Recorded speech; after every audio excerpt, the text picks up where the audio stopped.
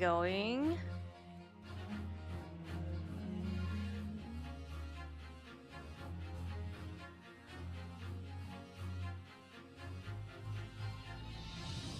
Lolo.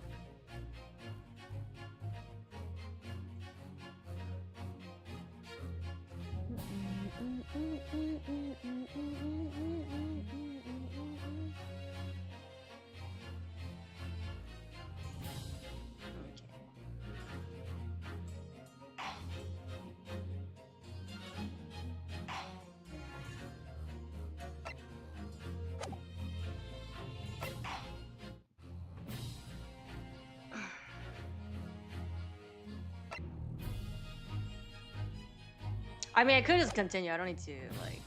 I didn't do anything. I didn't saw anything last time, so... 但是我要那我对啊，是啊。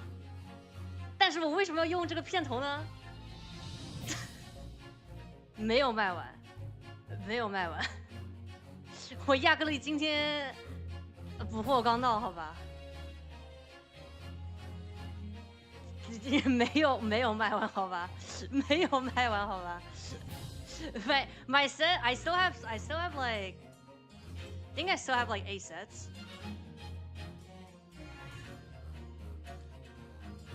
Also, actually, this the intro, like, there's like random people that's like, I guess newer viewers or like people that stumble upon my stream, and then like they're like in the comments, they're like, "What the fuck is that intro?" And I'm just like,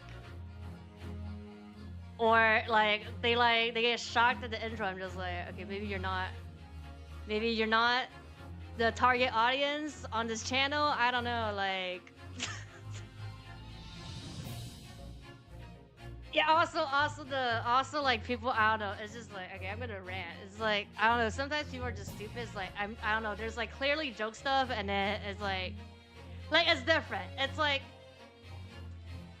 you could be like, oh yeah, all these Elfno is actually a spellcaster, which is correct, right? I'm like, that's not stupid. What's stupid is people trying to be like, oh, actually Dark Magician. I'm just like, have you watched the video? Like, I don't think, I don't think that was the point of the video. Or to be like, oh, like, we need to kill the waifu, we need to kill these waifu, like, whatever, like, I don't care about waifu. Like, I don't think that was the point, but okay. Okay, that's not stupid. But, like, there's, like, I don't know, it's just, like, when you look in the comments, I'm just, like, not just my comment, okay? Like, any video's comment, you're just, like, this is why humans are stupid. Okay, I'm gonna just end it there. We don't care. This is unrelated to today's what we're doing here. Okay. Anyways, walkthrough 7 hours, so it should be like at least 8 hours. So I'm gonna just read.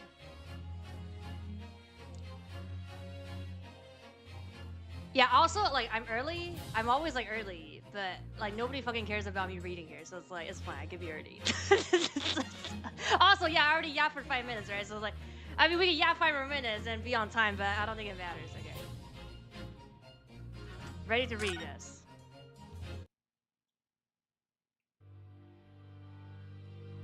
It was indeed a most bizarre incident born of the curious advertisement and a commonplace killing at the edge of the town.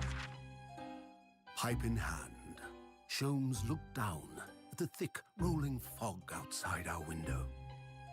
I wonder exactly how many mysteries are out there, hidden within this bed of fog, he said. Indeed, a most bizarre incident, born of a curious advertisement. A hellhound's mad gallop through the shadows of a serial I wonder who's the dog, executed man's graveyard resurrection in the dead of night. And a commonplace killing in a small, forgotten room at the edge of town. There is, naturally, always another side to every case, of which most remain ignorant. And it is that other side which compels me to the scene of the crime, Wilson. So quickly now, take your hat and let's be on our way, my dear fellow. For our adventure is not over yet. Come. The game is afoot. The game is afoot. Okay.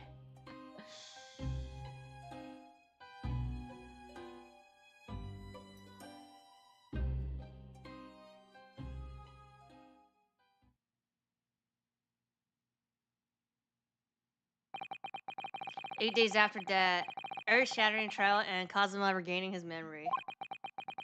You're in the foyer of one of London's most luxurious hotels, the Great Waterloo Hotel. Oh.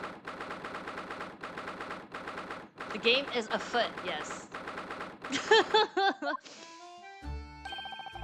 Professor Migotova is due to arrive at any moment. Oh, he's coming. Yes, I'm so glad we got here in time. Sato-san hasn't been the same since what happened. Not that I'm surprised. Shibra Kazama's father. Do you suppose my father knew? That he was actually the mass murderer of the professor, you mean? I knew that's what she was thinking about. There's a good chance that they did come here to London together 16 years ago, didn't they? Yes, that's true. Come to think of it, didn't you say that Professor Migotova knew about Kazuma going missing in Hong Kong as well? That's right, but for some reason, he wasn't at liberty to talk to me about it. That probably means he knows then. About Kazuma showing up here in London with amnesia and that he's regained his memory now. Oh, there she is. Oh, father. Oh, also the, Jigoku? Hello, Sasato. How are you? I'm very well, thank you. We're delighted you've arrived safe and sound. Hello, Mr. Naruhodo. Very kind of you to take the trouble to meet us here. Oh no, not at all. It's my pleasure. You've heard all about your extraordinary exploits here in London, you know? The news has crossed the seas. It has? I always look forward to reading the monthly reports that revive with the same ships from Britain. Oh, I see. Well, thank you very much. Who's this man, and why do I feel as though I've seen him before? How do you not see it, bruh? I take it from your expression that you can't quite place me. In that case, how about a little reminder? Senshiro? A firm tap should do it. Yes. A firm tap. What? Here we go then. The guilty? Not guilty? Yeah. I hereby pronounce the defendant. Yonosuke Naruhodo. Guilty. Oh. You're...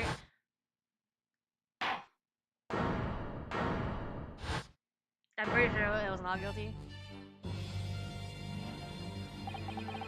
Going now here, the trial of Yonosuke Naruhodo.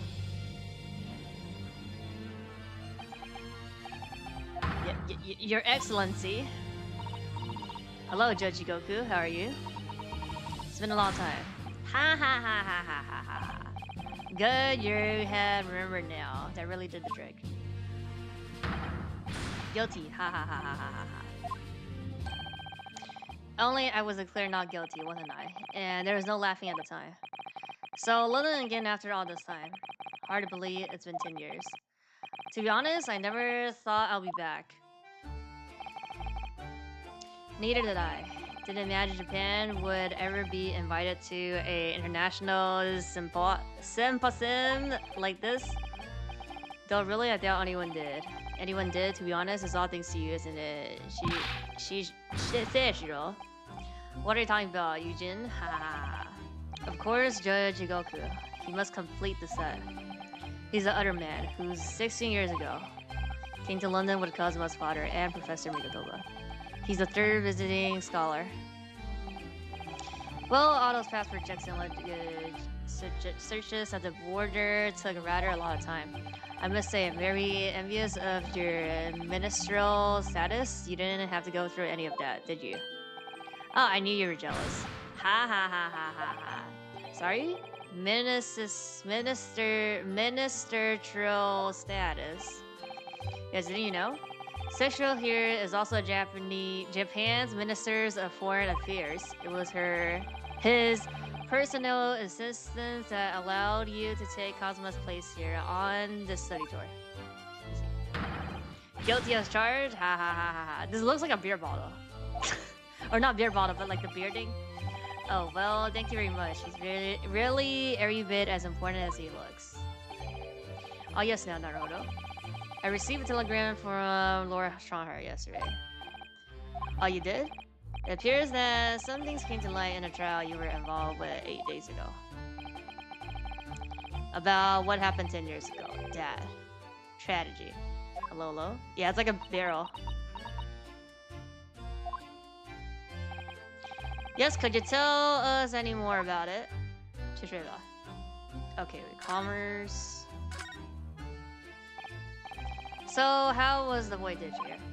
Well, 50 days at the sea is a long time by anyone's standards, but it wasn't as bad as when we first came 16 years ago. No, that's true. Then I truly wonder if we wouldn't be drifting in the vast ocean for the rest of our lives. This time we followed the same route as you, so you were able to relax and enjoy the experience. So you stopped in France's beautiful capital, Paris. We did, yes, though only for a night. And yesterday evening, we left the port of Dunkerque for Dover, just in time for the I'm not gonna. In fact, it starts tomorrow. It's wonderful that you were invited to attend such an important international event. Very proud of you, Father.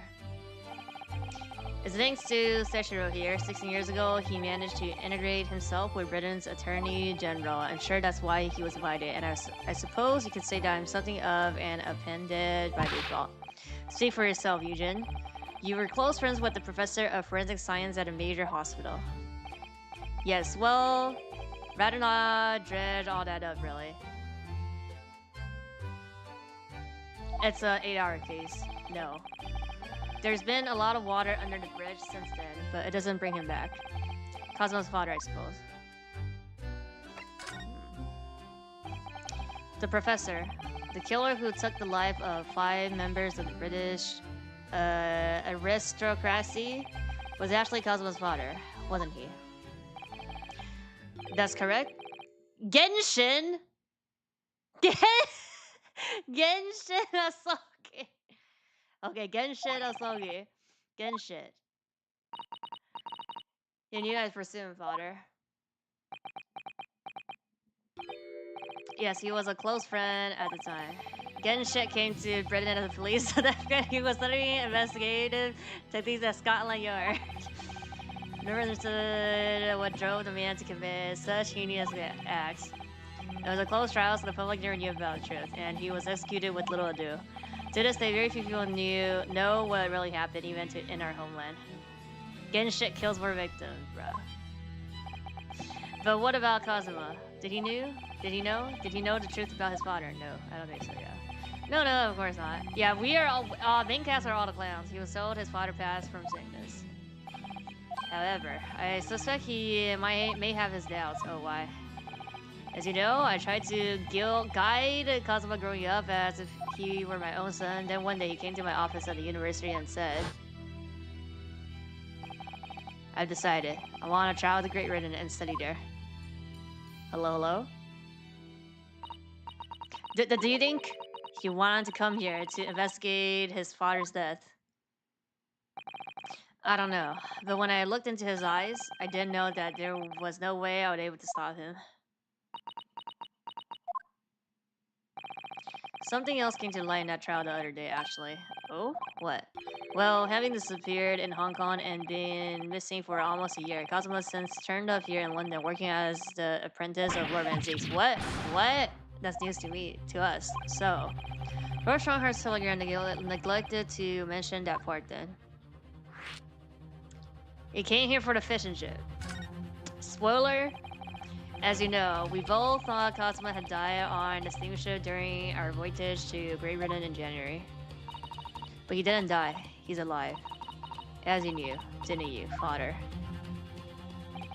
In actual fact, no. But what I did know, he didn't?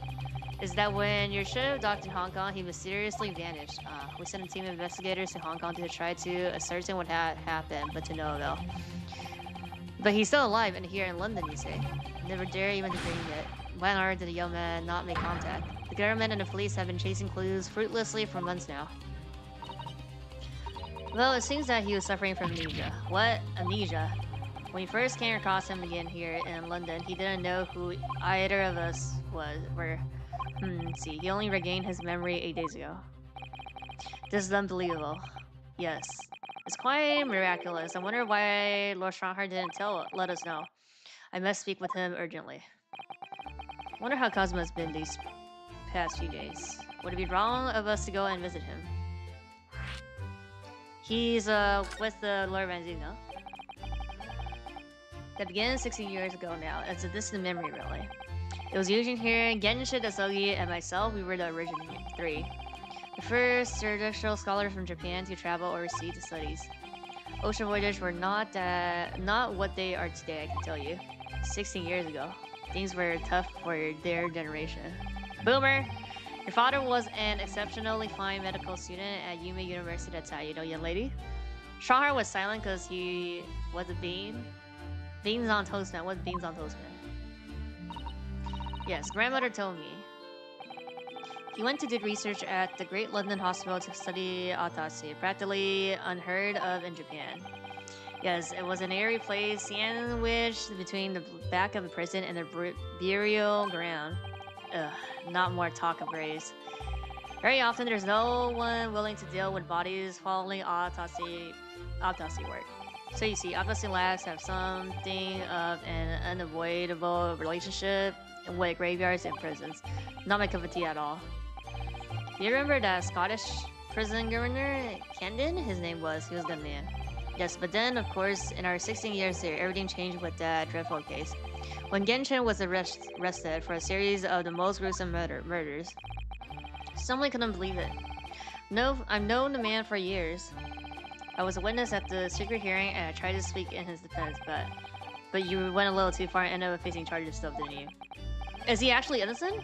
Well, suffice to say that after that trial, we were sent back to Japan. There was nothing more we could do to save Genshin. He was a lost cause, gladly.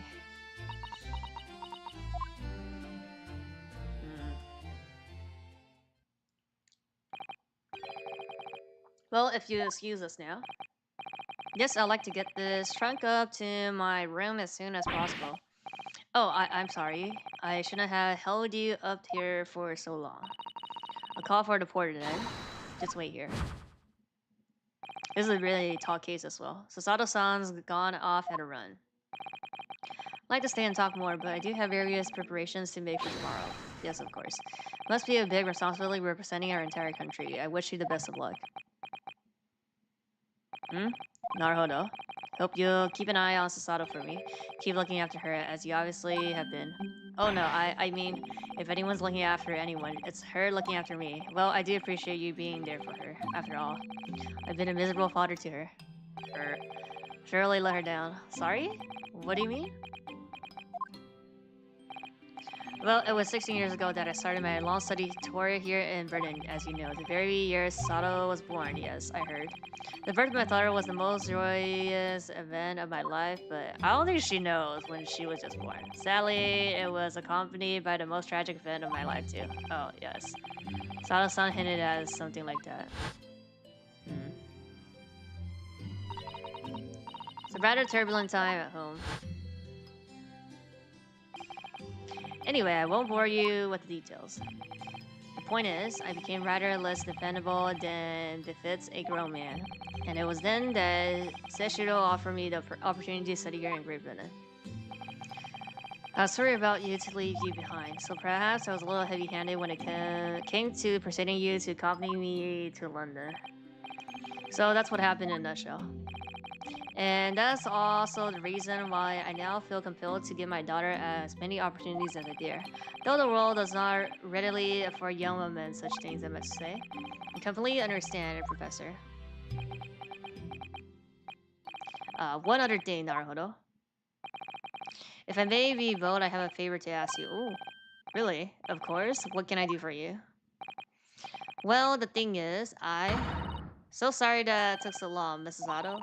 Now then, allow us to take your bags. Allow me to take your bags. One moment, if you please, porter.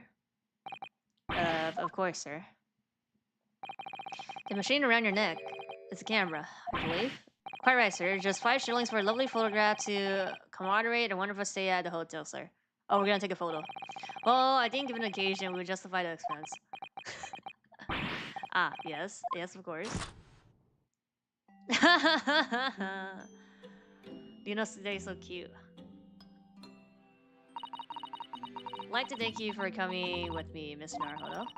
It's really made Father very happy, I think. Oh well, I'm pleased then. But we were interrupted before. Professor Mikotoba was about to ask me something. Obviously, as always, we fucking get interrupted. Should I return back to Baker Street then? I expect Iris will have some delicious tea waiting for us. Yes, let's go. Getting more and more anxious about Cosmo, though. Perhaps I'll try to meet with Lord Strongheart later and ask after him. Okay, I could examine here, don't know. Look at those cases just left there on that trolley. Aren't they worried about these? I know I am. Haven't you seen the porter over there? Don't worry. He's obviously keeping an eye on everything. So it's a trap. Designed to catch any chancers who might be tempted. He's gonna ask you for a place to get some bangers and smash, bruh. Why did the porter give me such a scattering look just now, do you suppose? Well, some might say you look a little suspicious with your jet black clothes. Now you're wearing clad in black and some sort of ninja with intent to steal, you know? Well, they're like UK people, no? They don't know your Japanese culture, okay? Have you seen all those sparkling jewels up there? They must have gathered every gem in the world for that. Running out of UK food, just fish and chips. We have infinite fish and chips there. It's called a chandelier, I believe, designed to provide elegant lighting in large, spacious rooms like this. So they had to gather every gem in the world just to eliminate one room. It's probably electric light bulbs that are actually throwing the light. Trying to hang something like that from the ceiling in the office, it would be scraping on the floor. I think perhaps chandeliers aren't for you, Mr. Naruhodo. Exactly. Nobody's here, though. That desk is known as the hotel receptor. Anyone wanting to spend a night has a report there to sign in for their stay. Oh, so you think so? Do you think that's the head clerk behind the desk there? Yes, I'm sure it must be. Let's stay in a grand hotel like this for a little while, wouldn't you? Just to know what it's like. If the hotel fee was paid through our Splendid, I'm afraid it might bankrupt our homeland. True, London gives the world expensive a whole new meaning.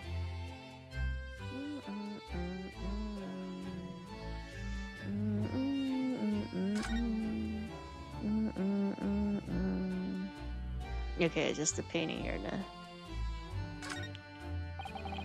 Look at that, it's a picture of the Crystal Tower.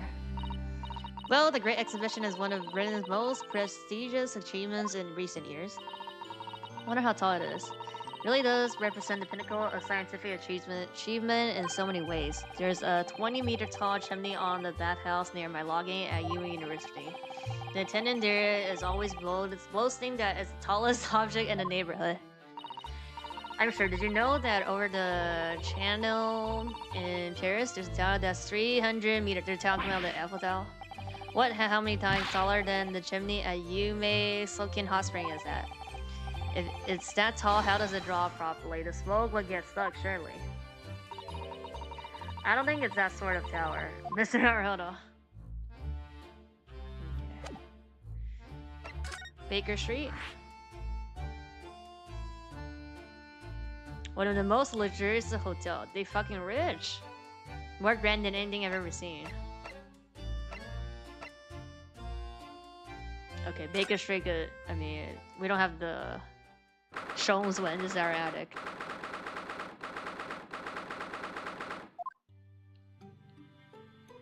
Okay, nothing here. Oh, we do. It's right here, bruh. Iris tea time.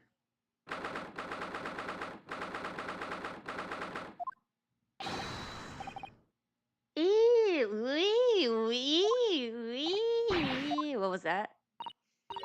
A man screaming in the most unflattering way. Do you think? It had been Mr. Sholmes. Oh my. I do hope not. Eee, who's this? I do it anymore. Mon ami, stops this disgraceful display. Who are these people? Look at their hair. It's bright red. Ah, in the opening here. I think they must be clients of Mr. Sholmes. Right, you two. You're coming with me now down to the lake. No, not in prison. It's dark and damp and I don't like it. Boobs, the darkness is my friend. I am not scared. Bruh. But you're always scared of the dark. Shut your mouth, idiot. I will sit quietly in the dark and plan our next darling exit. I don't like it. I like this. I liked it. Well, it's over. Finish this down the yard. Now get moving. Bruh. Bye, Guinea. Have fun.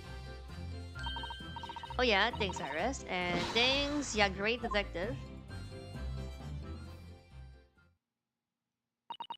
Hee. Judah makes a fine detective herself, doesn't she? Oh, Susie and Bruno. Hello, Iris. We're home. Well, did you find your daddy? Yes, we arrived at the hotel just before he and his friends. Oh, well, that's great news. I hope I'll get to see my daddy again soon. Yes, of course. Dr. John H. Watson. So Iris, all that remains now is that greatest of the problem known to man. Before we concern ourselves with that. I believe some tea is in order, don't you, my dear fellows?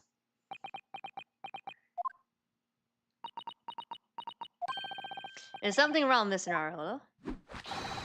Do I have crumb or such like on my face?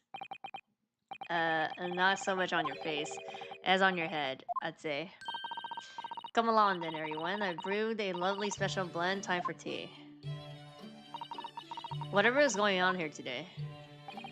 In that case, let us sit and drink now. For I am, in fact, expecting a guest later today. Okay. Is there? Yeah. So saturated. Mr. Jones? Who were the two gentlemen that were here before? That was two gentlemen? There's a pair of petty crimes, nothing more significant. Of course, they have to make a living somehow. And when the mood takes me, I'm ready to turn a blind eye to all manners of infractions. When the mood takes you, all manners of infractions. But when such fellows set their sights on Mr. Herlock Sholmes, well, that's when their luck runs out. Oh my, you were the target of a crime, Mr. Sholmes? Yeah.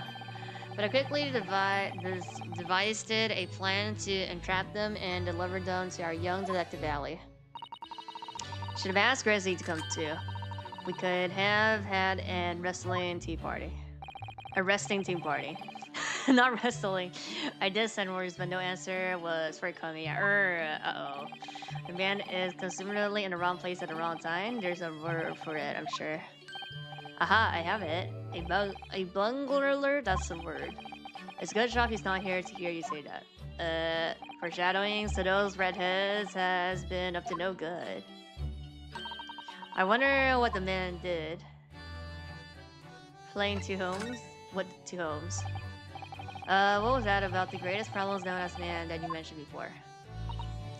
Is it another fiendishly intricate case, Mr. Sholmes? How should I best explain it?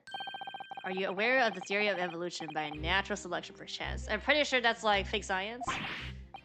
Well, I think I've heard talked of it somewhere. Possibly. It's a revolutionary scientific theory that was newly proposed 40 years ago now. According to this author, Mr. Darwin, we humans were once apes who lived in the tree pods. Wait, what? We were apes? Indeed, and from the very moment those apes descended from the canopode to live as humans, it has been our lot to be at the mercy of the greatest problem known as human. Our lot? What is this great problem, Mr. Sholmes? Why, is it not obvious, my dear madam? The problem of rent. Oh my god. That is so fucking true. Ha! But, did you not receive a rather large sum of money from, madam, to spill only the other day? A large sum. One pot of her for Iris and a new motor car for me later. And all of it has quite disappeared, I assure you. Exactly. They'd be like, oh, write it off as business expense. I'm like, I'm pretty sure you need to make money for it to like write off.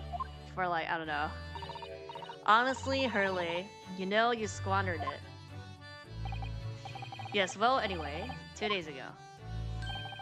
I discovered the answer to man's greatest problem for the coming month at least. And what was the answer? Why? There is a substantial clue before your very eye. Oh, be like, I'm not Sherlock? Don't tell me like I see. Humans are sorry creatures, unable to see what is in front of their noses. Let me give you some assistance. Don't look, but observe you very closely. There is one particular feature about my person that has changed. You should notice it in the end, I think. Or, in the end. It's been stabbing me in both eyes right from the very beginning of our conversation. I think we might need another clue before we uncover the full answer, Miss Naruhodo. Thanks for the hint. I'll be tearing my hair out if this charade goes on much longer. Bruh. The lie you told. Mr. Sholmes, isn't it about time you told us the truth? Just over a week ago, you said to us, I will now tell you something of the first importance, my dear fellow. Great detectives are wont to lie, it will serve you well to remember that.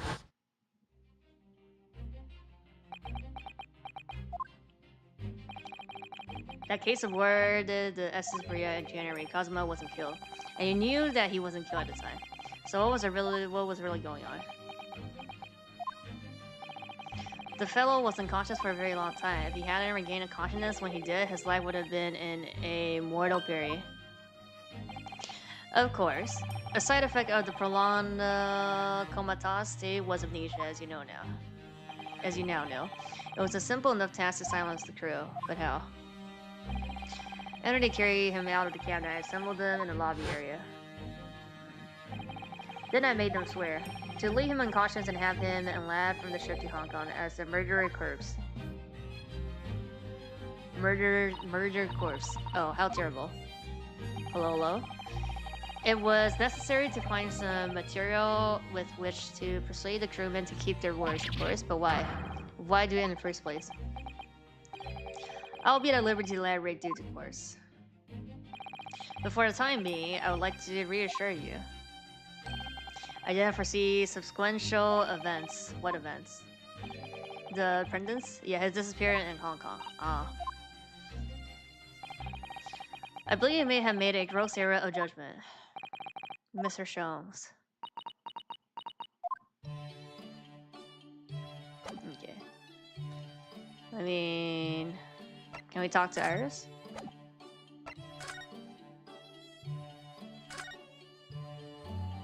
She's not here?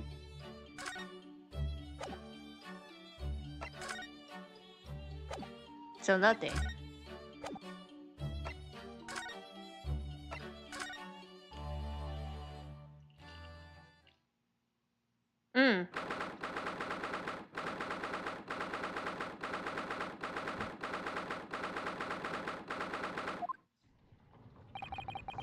Here's the final draft of the opening address for tomorrow's proceedings.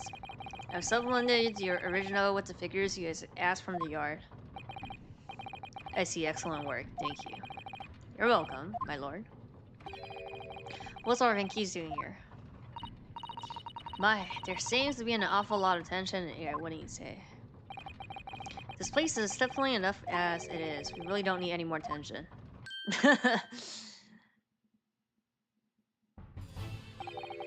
My apologies, didn't notice you come in. Your small stature and dark dress make you all but invisible to me. Oh, no, it's entirely a fault for wearing that. I'm sure. From now, you must dress in white from head to toe whenever you come here, bruh. Now then, Miss Naruhodo. Yes, my lord, I'm right here. Is this a ship? This is a ship. This has to be a ship. Kill me now. Is something wrong? Perhaps it's a little too hot in here for you. Oh, no, not at all. I mean, I've never experienced a room at such a perfect temperature. If you're sure, the beads of sweat curving their way down your face seems to suggest otherwise. because of the daggers you're staring at me with, mainly. Maybe I don't see fan art of them. As you're no doubt aware, my international forensic science synthesis begins tomorrow. In fact, your father arrived in London earlier today, I hear, man. Oh yes, that's right, my lord. He's extremely honored to have been invited. I'll leave the remaining preparations for the meeting room in your capable hands then, Lord Menzies. I'll attend at once.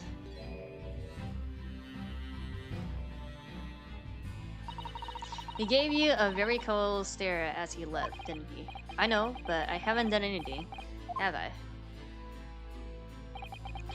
These past few days, my feet have barely touched the ground, I must say. My dedicated right hand of many years was recently put out of action in spectacular fashion. Oh, I'm sorry to hear that. Is your left hand still in service? I know he's talking about Dr. C. Ah, of course.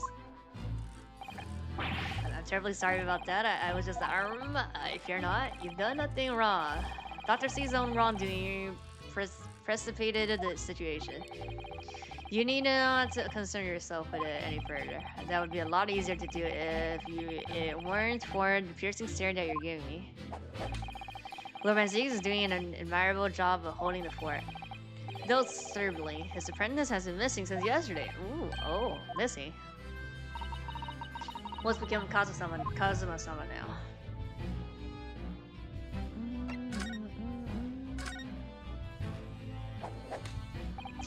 Not long ago, visitor numbers to the Great Exhibition exceeded 30 million. The 30 million? Are there even that many people enrolled? As a comparison, Miss Naruto, the population of the imperial capital Tokyo is 2 million. I'll be opening the International Forensic Science Symphonist in the exhibition's main dormitory. This event has been 2 years in the making, 2 years of preparations and negotiations with other countries. Sounds like a tremendous achievement. Congratulations. The 20th century will see the wholesale adoption of forensic investigation techniques.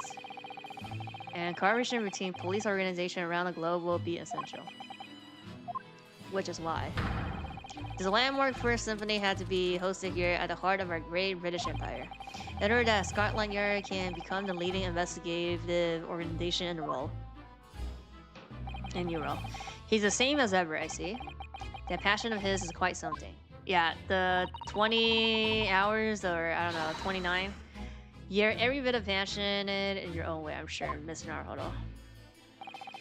I'm the only person in this country who truly cares about the future that embraces forensic science. It was my intention to become Her Majesty's Attorney General and reform the yard from the ground up. So the disgrace of the forensic investigation team has been a bitter blow to my ambitions. I first established a forensic investigation team a year ago, experimentally to start with. With Dr. C at the helm, it was steadily accruing an impressive record of achievement. I was on the verge of changing its name and elevating its status to a full-blown forensic investigation department. And can you not do that now? Obviously, nobody wants to hear anything about it at the moment. Even I can't keep the story out of the papers.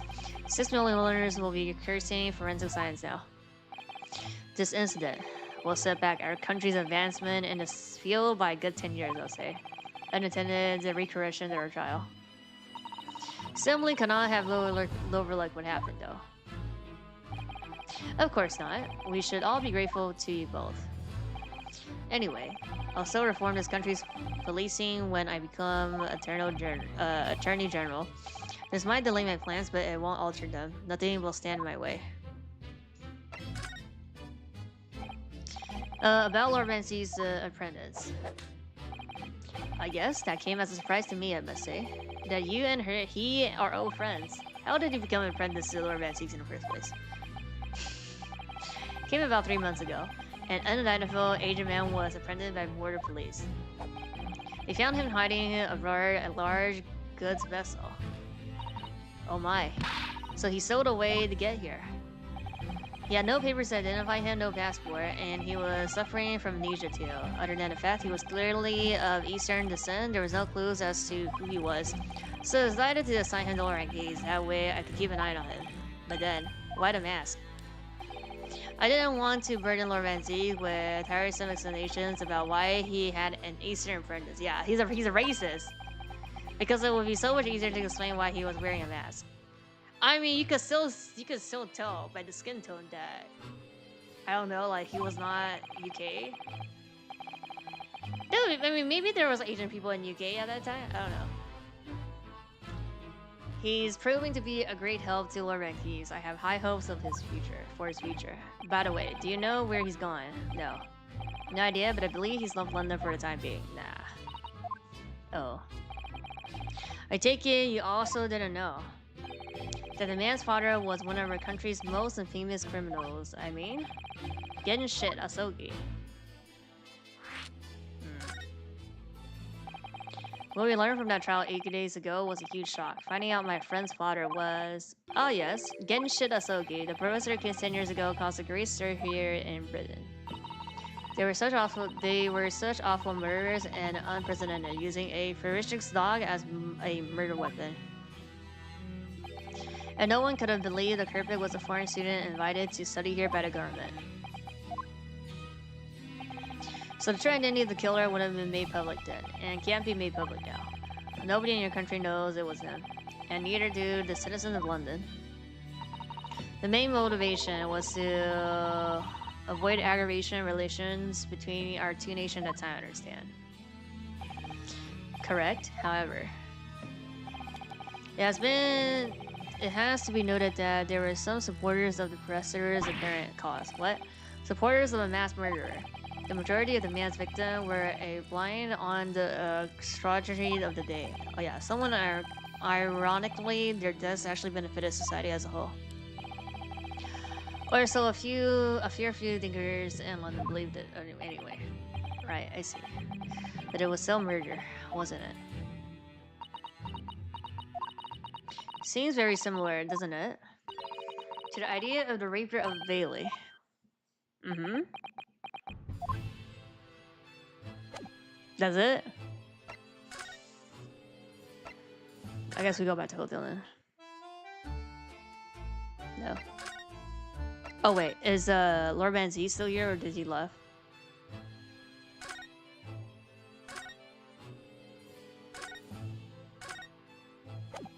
Oh, he left. I mean, we don't have anything here now.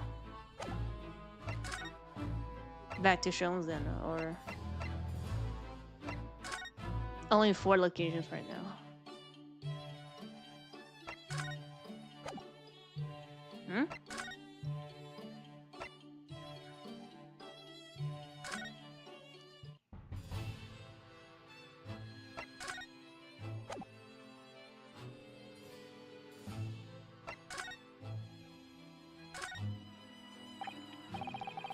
Can I show you this, Lord Sarhant? Is this the same, no?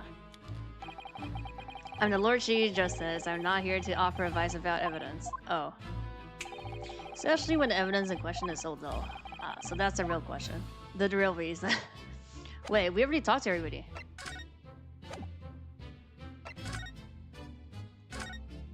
Hmm?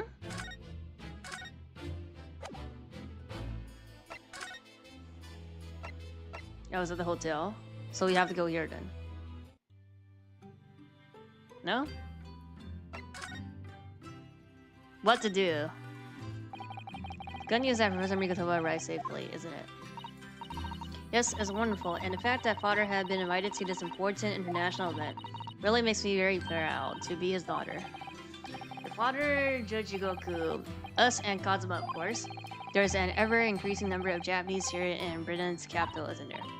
Well, yes, I suppose so. But London does have a population of 6 million people, so I think we're still a minority. Sato-san's father came here as a visiting student 16 years ago, and Kazuma, it's almost as if some great power has been at work drawing them here across the ocean to London. I feel as though the water are starting to swell again now. Okay, that does not tell me anything. Iris is not here.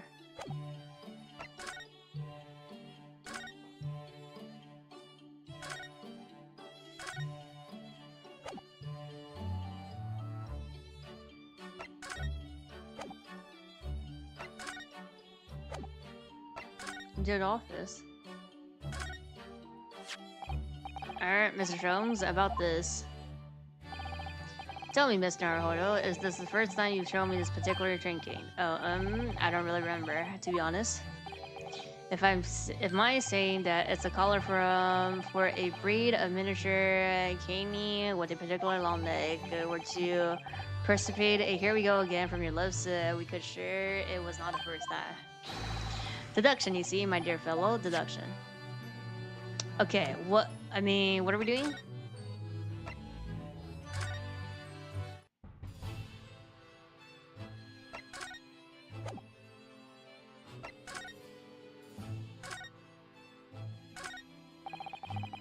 Very European suits of armor are still glaring at each other across carpet, I see, and in a way, they feel like guardians of the Lord Chief Justice Office. I suppose. They're rather like the lion dogs that guard shrines in Japan, aren't they? Aren't they a bit too human to be called lion dogs to say? Do you know there's a dream of mine to keep 2 cats one day? Feel as though we've gone off a bit of a tangent, don't you? Just sitting behind a desk must make you feel so important, don't you think? Would you like to have an office like this, Miss Naruhodo, with such a grand desk? Who, me? No. I don't think so. Oh, well, imagine if you suddenly found yourself eating the toilet. You have to so far to go. How true. Perhaps the important people who work in an ostentatious office like this haven't considered such a thing. Going to take that as a compliment.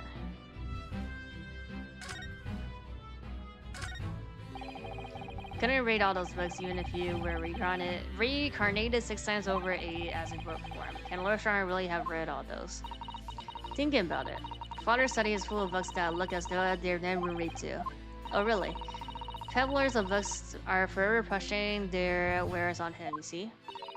And I think he's just too kind-hearted to refuse them. There's a phrase for that in Britain. People who stay, they saw him coming. Makes me wonder if perhaps the mass number of books on the shelves in here are a sign of Lord Strongheart's overwhelming kind-heartedness. I'm not sure you could afford to have that kind heart if you had to keep Lord Mansky's in line too.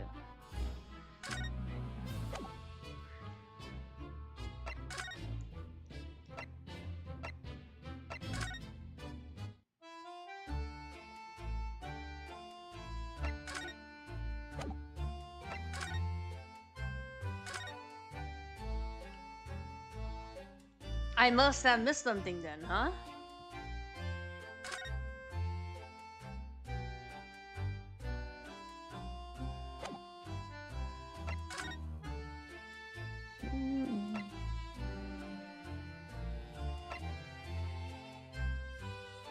Are you sure we've asked everything we need to? We haven't? I thought we did?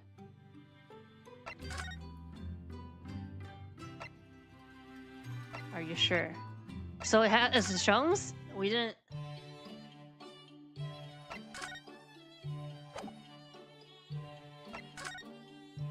Oh my god, I'm fucking blind. The mask Cosmo wore when he was assigned to Lord Manzig as his apprentice. When he cast it aside after the trial the other day, I just sort of picked it up. Oh. We ought to give it back to him, I suppose.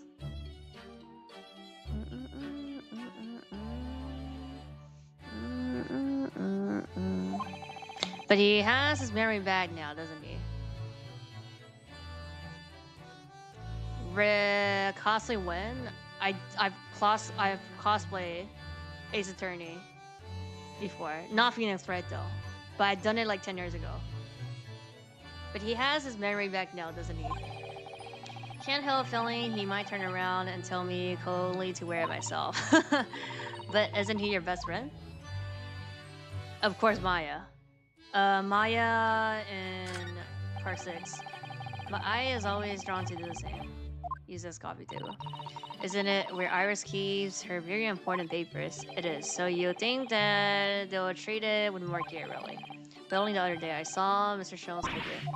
Oh no, I suppose something must have been frustrating him. What a shame to be mistreat the furniture though. Was it damaged? The chest was fine, but Mr. Sholmes was doubled up on the floor for almost 10 minutes.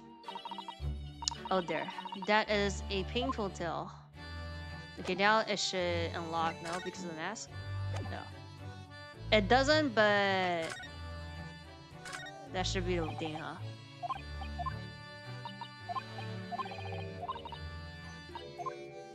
Wait, let me check. Is there more? Okay, now if we move, maybe it...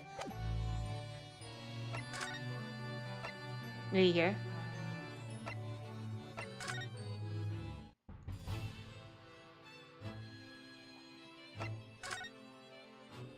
We can't pick up a mask, though, huh?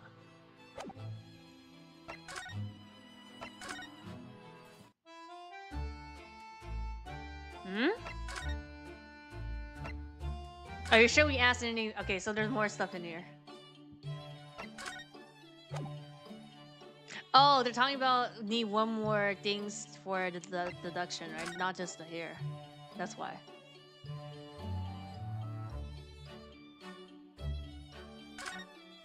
Okay, it has to be something here then. I don't see other stuff that's new though. Finally managed to remember this, the head moth name, the grade and analytic scope. Don't think it was here when I left for Japan, was it? Oh, is that right? Yes, because it was with the prom broker. Ah, of course. Oh, that's giving me a wonderful idea. I could pawn everything that's on your desk. The office will be tidy at last. Don't even joke about it, Mrs. Otto. You are joking, aren't you?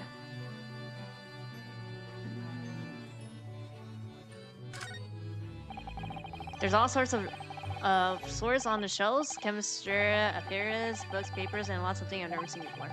It's all heaped up so high I can't help feeling that the whole lot is going to topple at any moment. Looks as though it might topple, and yet it doesn't. The epitome of Mr. Sherlock's brilliance. I don't get it. As it happens, I'm quite well practiced when it comes to snagging shelves myself. Just the other day, the shelf in my office finally gave way under the strain, though. Looks as though it might topple, and it does. Yes, the epitome of your disarray. Really don't get it.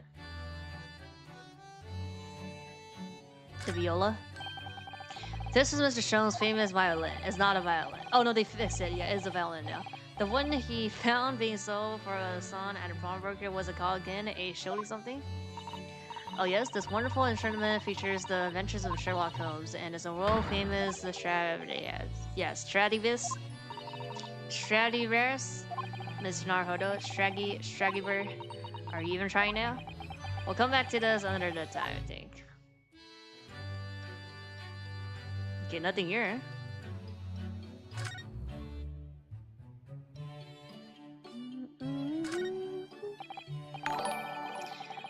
Yes, Mr. Shone's curious collection of trinkets from the various mysteries he solved is one of my favorite parts of this room, full of items with such exciting tales to tell, and I do believe he's added to since I last looked. Now there's a mystery Pensney, a mysterious little box, a mysterious horseshoe, a mysterious biscuit. I think that last one might just be the one of Iris's unfinished snacks. Shoe? I do like this fireplace. It's one of the best things I've had since we arrived in the country, in fact. Although I do yearn for a Japanese kotatsu, putting your legs under a warm blanket table is so comforting. Do be careful, Mr. Naruhodo. Don't mistakenly put your feet in a fire, will you? You'll suffer terrible burns, you know. Barbecue feet? I worry sometimes about how Sasato sees me. Oh, the newspaper. It's the newspaper. Yeah. This looks like last week's edition. What's the article circled in the red ink here? It's in an advertisement column. It says, to the Redheaded League. The Redheaded League, let's go. What's that? I don't know. I've never heard of it before, but yeah. It's something on my face. Clearly this has something to do with that. Lively here. Okay, and then we just show it to him. Okay, let me see.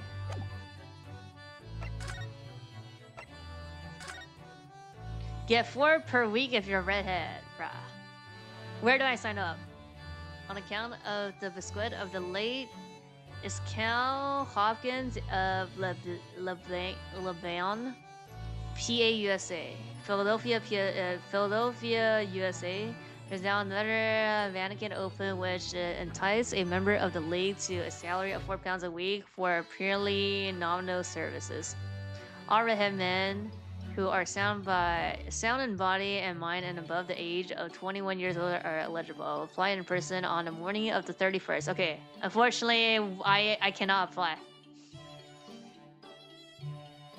Is Nick and Mine's entitled? No. This is like Nick's great grandfather. Like it's like timeline in 19th century. A most fantastic money-making opportunity. The public health report. Despite the condition of the city of London itself of late, it has been a positive year so far in the public health. There have been fewer cases of consumption reported when compared to this time last year, and smallpox is at an all-time low thanks to the vaccination offered at the smallpox and fever hospital throughout the various part of London. Doctors, however, warned that there appears to be a beginning of yet another cholera epidemic on the horizon. Though the cause of such outbreaks remains unclear, the public is strongly advised to drink only water which has been previously boiled. Hospital service, something here. Okay. Kulaye. It looks as though someone circled an advertisement in this paper, Mr. Jones. To the red-headed lead. Does that strike you in some way? I was thinking that just maybe it might be related to your bright red hair.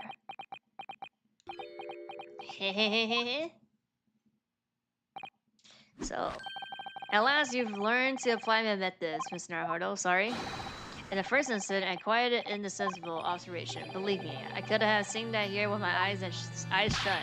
So then allow me to regale you with the details of my latest exploits. Regale or boast? Okay. So what is this red-headed league, which seems to be the subject of the advertisement you've circled? You notice in the paper then that my dear fellow was going to be the source of this month's rent payment. That's only £4 though. For shillings? It was how? According to the advertisement, the Red-Headed League is a distinguished institution of fellows of unspecified governancy. In fact, the only condition of becoming a member is having red hair. That doesn't entirely surprise me. But listen to what Lucky Redhead received once they join. Does this count as red hair or is this pink hair? It's like magenta pink. An unconditional salary of £4 a week. Oh my! Oh, £4 a week. So 20. Yes, that's rent. 4 times. Oh, it's not. No, it's only 16 then. £4 a week. But why? What are they paying people for? That I don't know. No details are given in the advertisement. But surely every red-headed person in the country would be flocking to join that in that case. You're right, Susie. There's no time to lose. I'll put my application at once. Yeah. It has to be 21... above 21 mil, though. So, well, I just on the off chance. There might be a stretching point, I think. Yeah. The trouble is, they have a fixed number of members, you see? Oh, I see. So once a certain number of people have joined, no one else can. But as luck would have it, one member recently passed away. It wasn't particularly lucky for the redhead in question, I feel. Mr. Jones? So he decided to try to join in his place, correct. I mean, look at me. Have you ever seen such a redheaded fellow? No? So why? Why did it have to go so raw? What on earth happened? A blunder, Miss Naruhodo, though it pains me to admit it.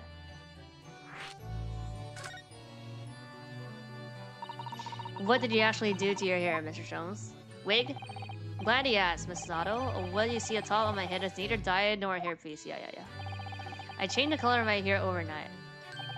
By the wonders of chemistry. Oh, chemistry. I mean, it's just dye, you know? I was conducting some research into a method of regenerating spent tea leaves. Okay, at least his hair is blonde, so he doesn't need to bleach it, I guess.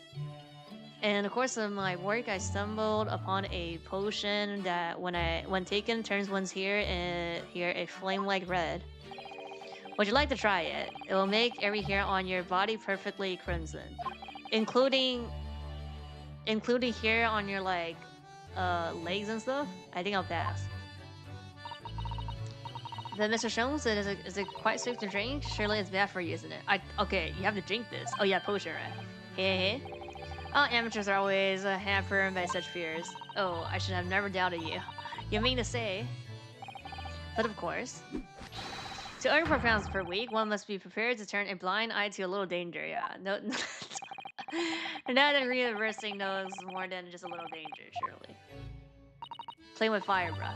So anyway, Shirley left full of confidence yesterday with his new red hair. For the park online stream where the Redheaded League were interviewing prospective new members. So what went wrong? The whole park was choked with redheaded folk like oysters or orange barrel. I queued for 8 hours solid before at last I reached the front, bruh. 8 hours? Money's money, bruh. But when the panel interviewers saw me, they immediately said, Mr. Sherlock Holmes, are you in disguise to conduct an investigation? Oh. Undercover? So he got turned away, huh? So naturally, I had no choice but to reply. Shh, don't give me away. After which, I could do little else but turn and leave. Yeah. Then this morning, when I looked into the mirror, irritation stirred within me. So I turned that period into the police. Ah, oh there. What a disaster for Curly and those 2 redheads. Bruh.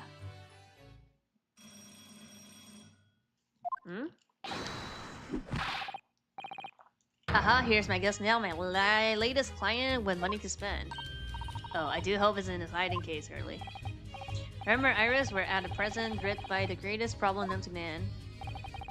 Let's be willing to accept any case, no matter how unstimulating. Say, locating a runaway, of course. Safe. Don't spare anyone's feeling, will you? Oh dear, I'm afraid that Hurley can lack a little tact, especially just before the rent is due. Isn't it November 1st? So, he's late on rent then. Oh, maybe the rent is not always at the end of the month, huh? Mr. Jones? Mr. Sherlock Jones? Please, oh please.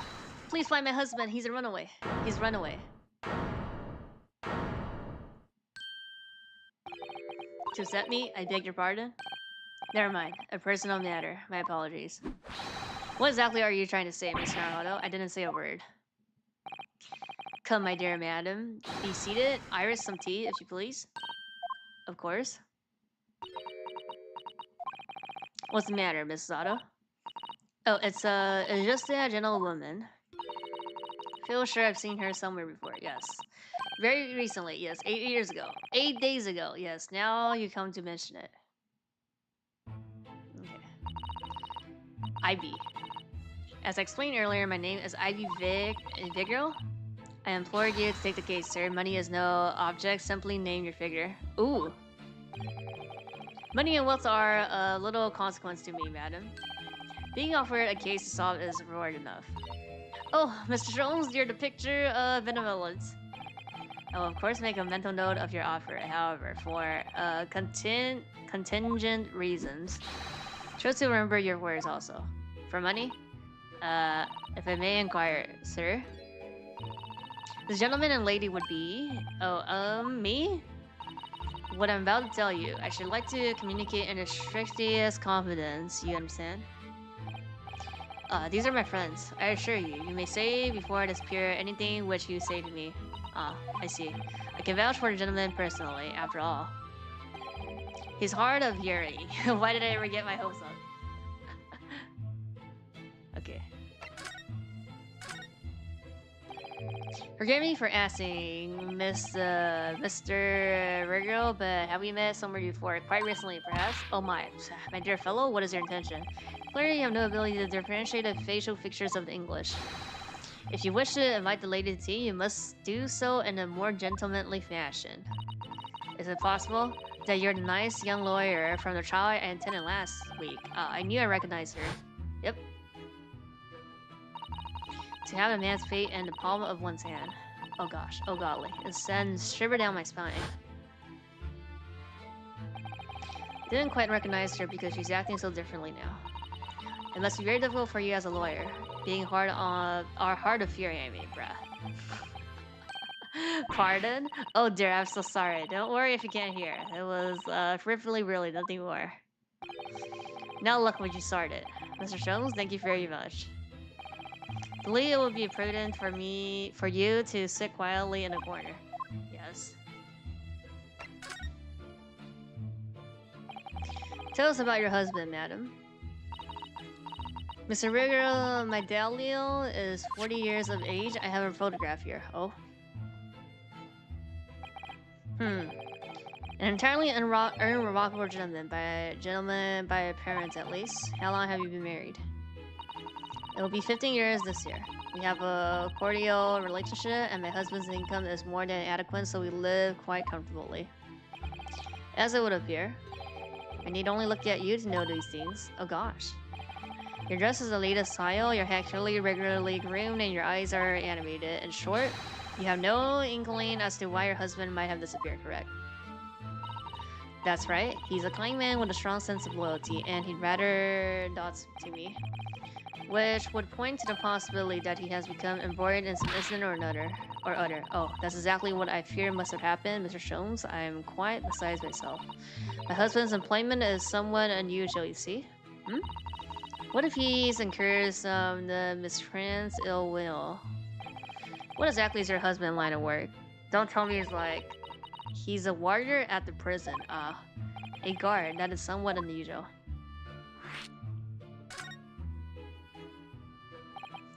So, your husband is a prison wanderer. That's right, yes. Well, in actual fact, he's a chief wanderer. Indeed? I see. Well, chief prison wanderer certainly qualifies as something of a specialist occupation. Yes, it does indeed. My poor husband must prepare those dreadful punishments and see that they're carried out. Dreadful punishments? Does she mean capital punishments? And at such times, he must occasionally spend a night or two in the prison dormitory.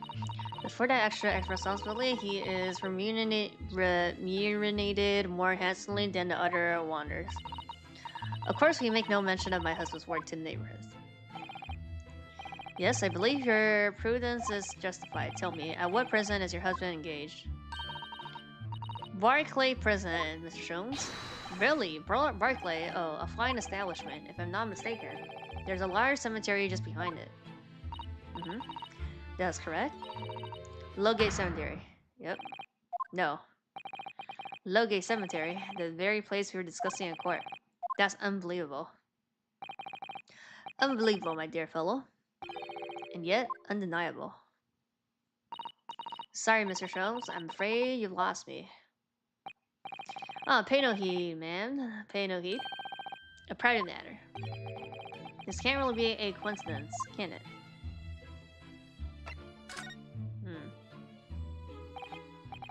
So to the matter of your husband's disappearance, when did you realize he was missing? Please try not to laugh. It was yesterday. I'm sorry, yesterday. It really is recent, laughably so. The truth is, my husband does at times have occasion to spend the night away for his work. It's not at all out of ordinary for him not to return home at night, but this is different. For him not to make any contact for a whole day, that has certainly never happened before. Oh, my dear Dally, whatever can have happened. My dear Mrs. Virgil, please calm yourself. Now then, have you contacted the police? Why, naturally, but sadly, they refuse to listen to my pleas as my husband has only been missing for a day. I was asked to wait patiently at my home. At home, in truth, I concur with the police. However, let us not be hasty. I see no reason why we should not engage my deductive powers to track your husband down anyway. Oh, thank you, Mr. Jones. And furthermore, let me assure you, a chance to solve the greatest problem known to man for another month has no bearing on my decision. Yeah, we need rent money. I seek only to put a sweet smile on another learner's face. That's really all there is to it. You have my eternal gratitude. I shall pay any sum you care to mention. Okay. You seek only to put the sous rent in your landlady's purse. That's all there is to it.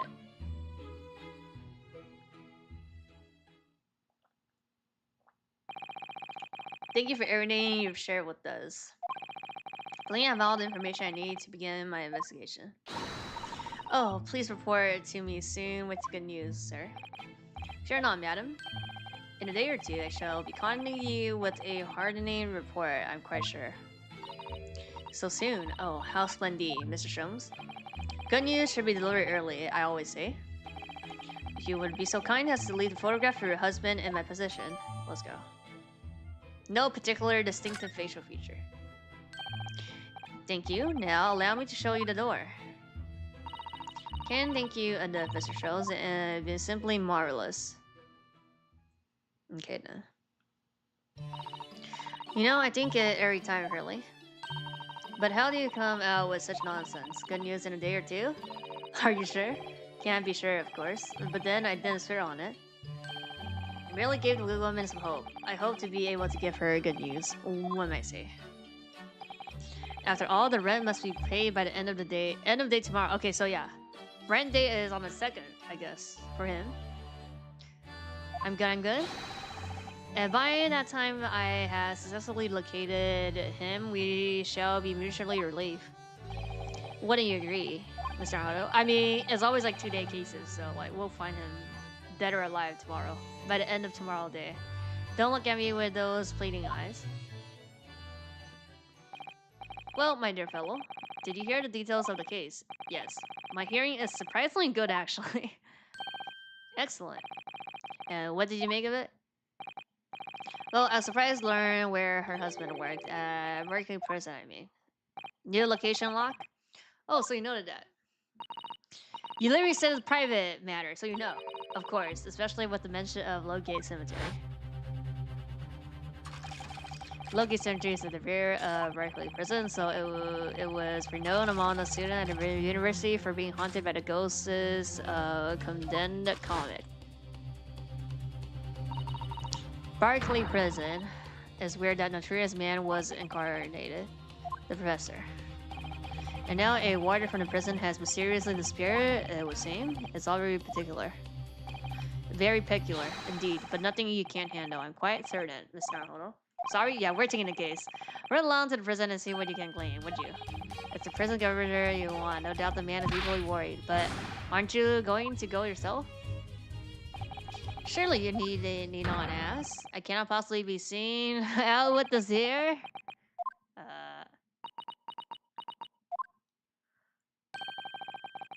Didn't you go to live stream what I hear? That was a quite different matter. I mean, wear the mask, I guess. So I leave it to you in your capable hands. Now, if you excuse me, I'm rather busy, bruh.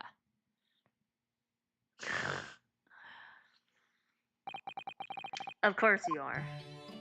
Okay then, now we go to prison. Prison governor's office.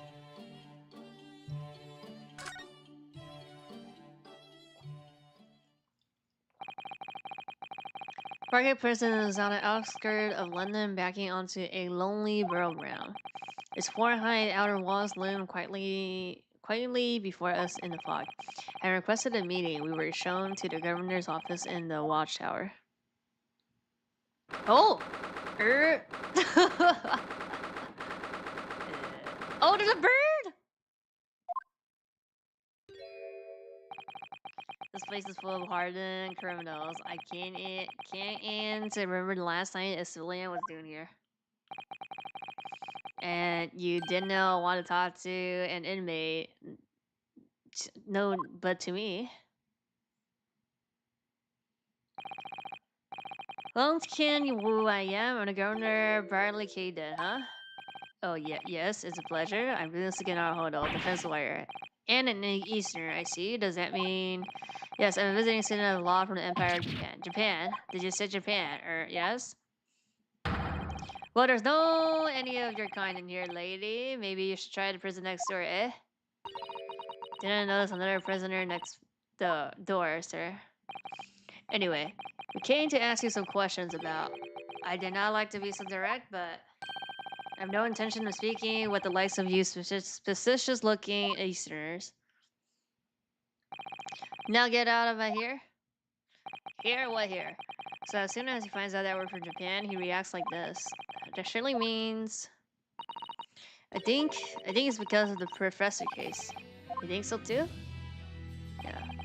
10 years ago, Genshin Isoki, known as a professor, incarcerated at this prison, and then after his execution, he apparently re-emerged from his raid in the cemetery behind the prison. I might have known. You're definitely around about that case, aren't you, bruh? You're agents, huh? Part of the professor's great web, no doubt. No, not at all. We're just... Get gone with ya before I punch your lights off. We're going. Clearly the ghost of that killer still haunts this place. We're not gonna get anywhere here unless we can somehow prove to this man that there's nothing suspicious about us. That we're lawyers? Governor, what you're thinking, Sasato? I feel that name came up in conversation recently somewhere. I was wondering if whoever mentioned him might have had some ideas to help us. Come to think of it, I have the same feeling.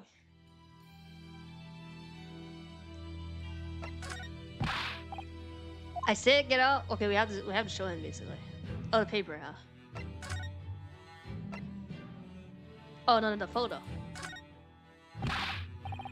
Could I at least show you this? No. How many times can one man turn his back on you in a single solid conversation? So okay, it's the paper. Or no, it's just like we're lawyers. Okay, it's just literally we're lawyers.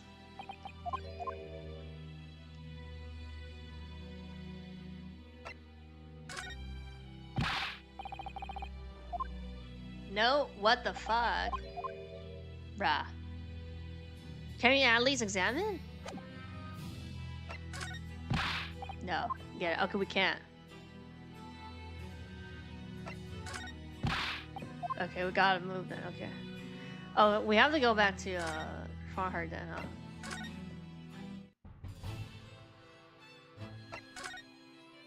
Actually, wait. Can we just show him? No. Or is anything happening in the hotel?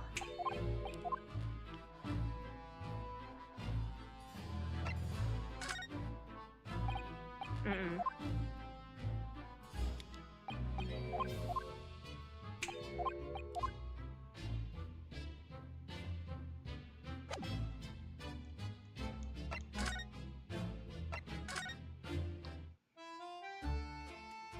Okay.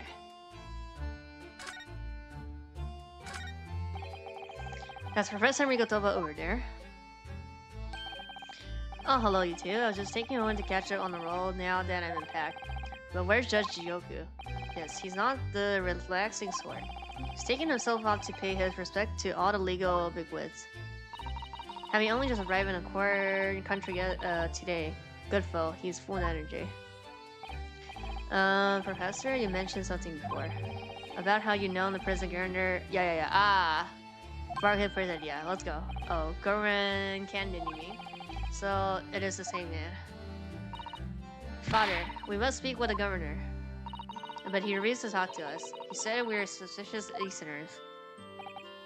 Well, I'm sure if I accompany you, it'll be a very different story. Oh, would you? That would be wonderful if you have time now. Sadly, as you can see, I'm very busy at the moment, brah. Busy drinking coffee on a comfortable saddle. Now I have rather a lot to prepare for tomorrow, you know? Oh, so sorry. I didn't say that out loud, did I? Bruh. You Mikadovas are alarmingly good at reading people's thoughts. Or could it be that you Narutoros are only bad at hiding your thoughts? Let's not follow on now, I have an idea. Just a paper? Yeah. What's he writing on that piece of paper? Here's a letter of introduction for you. Hopefully when he sees my name, he'll change his tune. Ah, thank you. Okay, got it. Hopefully he'll be willing to talk to us now. Good luck then. Okay.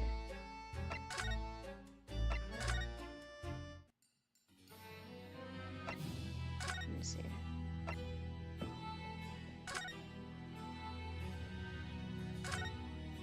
Oh! Has a wonderful handwriting, isn't he?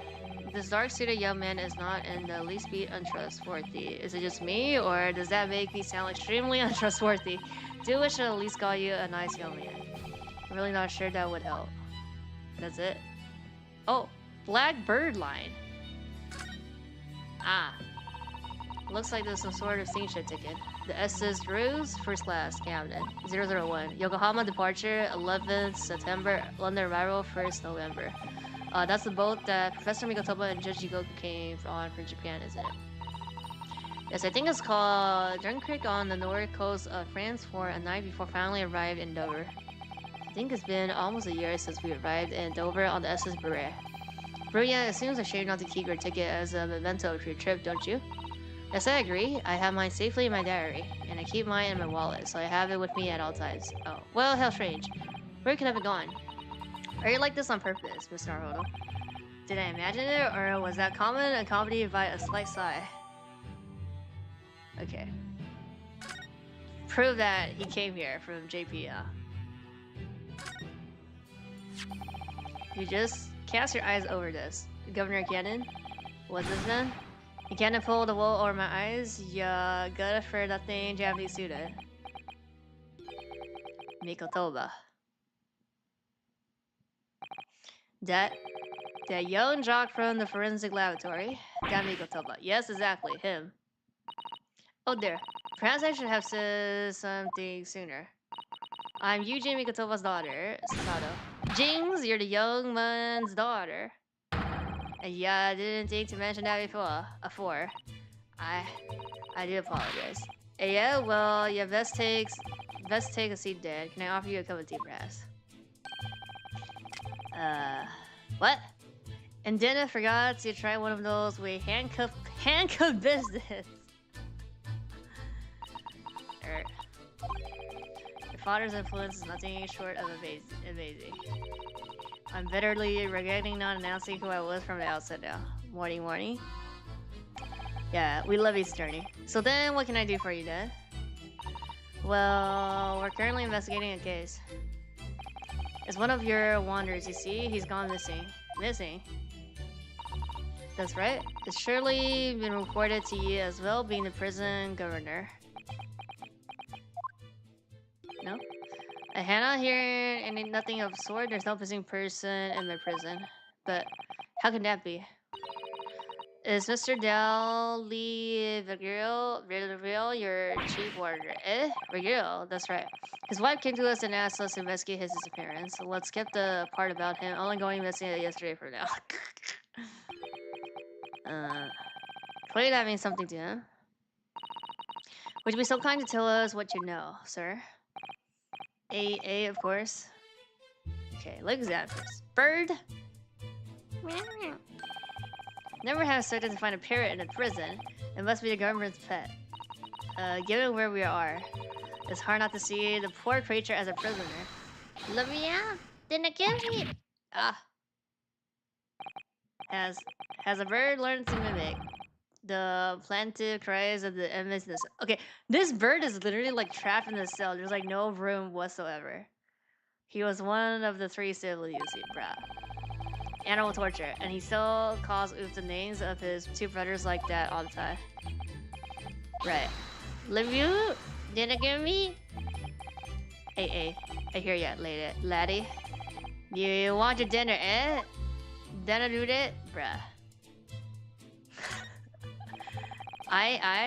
Yeah. That's a very large cabinet food if you've ever seen it. It's labeled inmate register, look. And all the files are in alphabetical order. There's 50 years worth of records of Barclays inmates. Can you food? Whether or no they left alive after serving their term. All the details about the crimes they committed are recorded in here, like an infamy, you might say. Record of crimes and punishments, how disturbing. And yet, this man seems to be enjoying tea and biscuits that he talks about it. Deer? A deer has been staring at me for a while now. It has? The poor thing can't fit through the small hole in the wall, but it can't get its head back out again now either. It's giving me a woefully imploring look. It's not real, Mr. Naruto. It's stuff. What? I mean, yes, of course it was.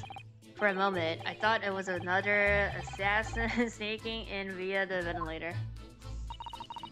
I don't like to say, but I think perhaps you needed to reread the Adventures of Sherlock Holmes. Cups? An axe, a hunting rifle, and 4 pairs of handcuffs. And that's a daunting collection. Ah, there's a story behind every one of those. You mean the rifle was a famous killer murder friend, and the axe was willed by an infamous executioner? I think it's like torture methods, though.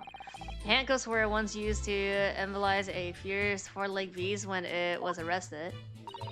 Think you're in the realms of fantasy now, bruh. Not those kind of stories, Jimmy. The axe was one of them. We had chopped down the cherry tree. Oh, cherry tree, am I whose? Mr. Carrington was near best please. Ha. And the cuffs on the left are the ones I caught my first burglar with back when I was a Bobby. Yeah. The story were a little different. To those you imagine, I think, weren't they? Yes, to my relief, and in some small way, my disappointment.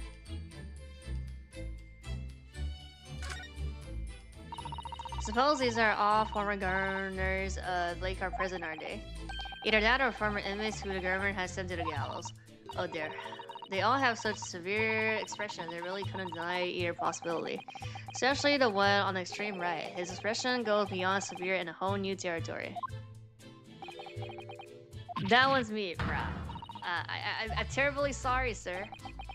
Is it a prerequisite of the job, perhaps? Having a severe expression, I mean. Of course it's not. Although, it is taken into consideration. A lot. This grandfather clock is filled with a terrifying blade that keeps dropping down. It's modeled on the guillotine, a French execution device. You might have heard of it. And yes, before you ask, you can chop. Heads off, you mean? Hammers, no. Carrots and parsnips and so forth. Bruh. Oh. You can place a large carrot at the bottom there in the morning. By evening, you'll have been cut clean in two. So, it's not one time.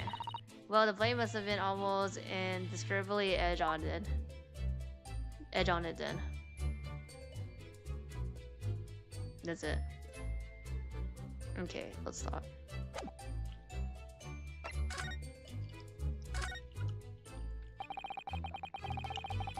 We understand that he is the chief wanderer here at the prison. Aye? That he was, strong sense of responsibility and dedication to the job, no doubt about it, he was a fine wanderer. Sorry, did you say was? Aye? He doesn't work here no more, he left the job. Oh my. When was this exactly? Yesterday? There's a question. And when was it about? I cannot have been much less than 10 years ago now. Oh. What? 10 years ago. He stopped working here 10 years ago. Aye? As I mind you, don't you kid? I haven't heard the fellow's name and all that time. That's a worry if he's gone missing though. But he made no mention of it. Live? I think perhaps Miss Naruhodo. That his wife simply doesn't know. I think she's unaware that he no longer works here. Governor and Candid, can you tell us what happened? Why did he give us a job? Did he give up his job here? That's important, is it? Yes, I believe it may be. What are you thinking, Miss Naruhodo? I can't help wondering, given that it was 10 years ago. Yeah. Ah. Which was exactly when the professor was being held at this prison.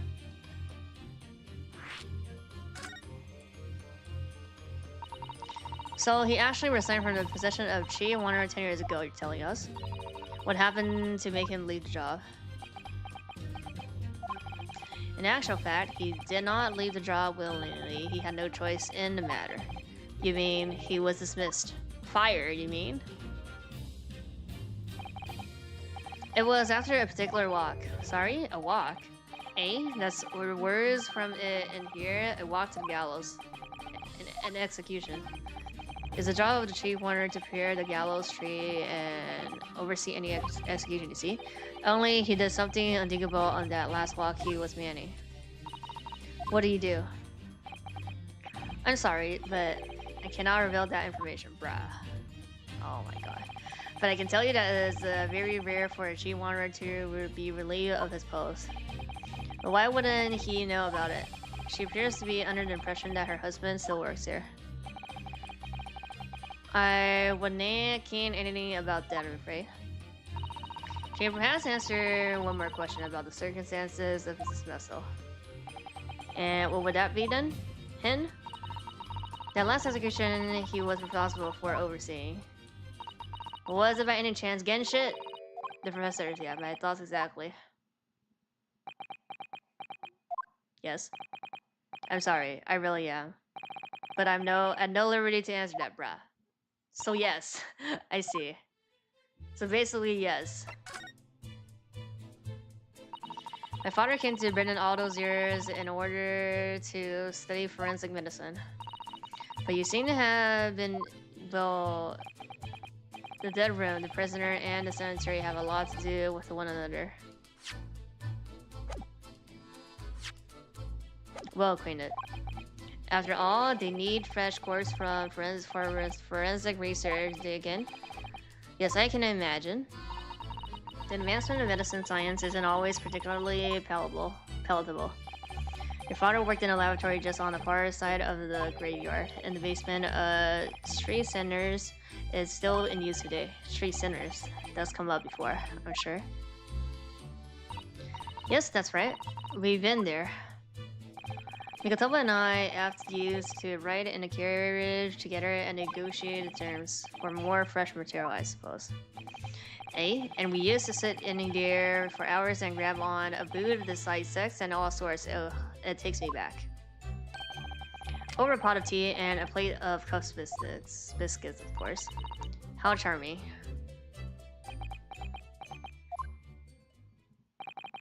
He was a good fella, your father. Reliable and dead set on his work, but I'm afraid. The professor? Never understand you Japanese. Because of Genshin Asoge, I suppose, yeah.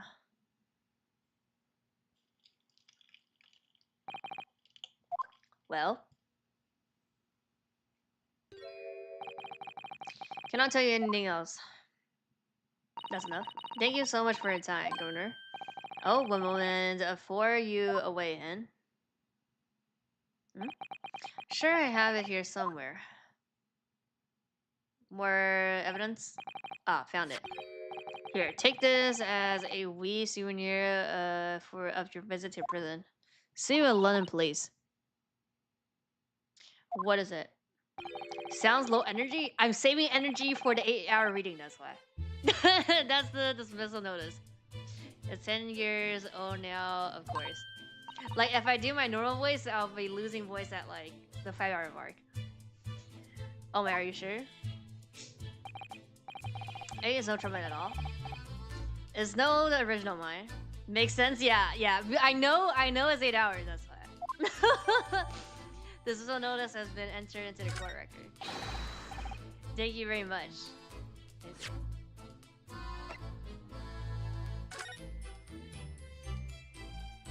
June 25. A violation cause of 132 of Her Majesty's Code of Conduct for prisons. All rights to redundancy, pay, and other financial benefits are fully revoked. So, oh, not even, what's it called? Paid package? Reason for dismissal. Aiding and abetting the escape from this prison of convict. Professor just prior to his execution. Details of the escapes are still being investigated. Full cooperation with inquiries will be expected. Bailey Carden. Initial notes indications are that the jailbreak plot was conceived prior to the convict's incarceration. It's believed that the convict engaged in some form of negotiation with prison staff in order to secure assistance. Full disclosure of information regarding these negotiations will be demanded. Okay.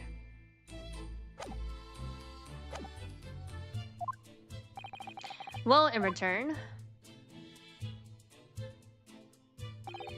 do me a favor and never come back here. Rah. That case is closed. Well, we'll see you in court. For sure. Well, I think we ought to return to Baker Street for the time being. Yes, I agree. We need to report back to Shones with what we found about him. Yeah, okay. What will he tell him? I wonder. Tell her, I wonder.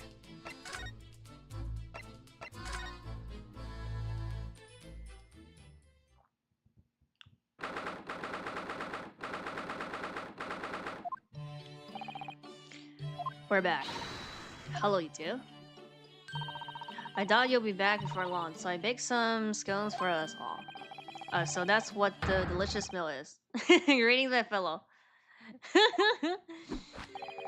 You returned a good deal sooner than I was anticipating. Hello, Mr. Jones? I like the blue. Hello? Mr. Jones? Say nothing, your thoughts are written all over your face in any case. It turns out that it may have been advisable to test my hair color restoration tonic before application. Oh my. Pray tell me, whatever wonder friend, have you garnered some new information? Shade is nice? Why is he blue? He's doing some chemistry. Yes, something very surprising and bad, though it's not a patch on the air, to be honest. It most certainly isn't, but still, we discovered that shows. Genie? Draw your name shows. This is more important. Gina? Yeah. I can't Adam and Eve it.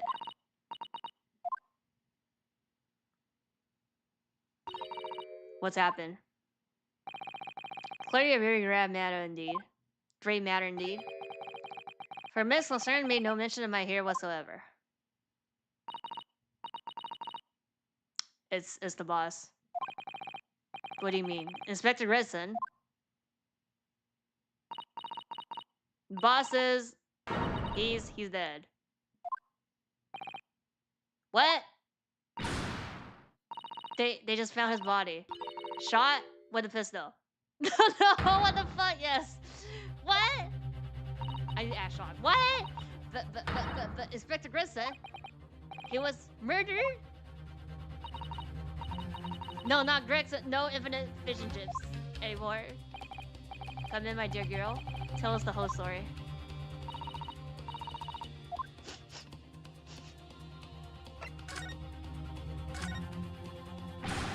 Are you serious, Gina? Inspector Grissom he was really shot?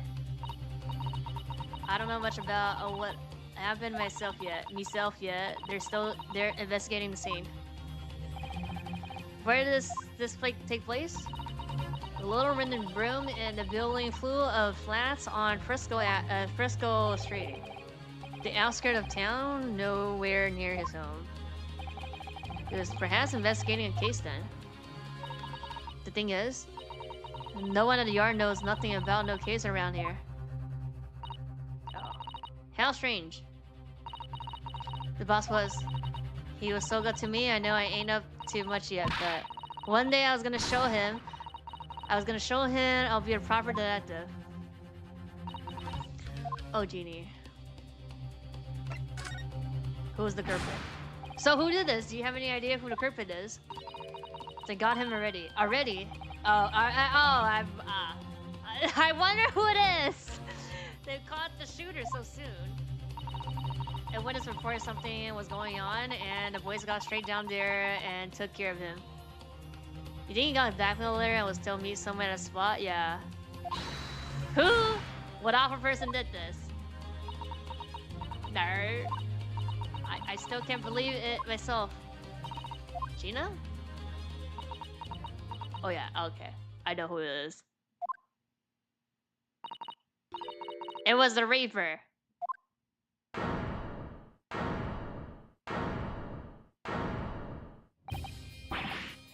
Wait a minute, you don't mean? They arrested Lord Maziz for it. That's right! That Reaper bloke's gone and shot the boss. Fucking Miles treatment. No, Lord Maziz? Classic, are we shocked? You know what? It felt like it might not have been him. It might have been our client.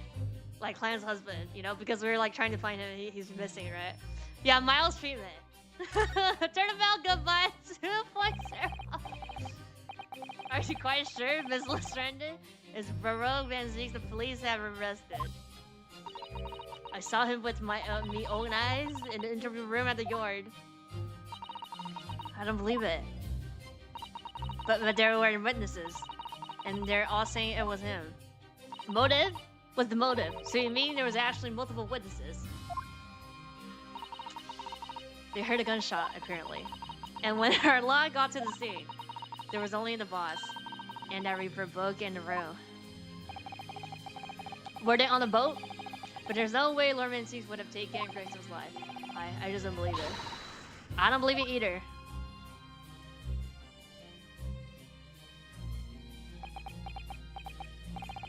Thank you for informing us, Miss Lysandria. Literally, like, he got killed because we need to battle Asogi. That's the only reason. This really is the most terrible news. I'm dreadfully sorry. What you're saying sorry for, you didn't do nothing.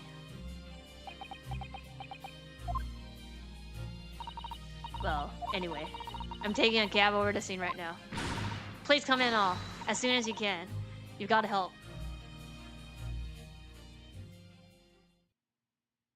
Bruh. It's Nectar's law to appear whenever some sinister plot has unfolded. Little wonder we all look at Gerd. Sometimes these things are almost too much for the nerves. Mr. Shone? What use is there in being great if I fail to see something like this coming, huh? How could I have let this happen to Gregson? Exactly, why you fucking around with your hero? Mr. Naruhodo, I shall leave at once to begin my investigations. Of course, yes. We will too. It would be helpful if you could talk to Mr. Reaper and see what you can do to glean. Sure, you were intending to do so anyway. Until later then.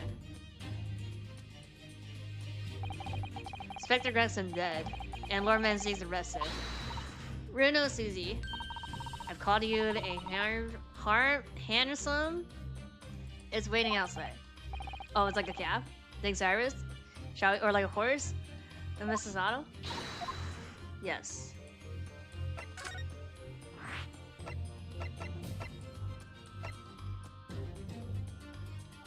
Present access of a small alley off Fresco Street in a quiet part of London. Okay, we'll go there first. Oh, picture.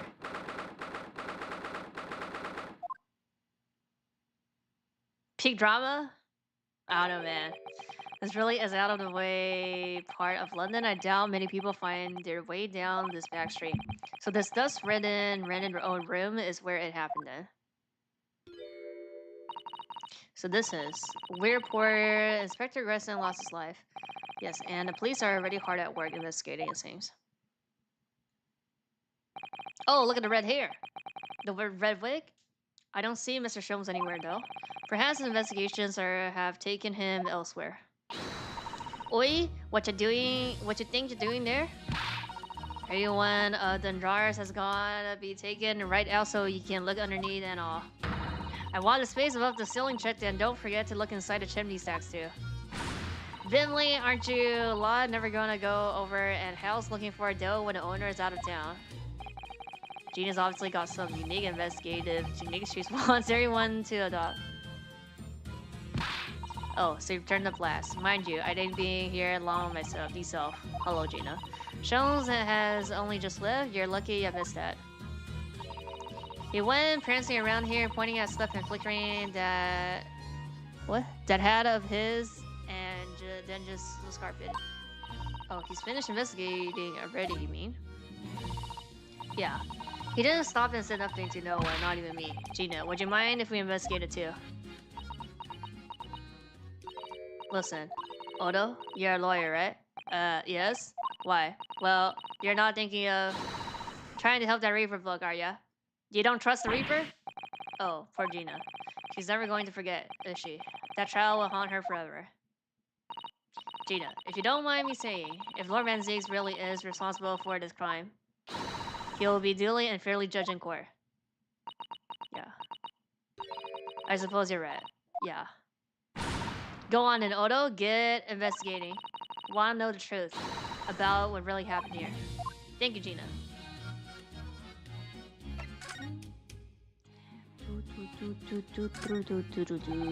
Empty fireplace makes a room feel even cooler than it would be otherwise, doesn't it? It's liquid dust, look. I think it would be fair to say it hasn't been used in a very long time. In other words, whoever lived in this room must have been extremely hardly in cold weather, or nobody lived there. Yeah, or nobody lived here at all and rarely visited when the occasion arose. One like to say which is more likely. No, that's right. It's one or the other.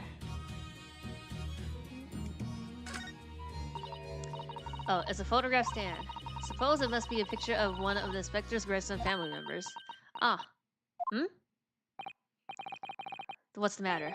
Your eyes look like they're about to pop out of your head. They are, look. Mr. Naruto, quickly. So this is his place? Oh! Oh, Why do I feel like this woman is familiar? Of course she's familiar. We only met her this morning. She only has the same, she has the same clothes. It's Evie, yeah. This makes no sense. Why would there be a picture of her in here? Everything tied together, huh? To be frank, I don't think I've ever been more stumped. Sorry to say, I have no idea either. Okay, well, let me check the frame.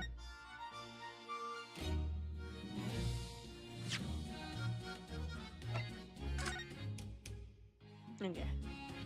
Probably something about this, huh?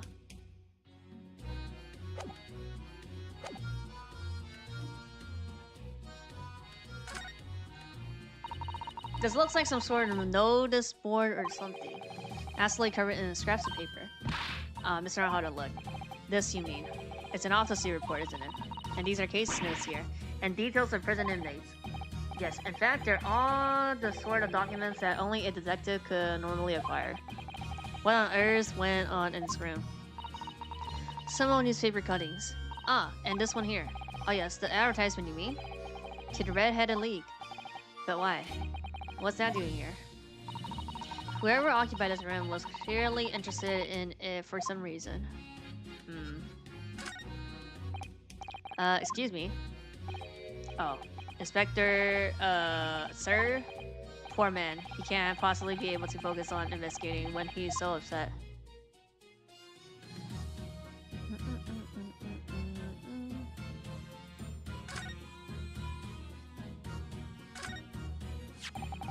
This is presumably the murder weapon then. Oh my. It is real, I suppose? I think so. Guns are so rare in Japan, I really know very little about them. There's one way to know for sure, Miss Naruto. Fire a shot, bruh. No. If I did that, I'll be looking for a skilled lawyer to represent me in court. Slightly safer just to ask someone who might know, I think. Oh? But probably best to avoid handling it.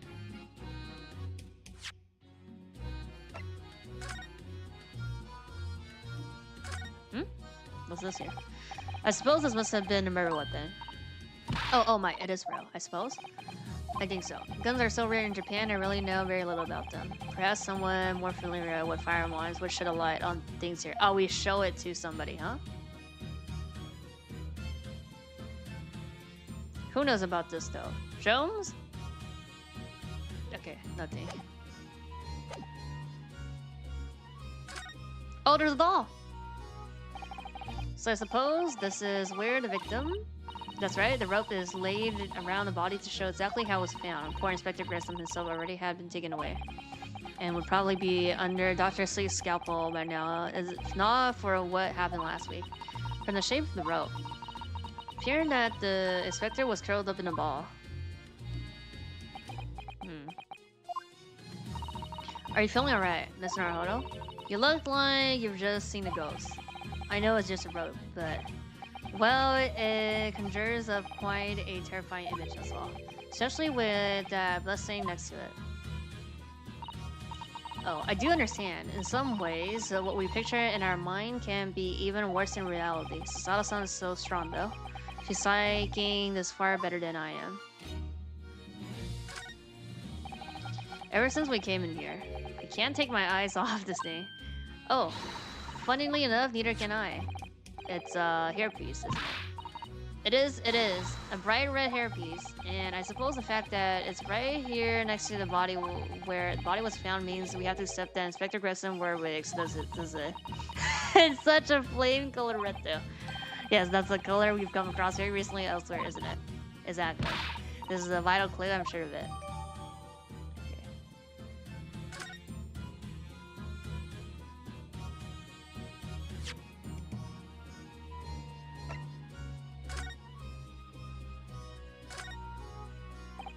I've always wondered what the other side of a hairpiece looks like. That doesn't surprise me at all, Mr. Naruhodo. You always want to see what lies beneath, don't you? I'm not sure that's quite how I'll put it. You must have used a lot of bird lime to keep in a place on your hair. Bird lime? Oh, like glue? Not glue, like hair. So it doesn't get blown off in a dust of wind. I mean. That might be a little inconvenient when you wanted to take it off again, don't you think? That's it? I don't see shit. So nothing. Duh. Oh, what's this? It appeared to be a little model policeman. It's rather charming, isn't it? In a way, seeing as it's on the floor here, do you think it belongs to Inspector Grissom? A little hard to imagine Lord Menke's playing with something like this. It was only about 8 meters tall. It could have fallen out of someone's pocket, I suppose. I think we should record it as evidence just in case. Yes, I agree. Rather delightful after all, in a way. Okay.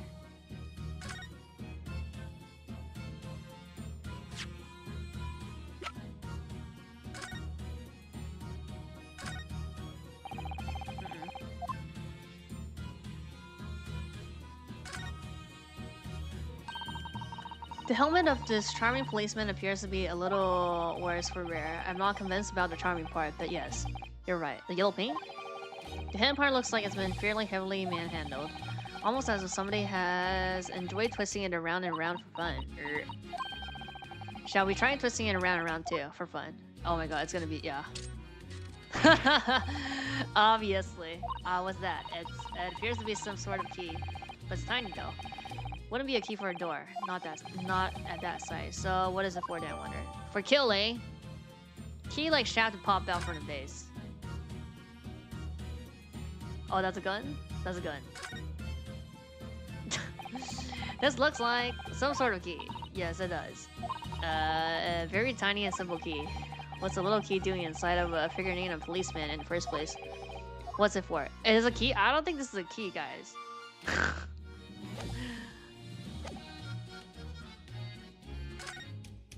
Oh, this is blown off.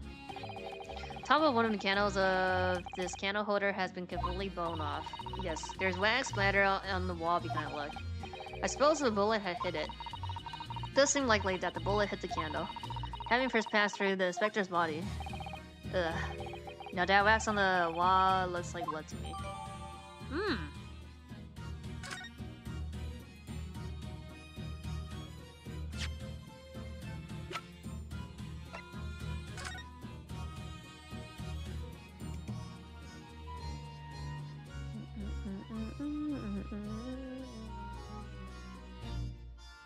Can't click. This? Oh, just this. There's some black marks here, look. Yes, they look like some sort of scorch marks. So perhaps the bullet struck the candle here, do you think? Is it only this one candle that's been cracked in half? It seems, yes, I think you might be right. Firearms are rarely used by criminals in Japan, so I'm afraid I'm not particularly knowledgeable about them. Okay then. Somebody's very hazardly nailed those board over the broken glass, haven't they? You couldn't even really call it a window anymore. Well, if you remember the window of Mr. Natsumi's room that was totally blocked up with bricks, this one does at least let some light. You could say nothing more about that. The haunted house? Blocked up with bricks. So you could say. I'm starting to feel even more sorry for Mr. Natsumi now.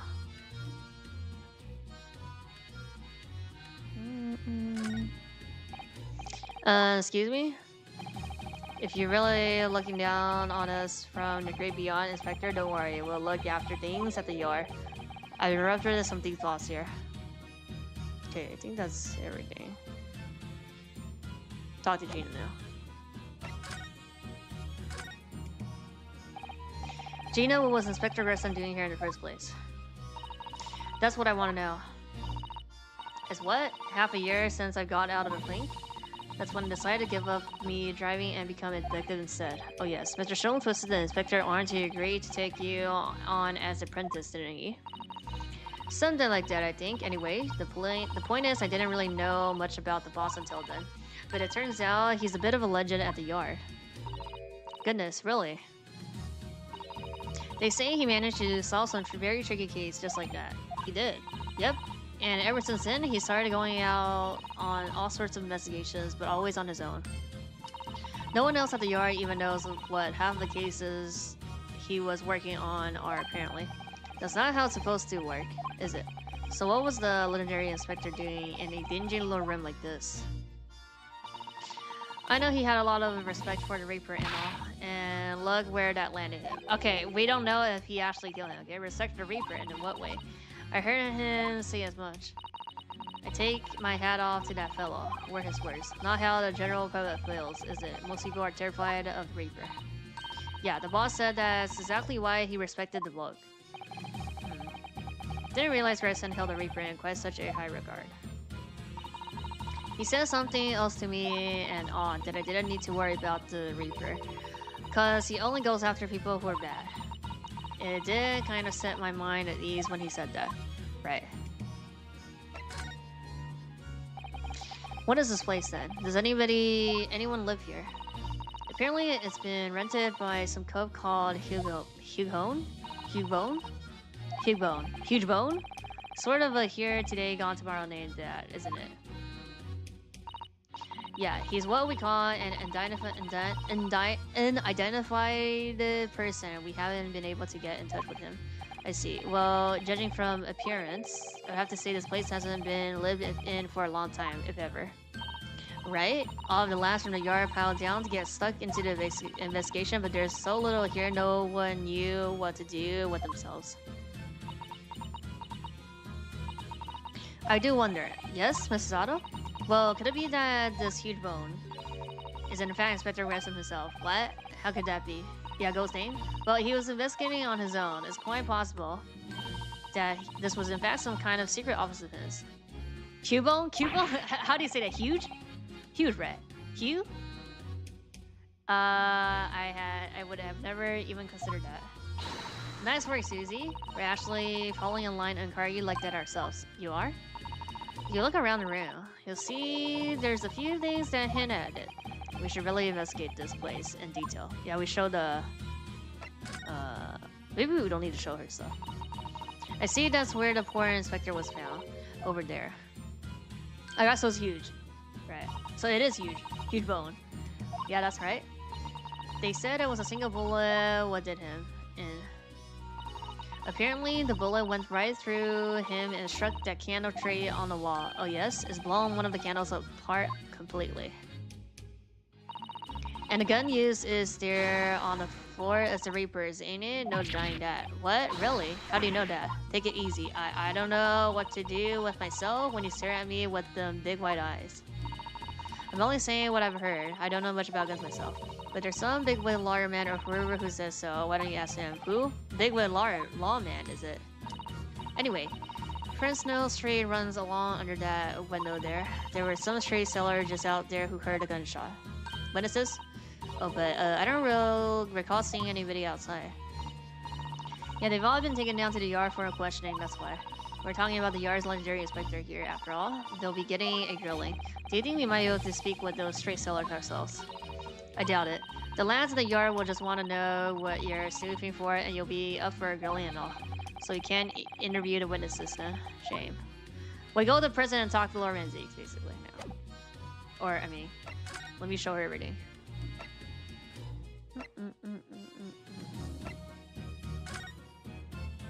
No. Gina, what do you make of this?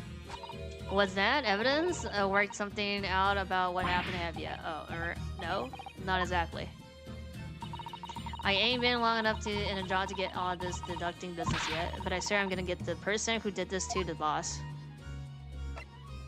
She doesn't know much about gun though. Yeah. Probably, maybe like nothing we show her, but just to make sure.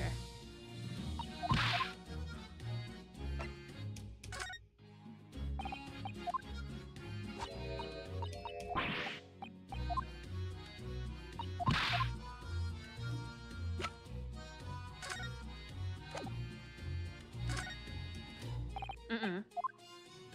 So probably also not a canon.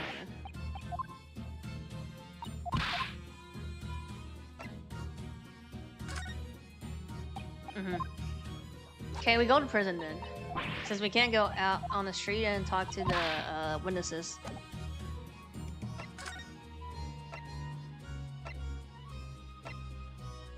What on earth is happening? He's reading.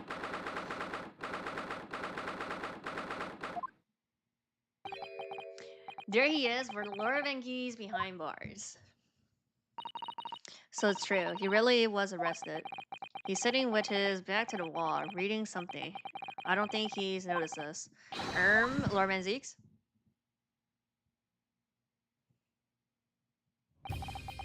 Fancy meeting you here.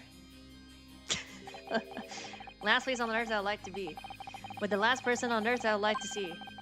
One very well not come. We heard what happened. That you? And Inspector Reston was... Go home. This has nothing to do with you. But... Forgive me, Lord Manzeeks. But I must disagree. Inspector Reston was very helpful to us on a number of occasions. We're in debt to him, at the very least. We owe it to him to find out the truth about his death. You must help us with our investigations, please. There's really nothing I can tell you. Where were you just reading at the back of the cell there? Was it something related to the case? This? The yard isn't quite so cavalier with its information as to share case details with a suspect. This is a letter from an old acquaintance. Oh, who might that be? Someone you know, as it happens. Albert Harry Brain. Oh yeah, of course. Keep forgetting they went to the same university. And I would like to read my correspondence in peace, so let's get this over with, shall we? What is it you want to know? Everything. Strange. I mean, let's face it, Lorman sees never mince his words, but they seem to have less by than usual somehow.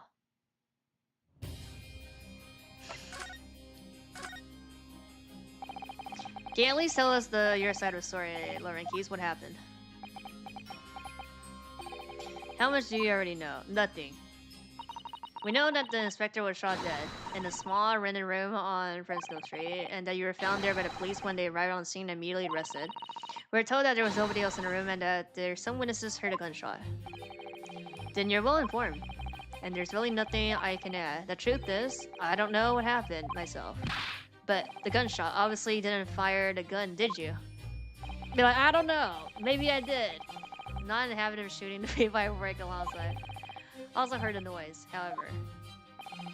Before I had a chance to investigate, I was apprehended by the arriving officers, so he doesn't actually know what happened. If I might ask, what were you doing in that place to begin with? I don't need to answer that. Stalking? Ooh. After all, you're not representing me. We are. He's going to need a lawyer, though.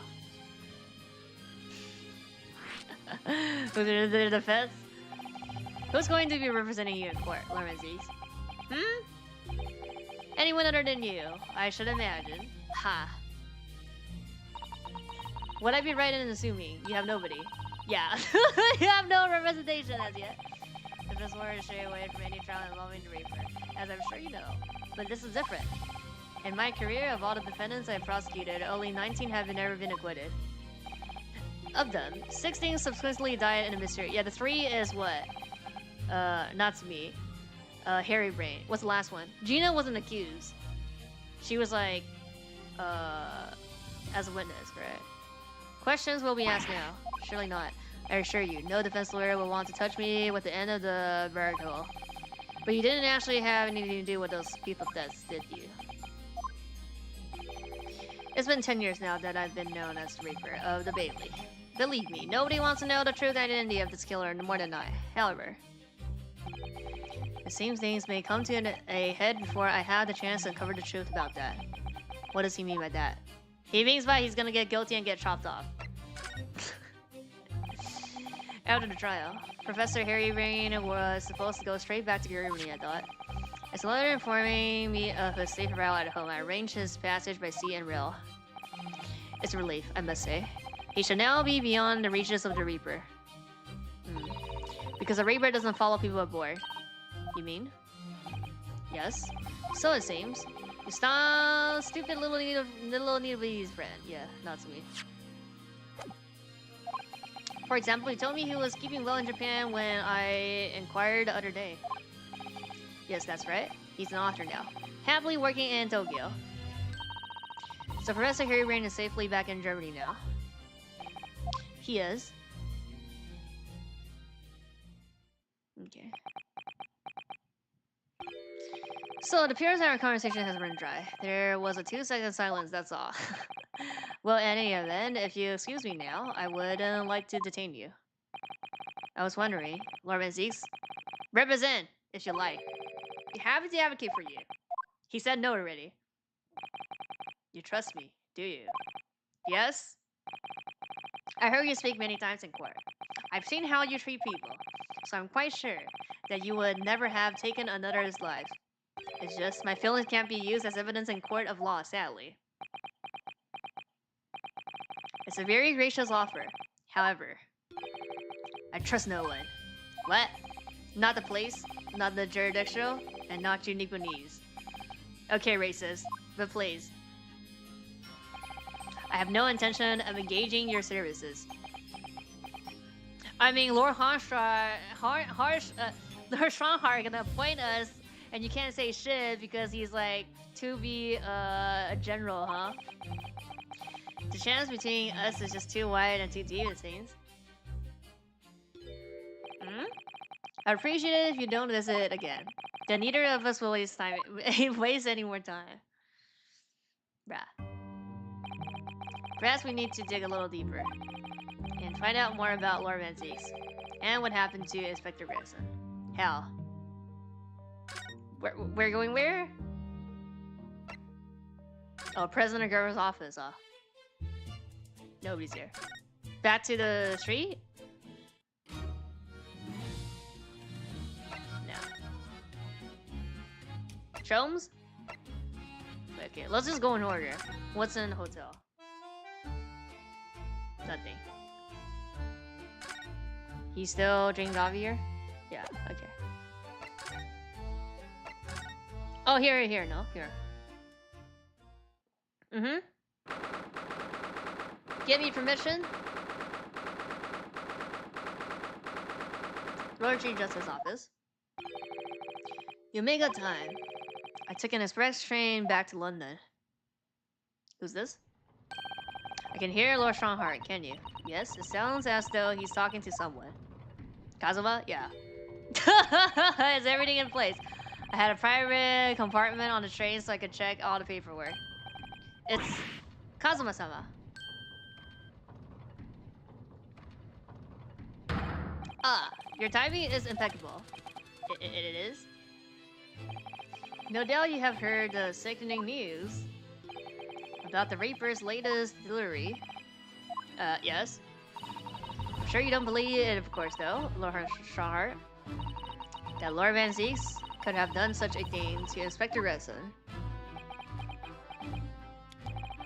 I believe only in the facts. And the facts in this case points to one thing. That unavoidable accuser of Lord Van Zeeks for this crime. We must bring charges against the Reaper for taking the life of our legendary detective. Oh no, surely not. It's a truly regrettable situation.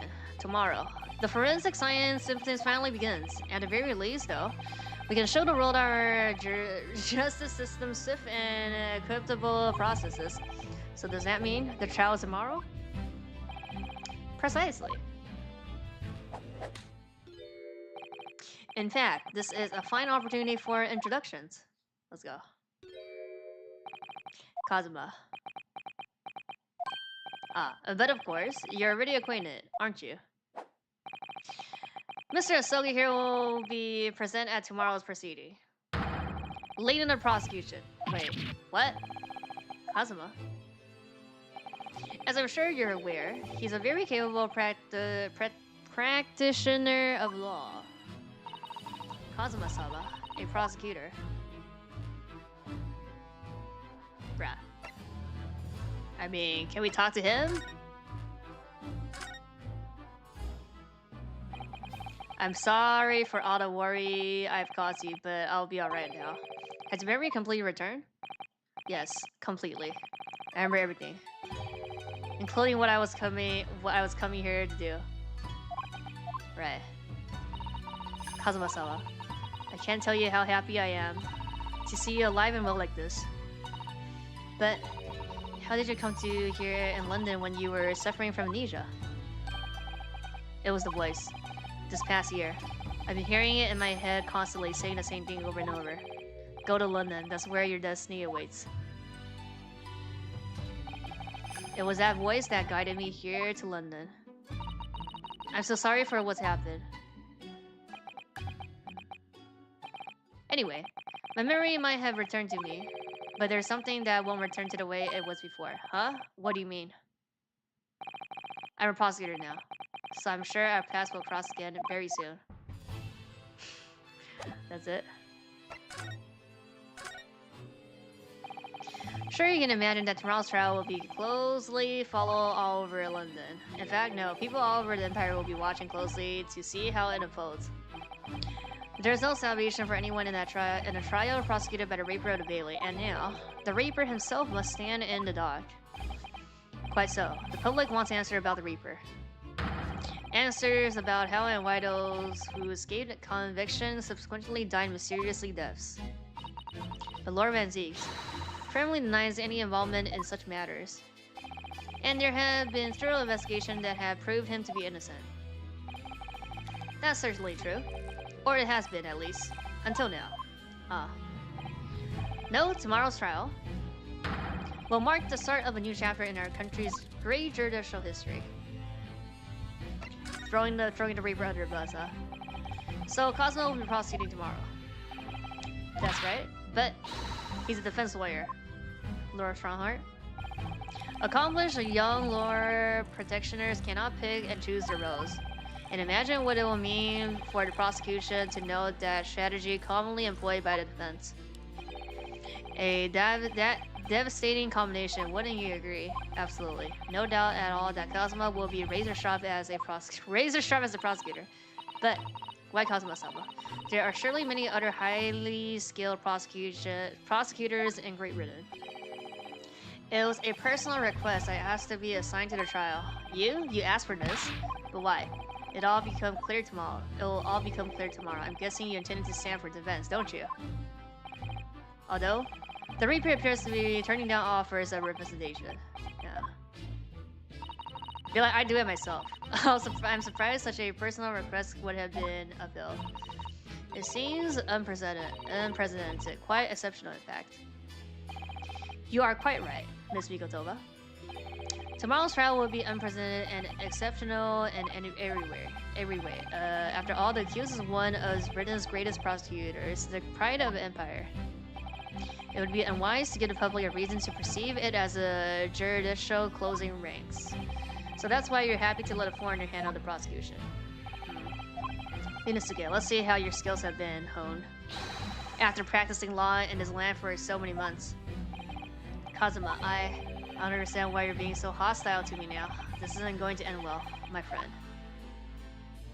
Okay. Oh yes, we noticed that there was a gun at the scene of Inspector Gregson's death. Do you know if it belongs to Lord Van Zieks? That would be a question for the lead detective investigating the scene. Well, Gita? The thing is, she wasn't sure, so she told me I could ask somebody higher up who might know. That's right, Mr. Naruhodo, be direct. Do you know? It's a yes or no question, okay? Certainly a model that's issued to all personnel involved in law enforcement, yes, which includes prosecutors, as I'm sure you can imagine. In that case, it could actually have belonged to the victim. No, Gregson had his gun on his person. What about Lord Van Zieks? He claims it's currently not in his possession. What? According to his story, he lost it, in short. It's more than a little suspicious. But just because the gun in question is the same type as the defendant is no proof that it's actually his. It's gonna be his. No, of course not. Nevertheless, the situation is grave for Lord Van Zieks.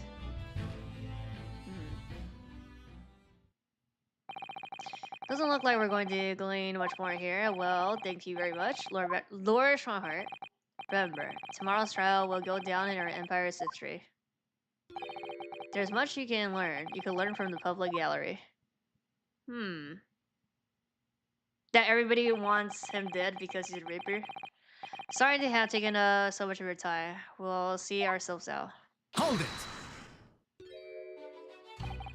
Before you go, Inosuke. Oh? What is it, Kazuma? Just wanted to thank you.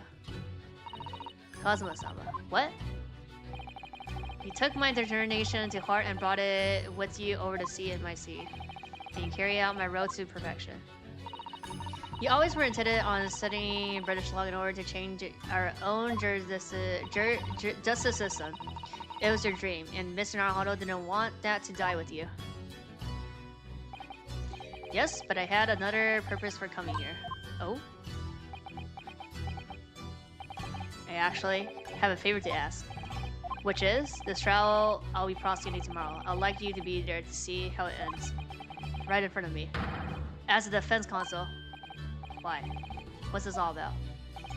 I know you have what it takes. But Lord Van Zix would never put his fate in my hands. Yeah, I thought we were gonna ask, huh? In the contrary, he recognized your talents. He does. It's not easy to see behind the facade sometimes. Oh, here, have a look at this!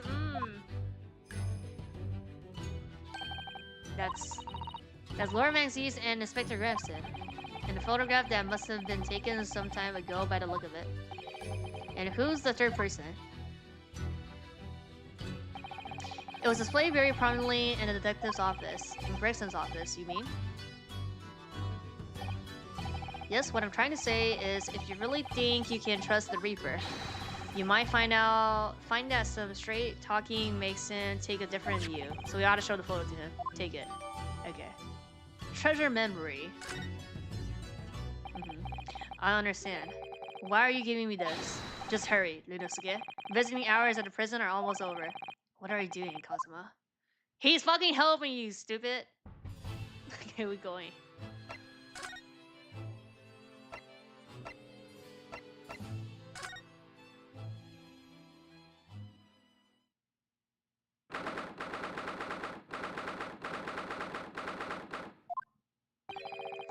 Lawrence is still reading that letter.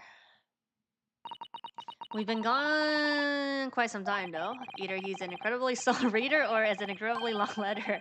Might even be able to read English faster than he can. She laughing, bruh. I was intending to ignore you entirely. Intending to ignore you, right? But I can't turn the deaf ears to such an insulting Nipponese. Oh, I'm sorry. I didn't think you heard that. Bruh. I had a case note brought to be a secret. I was reading them to pass the time. Oh my god. Yes, we heard that. Your trial is set for tomorrow. I'm gonna figure out he's getting help in 6 hours in. On a red. Which is none of your business. So, have you found a lawyer? Nope. I don't need a fucking lawyer. How many times must I reiterate the same thing? This has nothing to do with you. In other words, no. We were just talking to Longshot Heart, and the prosecutor for your case has been decided. I expect nothing less. Don't I have no idea who it is? It's Kazuma. Going to be Kazuma Asogi. Asogi! You Nipponese? Y'all Nipponese want me death? That made a color drain from his face. He had colors in his face before? Huh. Well then. It seems I'm going to have to engage in a conversation with you again after all. Why? Because of Asogi? Bruh. Okay, wait a sec. Look at the photo first. What are you gonna say, huh? Lord Van Zix, we came by this photograph. Where did you get that? It was taken when I became a qualified prosecutor. Prosecutor. It's almost unbelievable. I assumed it was a long loss. Is the man on the left there? Yes, that's my Aniki. That's my Oni-chan Clint. Okay. It had to be, really. Apparently, this picture was prominently displayed in Gregson's office. He had a deep respect for you, you know? Were you aware of that? Respect? That's nonsense. No, we've heard someone attest to it very clearly. Inspector Gina, no less. Well, maybe once, yes. There was a time things were like that. We were brothers in arms. Vocally discussing the future of justice and other such lofty subject matters. Someone getting embarrassed? That was a nice glimpse of the past. I thank you. I feel as though I got a nice glimpse of the past then too. There was a glitter of light in his eyes, a brief twinkle. There was? And insight into the true nature of this man known to all us, Stone Cold Reaper of the Valley. I mean, I guess he's supposed to be Sunday, I guess. 10 years ago, my older brother, who was the director of prosecutions at the time, was murdered. And the killer, as you know, was a visiting student from the Far East. Not a single day goes by when I don't curse the name Asogi. Genshin Asogi was Kazuma-sama's father. So what cruel twist of fate is this now? 10 years later, the man's son is to crucify me in some kangaroo court? Not a circus. I still don't understand why Lord Strongheart appended Kazuma to you. It's what he does. No doubt he knew of the young man's true identity from the outset. Yeah. But what could he have been hoping to achieve? And let's not forget that it was only 8 days ago that Kazuma recovered from his amnesia. For revenge? Why would Lord Strongheart assign this trial to somebody like that? Huh. Asogi. That name is the very epitome of my blind. The bane that is Unibonese! Right, you hate it of all us Unibonese. Japanese. Nibonese? Only disappointed as a prosecutor when it happened 10 years ago. My brother at Clint, the director of prosecutions, was hunting down a mass murderer. The so-called professor. Yeah, he's a racist. Assigned to the investigation as his partner was a certain visiting student dispatched from Scotland Yard. And that was Genshin Asogi. Exactly. I developed a deep respect for the man. He seemed noble-minded and chivalrous in the extreme to me. But none of us saw the true nature of the man. So I lost everything when it happened. My esteemed brother, the people I believed in. Any semblance of right prevailing over wrong. Oh, how awful. To avenge my brother, I prosecuted in Asogi's trial. It couldn't have ordinarily have been allowed, but I beleaguered the abstract prosecutor until he consented. What do you mean by the ascript prosecutor? The man in charge of the prosecutor case inquired, a Lord Male Strongheart. Wait, what? Lord Strongheart. He was a highly accomplished prosecutor, but he agreed to relinquish the trial to me and act as my advisor said. Since that time, he's the one person who I failed in death. I'm sure he must have seen your zeal from the case and recognized your potential as prosecutor. Anyway, time passed. But then earlier this year, who should have arrived in London but you? Ah, and, of all things, as a lawyer. I feel your anonymity the first time I ever faced you in a courtroom. Your obvious deep loathing of us Japanese. I kept telling myself it was just illogical. It was logical, but for so many years, that hatred had festered inside me, I could no longer control it. And I can't understand why. Now I know the history. But in the same way that I've long felt the deep needs to be the bane of my life to Kazuma Asogi, I am the bane of his. The raper who sent his father to the gallows. He's looking for revenge, and he intends to take it in court tomorrow.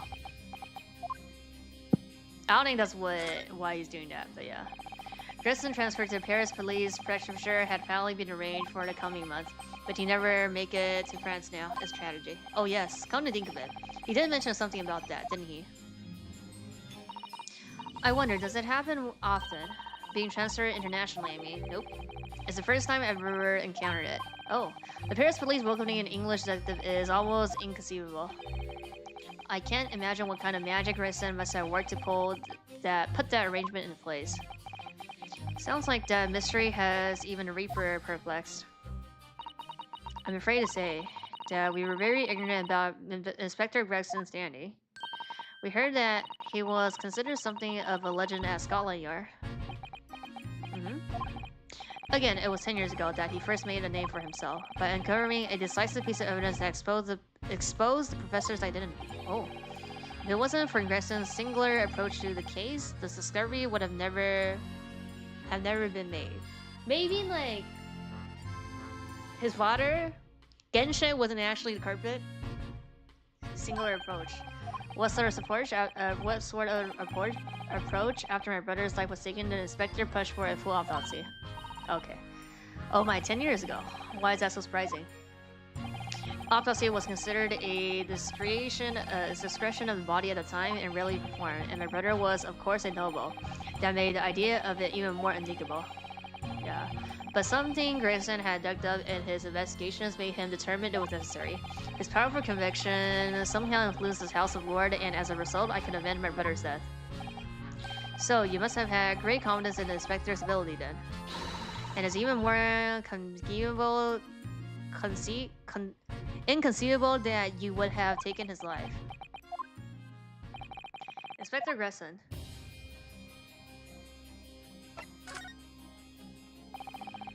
About the gun used to shoot the inspector that was found at the scene.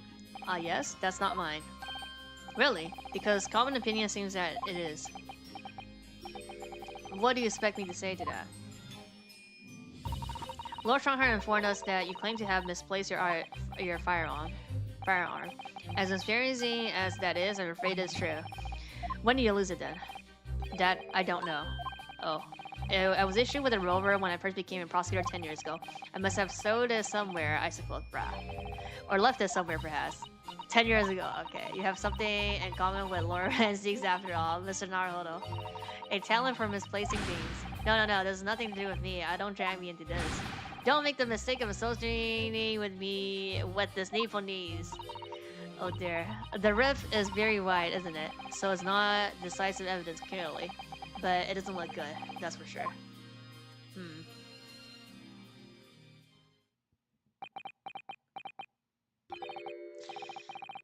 Mr. Naruhodo? Oh, that's the first time he's ever used my actual name.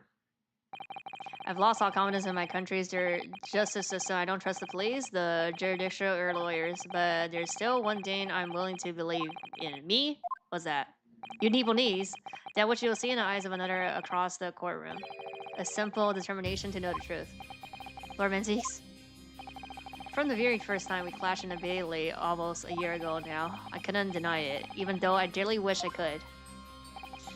Here's a loathsome Nipponese, who has absolute integrity as a lawyer. There are only two other men I've known with that same look in their eyes. My brother Clint, and Genshin. A man he idolized and a man who'd betray his trust in the most hideous way. When you showed me that photograph just now, it reminds me. You mean this photograph? Yep. Back then I was able to laugh. I was free of the shackles of mistrust that plague me now. I looked into the future with hope. Since then, I've protected myself against betrayals by refusing to trust anyone. But at times, the mirror into which I've snuck makes it almost impossible to breathe. I'm so sorry.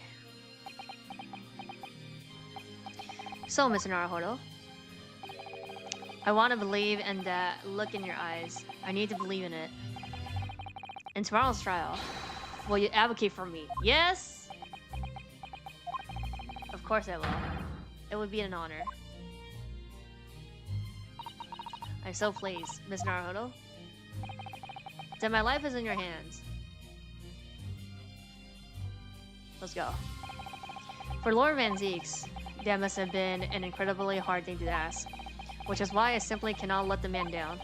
Tomorrow, in the Old Bailey, against my old friend, Kazuma. We're done with the investigation here for day 1. Or day 0, I guess.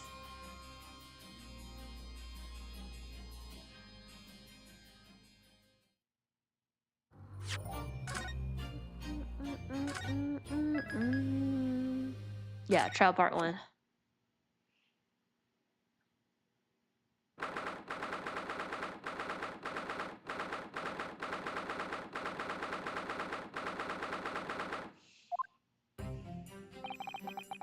There's that old familiar feeling again. The crushing pressure of this historic courthouse. Actually, no. It's a little different today. There's an even more menacing tension in the air. There's a menacing tension in the air here today, isn't there? I suppose. We didn't talk to Shomes as well yesterday. Yes, I think so. It can only be the result of the menacing appearance of the defendant. A little more courtesy, if you please. Oh my, I do apologize. However, you're certainly not mistaken that this trial is far from ordinary. What do you mean? I'm not privy to the details, however. I understand that no jury has been selected. Huh? A trial without a jury? Well, that's just like the trial of the prosecutor of the professor 10 years ago. Ah, a close court. Let's go. Good morning, my dear fellows. Mr. Shomes. Have you made note of my hair, Miss Naruto? An outright victory for science, you must agree. To be perfectly honest, so much happened yesterday that, well, I completely forgot about your little hair problem. Ha! What to a man is a little hair problem is to another a day of drinking dubious potion after dubious potion. You have no idea how my stomach ails me this morning. So that's why you woke up at, what, it was 8:56? Oh dear, how awful for you. I'm afraid you only have yourself to blame, Mr. Shomes. Yeah. Good morning to you, Mr. Reaper. I'm delighted to see you looking so full of them. And I see London's celebrated great benefit is as active as ever. Oh, you exaggerate, my dear fellow. Compared to my part-try engagements with a few trivial cases, the Reaper's overbearing presence is a far greater deterrent to the black rose of crime in our capital. Bruh. And Whistle, I may not agree with your methods. There is at least one point on which I would readily commend you. What an honor. And that would be your eye for a good lawyer, sir. Mr. Shomes? After all, behind this lawyer there is a very great mind, my own. What are you trying to say?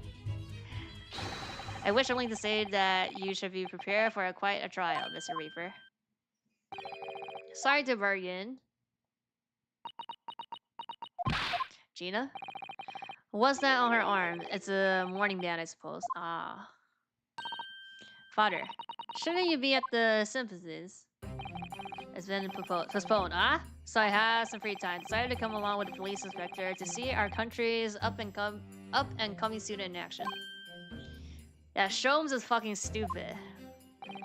I shall be very interested to see the fruits of your studies over the past year. Well, it's an honor to have you here. Let's hope there are some fruits to see. Low-hanging fruits? Oh no. Oh yes, Gina? Why do you agree to this, eh? Why do you take him on? This Reaper bloke. Everyone say it was him, what killed the boss? I'm sorry, Gina, but I just don't believe that. Well, if weren't him, who was it? I don't know that yet. I don't care who caused him what, the Reaper's just a name, he's just a person at the end of the day. And if it turns out it was him who killed the boss, then God help him. Fairy eyes indeed. Yes, the Kerpic deserves every ounce of your loathing. It, at least, that may be some solace to the deceased.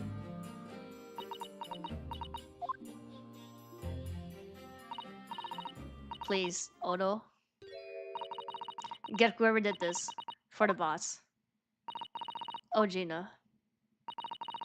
I hate feeling this useless, but there's nothing I can do. So you've gotta find who done this and make the wretch pay. Calls for defense and a defendant. Court will be in section shortly. Make your way into the courtroom at once, please. Alright then, here we go. It's time. Miss Naruto. Lord Manziques.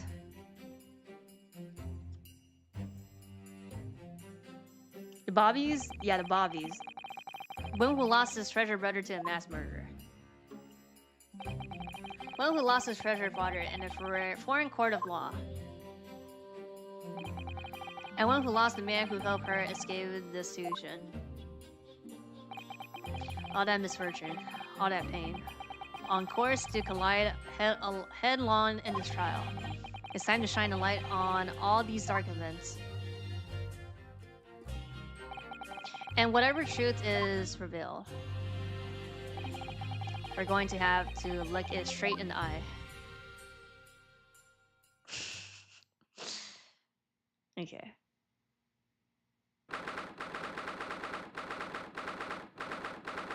Ninth Wendy.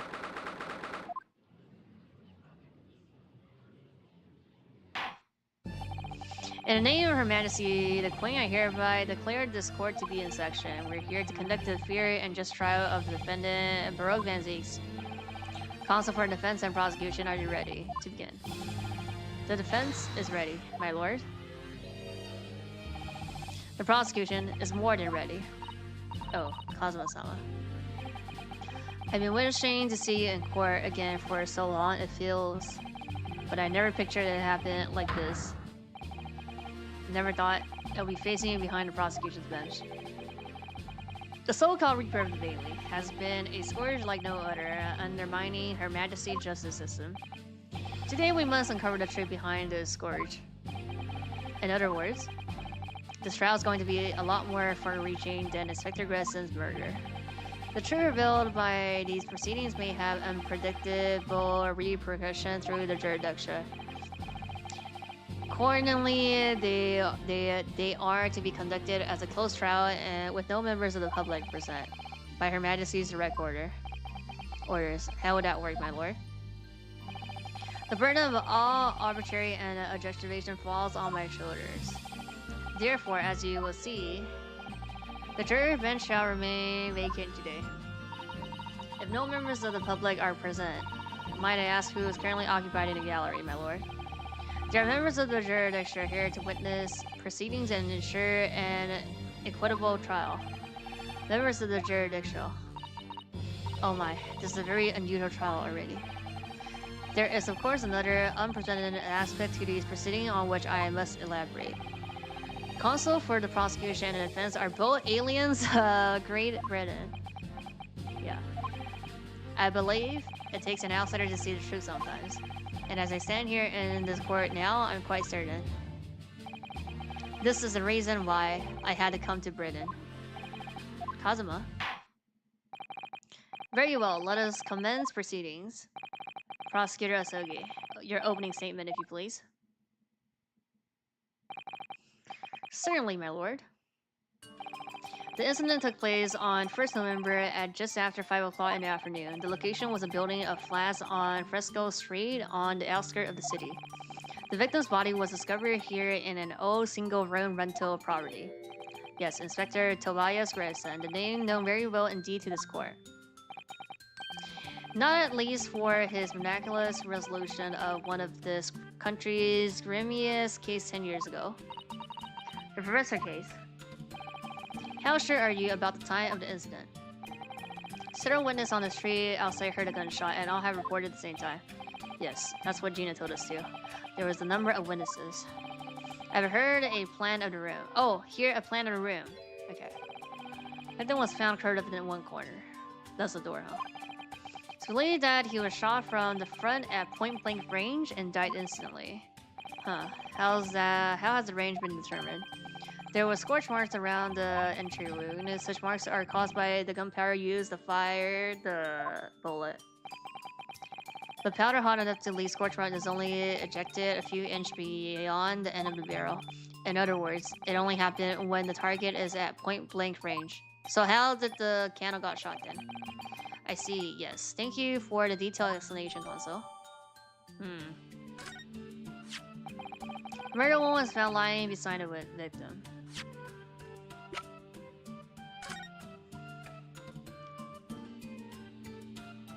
Maria Gori. Shot in the chest at close range from the front, resulting in instant death. Scorch mark at the point of entry. Bullet exited the body from behind. Caliber of the gun used matched a standard use firearm of member of the. Okay. And have you managed to ascertain the owner of this firearm? Nope. My lord, not conclusively. Bravo, Kazuma-sama, for not trying to use the gun as evidence when its provenance can't be proven. Furthermore, my lord, as I explained, the revolver was fired at extremely close range. The bullet passed through the victim and struck the wall behind her. I see it.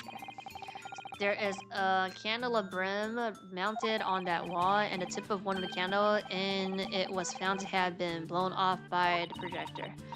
We noticed that too, didn't we? Yes, that's right. Thank you for the thorough report, Console. The settle of the crime is clear to me. The setting of the crime is clear to me. You will submit a plan of the crime scene as evidence, please. Okay. As you wish, my lord.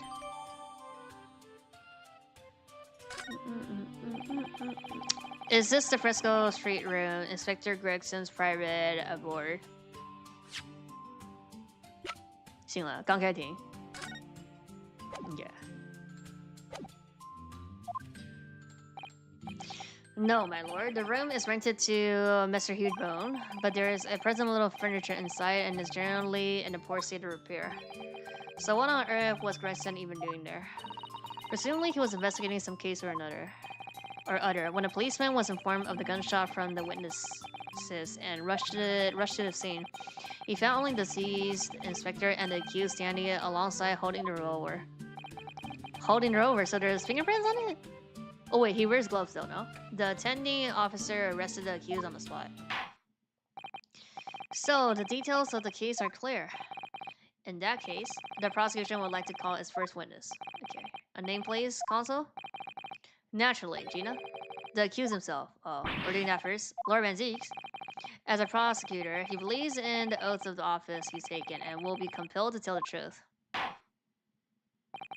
Very well. Let the defendant take the witness stand.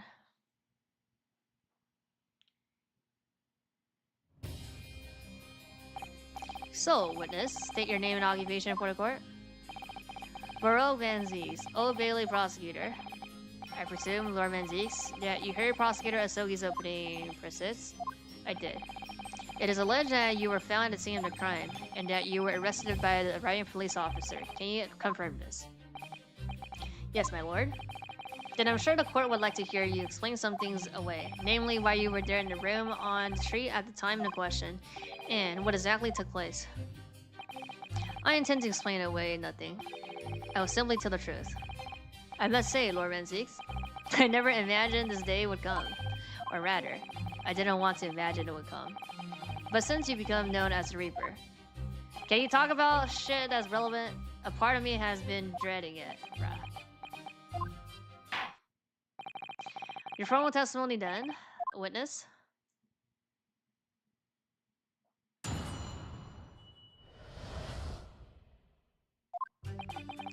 I was investigating Gregson, and my inquiries had led me to the address. When I first entered the room that day, it was dark inside and I saw no one. A moment later, I heard the gunshot. I spun around and I saw the revolver on the floor, and I had to pick it up. I picked up the firearm to examine it. The door flew open and I heard a man scream. It was only then that the body of the Inspector Gregson appeared before me. Hello, hello? That testimony was the whole truth. Yep, it was. So, you heard a shot being fired in a room with no living occupants. And moments later, the corpse somehow appeared before your eyes. Is that it? You're right, you haven't explained away anything. In fact, that would barely qualify as an excuse. No excuses. I thought you were my mute apprentice. Yet it turns out you have a way with your words, Prosecutor Asogi. It would appear to be a singular tale indeed. Singular isn't a word, it's laughable. What's got into Kazuma? He's not behaving like himself at all. Very well then. Console, you may begin your cross-examination. Yes, my lord? Probably the map then, huh? Because he said the thing open? Hold it! You're investigating the inspector. What on earth for? I'm not at liberty to say. Sorry? I would identify a distinct possibility that Gregson was involved in a case I was investigating. Regrettably, though, he was killed before I could secure the proof I needed. Is the court to understand, then, that on the day in question you followed the victim to the scene? No. I was privy to his movement and advancement. How? I stole into his office in the yard and consulted his diary. Blah. The address on the street was noted in the 5 p.m. entry. You illegally entered the man's office. In Japan, that alone would constitute a very serious offense, as it does in Great Britain, I assure you. Is that not the case, Lord Manzeeks? I was aware of the possible consequences. So, in summary, you were investigating the victim, and yet, you refused to tell the court why. Didn't realize British prosecutor enjoys such freedom to choose what to divulge under oath.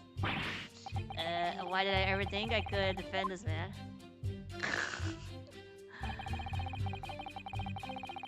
Hold it! Had you ever entered the address before? Nope.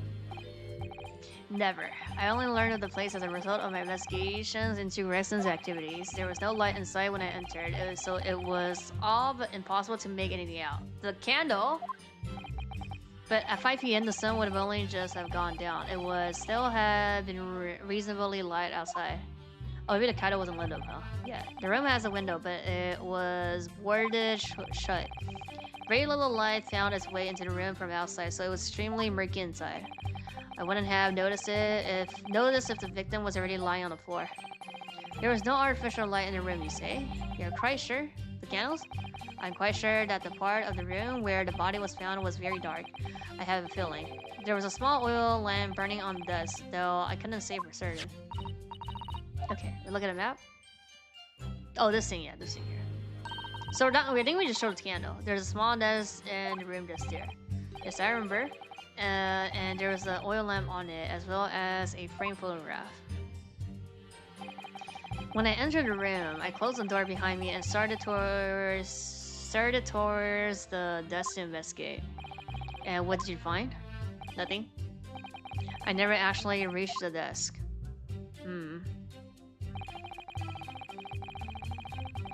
Hold it! So who fired the gun? I don't know. I have no idea. I didn't see anybody else in the room. But you said it was very dark in there. Yes, that's right. All I can tell you is I didn't sense another presence. Aha, then could it be that the gunshot actually originated from somewhere outside the room? No, that's out of the question. Oh? Without doubt, the sound emanated from inside the room. I could smell the gunpowder. Just going from bad to worse. And you say that's the point at which you noticed the rover on the floor.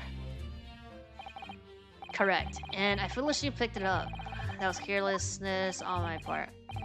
Presumably then, the gunshot you heard came from the firearm that you somewhat hastily took in your hands. In point of fact, my lord, I believe it did not.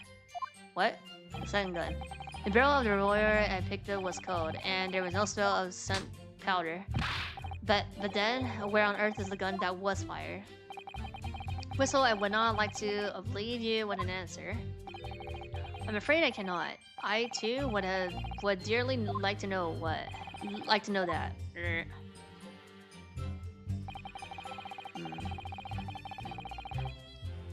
Hold it! A man, you say? One of the witnesses, I presume. That's right.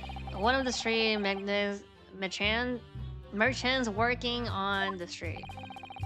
Who are these merchants? Number of them had set up their stalls directly beneath the boarded window of the crime scene. A match seller, a newsmonger, and a peddler. They have all given statements saying they heard the gunshot, and without thought of danger, they ran inside to see what had happened. Yes, Gina told us about that yesterday, didn't she? They burst through the door with some force, it would seem. They did, and almost gave me a heart attack in the process. But you're supposed to be the Reaper. The first man to come in immediately noticed the revolver in my hand and fled. A policeman patrolling on the street heard the commotion and was able to arrest the accused shortly after the incident occurred. Anyway, the man's scream drew my attention in that direction. So let's see the door. Hold it! What do you mean by that? In what way did the body appear? I honestly can't explain it, but it was the truth. As far as I was concerned, the body hadn't been there until that point, and then suddenly, there it was. Did you perhaps hear the sound of the victim falling to the ground just beforehand? Nope. At that moment, what I heard was the sound of the door flying open and the scream of the man who came inside first, nothing more. I see. After the man fled, I examined the body. I was stunned to find that it was Rexon. Most curious circumstances indeed. How the inspector was killed, or how his body seemed to appear out of nowhere. I have no idea. Surely the court has heard enough. My lord, the cross-examination has clearly revealed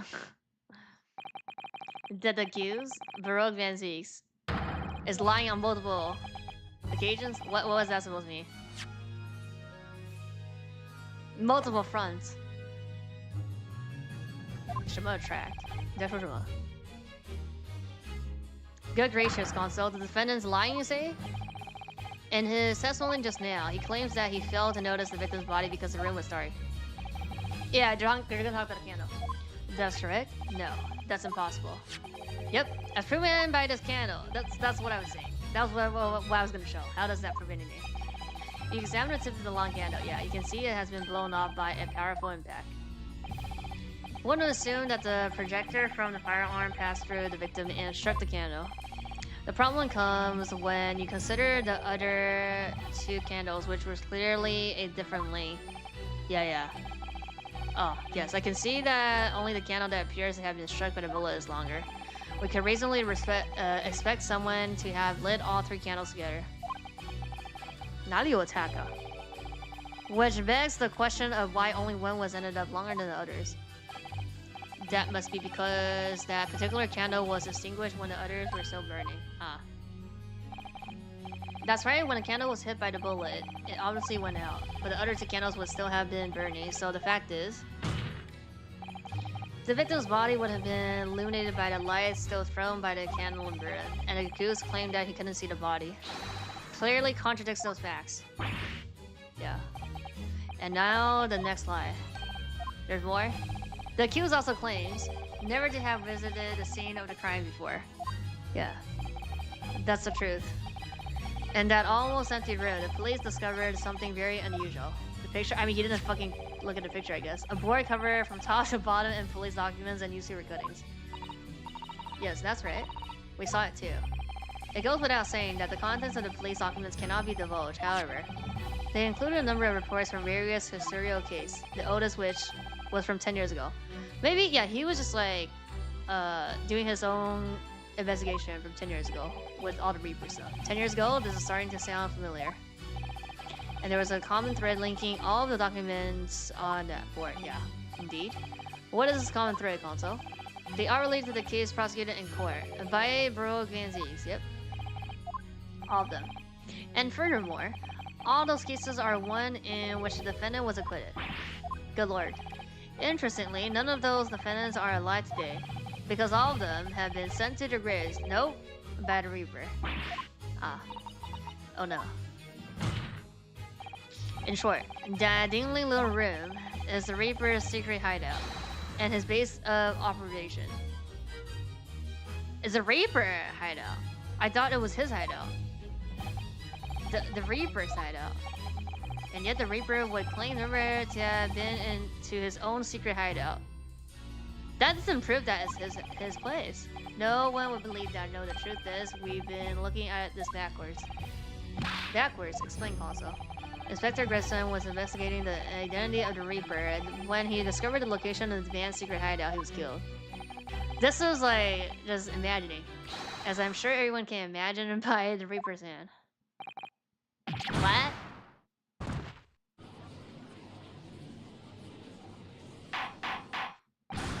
Order. Very well. I hereby state the current opinion of the court. Baruch Van Zieks is an outstanding prosecutor who has rendered great service to his country. However, it is with deep regret that I must concur with Prosecutor Asogi's contention and that the defendant's testimony exhibits a number of stark inconsistency with the known facts. All I have done is state the truth as I know it. Kazum must have done a brilliant job as ever. He's drawing on his experience as a defense attorney to build his prosecution case and is formidable. Also, you will submit the board that you just showed the court as evidence. I believe it will be fundamental in establishing the facts around the Reaper's existence. Thank you, my lord. Let's see. And now the prosecution would like to call a new witness to the stand. A witness who saw events unfold on the day in question. We now let the carpet be up here, huh? Let's see. There are details of the whole raft of cases dating back years on here, aren't they? The paper from 10 years ago is browning with age look. Out of interest, the most recent thing appears to be this newspaper cutting there. Oh, it's the same red-headed league advertisement that Mr. Jones had picked out. Do you remember there was a red hair piece at the scene too?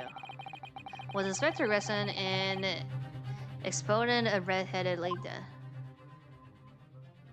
Oh,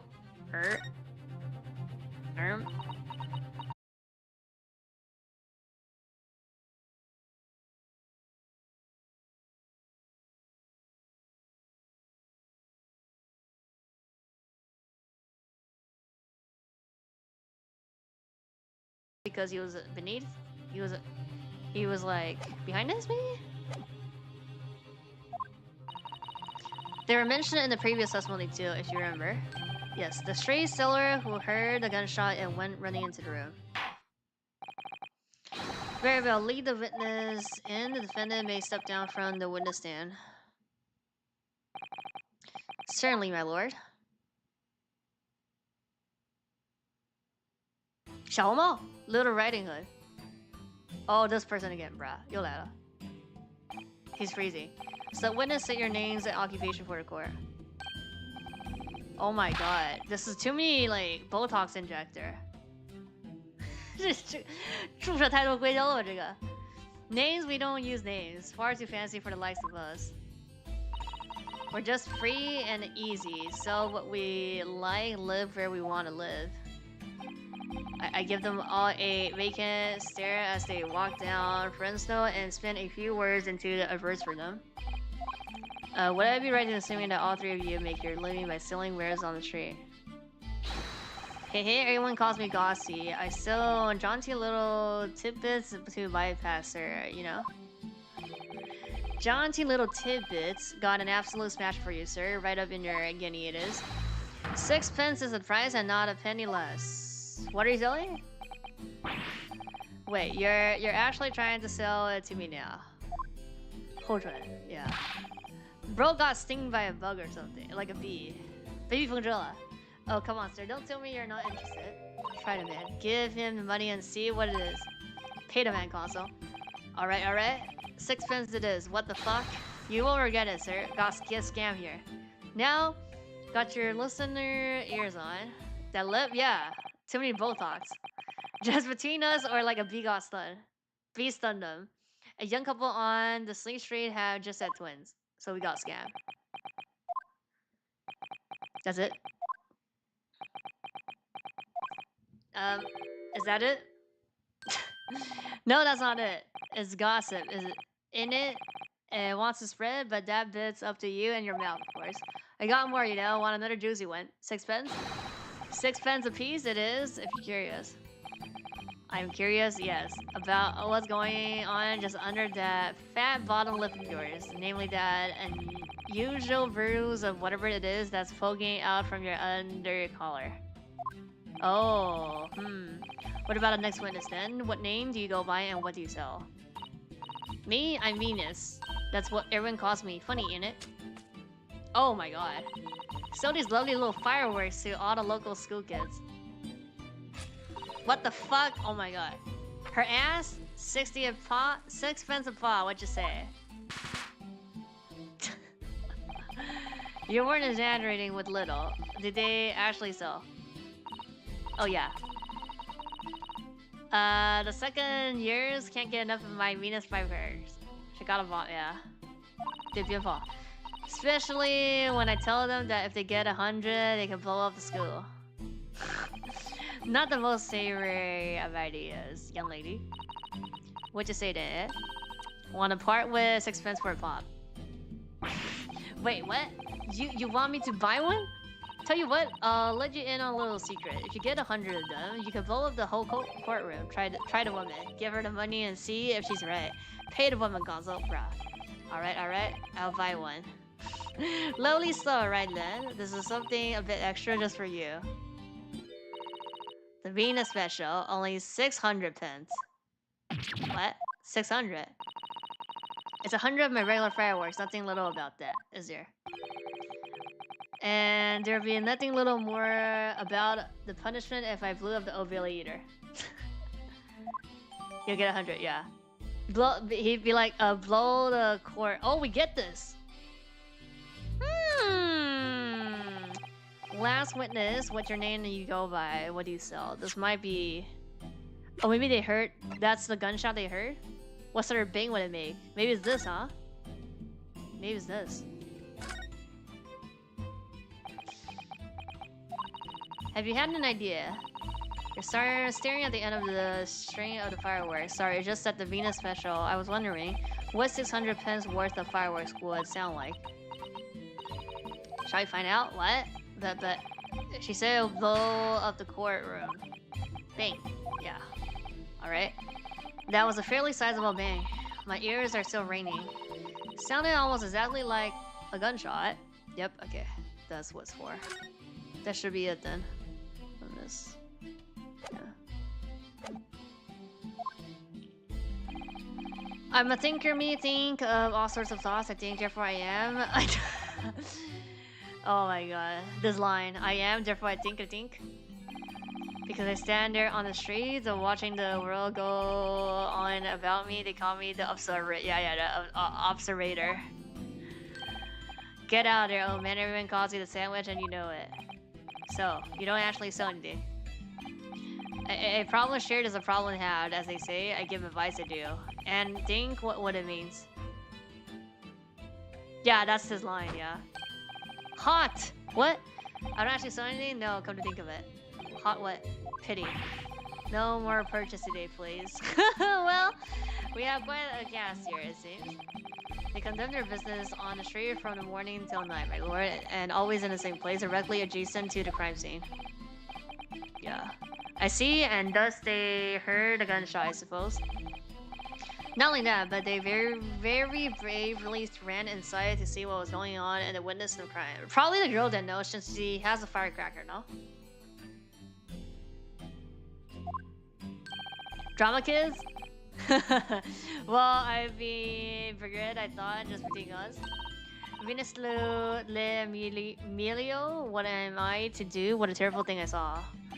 What I think is, if what we see is light and shadow playing with our eyes, is any of it real? Okay, cross. Very well, the court will hear the formal testimony of these three witnesses now. You described in detail what you witnessed and heard at the time of the incident. No, wait. Do this first, they talk, and then we cross this. Witness account? We saw the whole thing from start to finish. We did everything from the moment we went in the building. It was less than a minute after Reaper has gone inside that we all heard a big bang. Seems to me that quick to talk is quick to walk. Gossip wouldn't wait to go and see what had happened. I ran into the room and there he was, Reaper, gun in hand, standing over the dead body. I was scared, had to death me, so I ran off to find a Cooper. If these witnesses were there the whole day and saw everything, who did they see going inside the building? Only the victim, Inspector Gregson, and the accused. Broke Vanties. Yeah, it's right. I said it's Riding Hood. I've seen pictures of that Reaper in the paper. I know what he looks like. And just between us, folks love stories like this. I've made myself a tidy sum already. But wait, the room was just one of the several flats in the building. Someone from other flats could have done it. All the flats on the street are unoccupied. because they are. They're small, damn, dirty, and expensive to boot. The room in which the inspector was found in is the only property in the building that's currently leased. So, somebody could be hiding in the other place, even though, or I don't know, in the hallway? And we know the leaseholder's name, don't we? It's Huge Bone. Testimony the court has just heard would appear to leave little room for doubt. It's becoming increasingly difficult to see how anyone other than the defendant could have committed a crime. There. Yeah, little maestro. Thank you for your candor, my lord. Counsel for the defense, you may proceed to cross-examine the witnesses. Yes, my lord. In a closed court like this without a jury, the judge is the only person whose opinions matters. I have to break down this testimony. Somehow. Okay.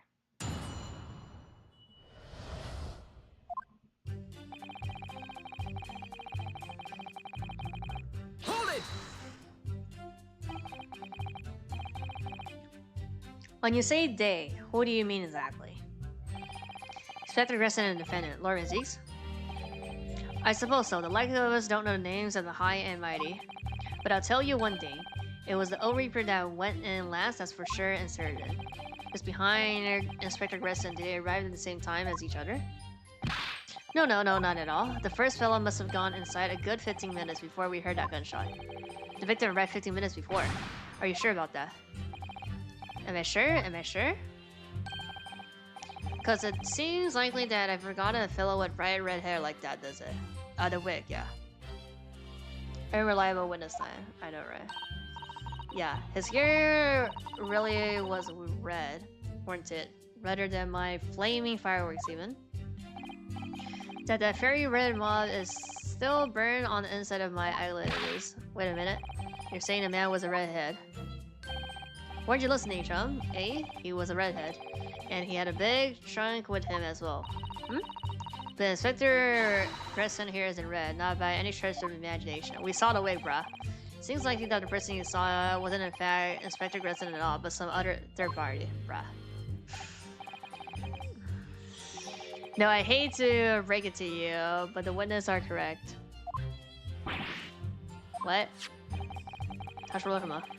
Just have a look at this photograph of the victim taken at the scene. Oh, let's go. New photo. Green? Yes, that's Inspector Gregson's, alright. And a red hair piece. Ah, of course. We saw one on the floor when we were investigating the scene, didn't we? I still refuse to believe Inspector Gresson wore a hair piece, though. So then why on earth would he have been wearing something like that? Oh, so hard. The color does seem to suit the man, one might say. The photograph will be submitted as evidence, please. Let's go.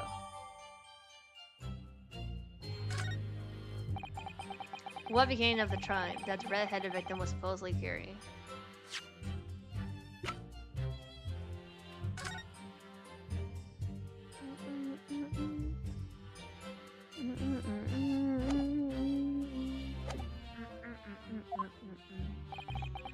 I was informed that no trunk was found at the scene. So it has just disappeared. What? Do you expect us to have been watching the building every second, do you? We definitely saw him in the dock going in, though. No question about that.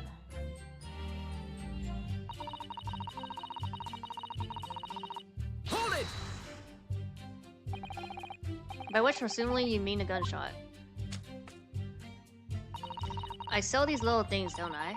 How would I know what a gunshot sounds like? Because it sounds like the same, but I've always thought it probably sounds a bit like this, yeah, doesn't it? And you say that you heard a noise almost as soon as you saw the defendant here enter the building. That's right. It was almost straight away. Bing, it went, just like that. Well, he's the Reaper, ain't he? It's what the French call a fait accompli? When the Reaper's around, people are going in the ground. I mean, that's what he does in it. Think we get the message. The Reaper couldn't allow the inspector to live after he discovered his secret hideout. There can be no clear motive for the crime. Yes, it's certainly an eminently credible motive. Great. And at that point, you ran inside, is that correct?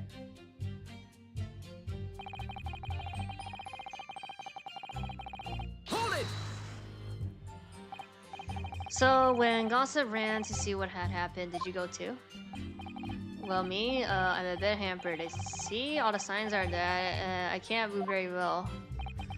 You're away behind, presumably, with that sandwich board around your neck and that big sign in your hand. What a great burden you bear.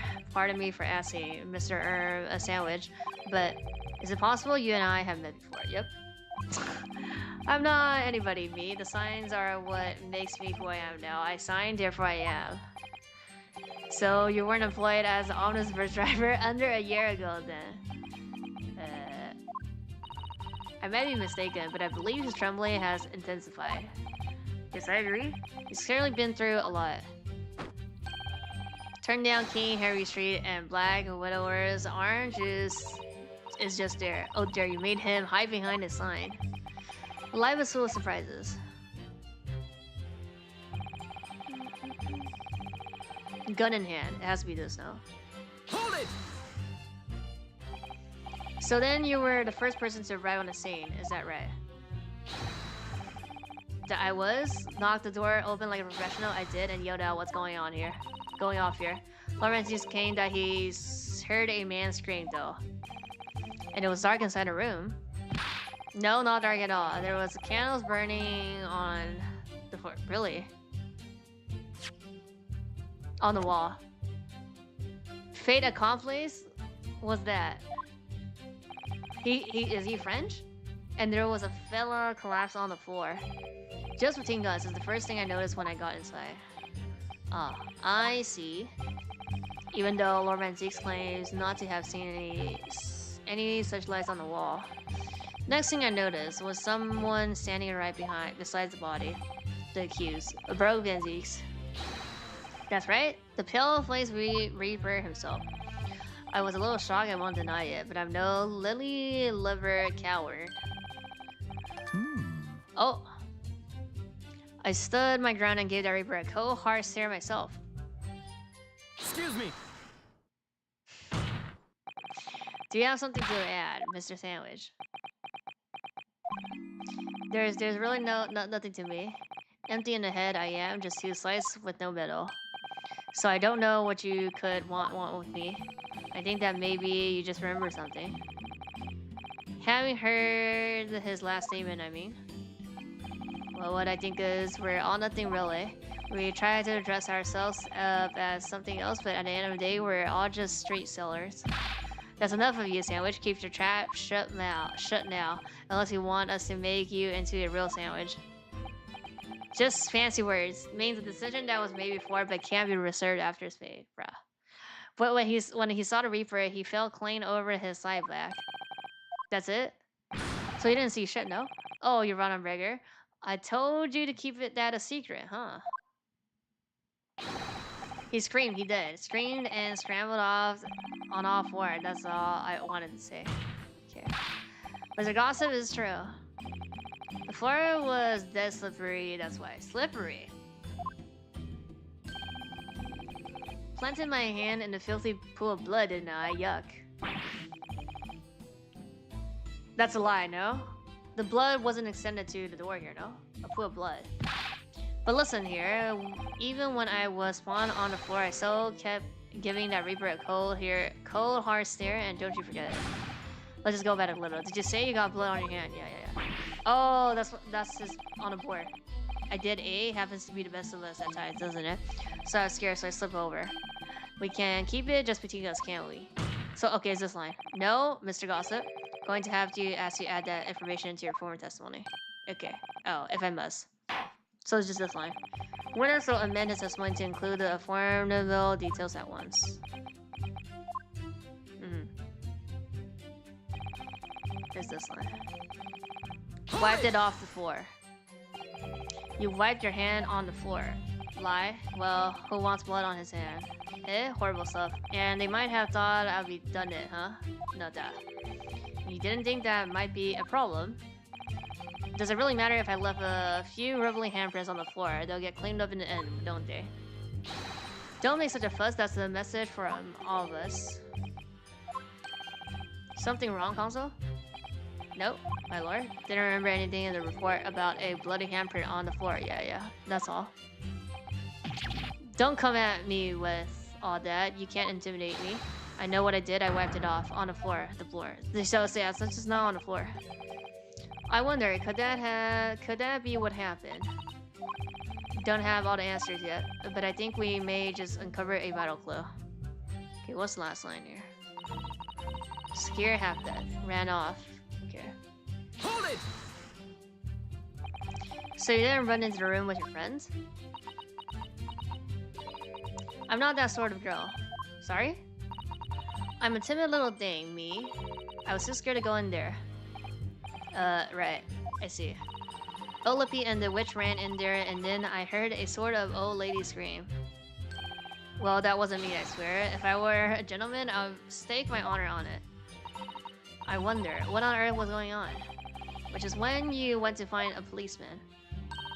I ran into a Cooper as soon as I turned the corner, so I brought him straight back to the place. Didn't I do well, eh? Just between us, that Cooper's eyes nearly popped out of the head when he saw the Reaper. I've never felt more uncomfortable in all my life. And the defendant was arrested on the spot, I believe.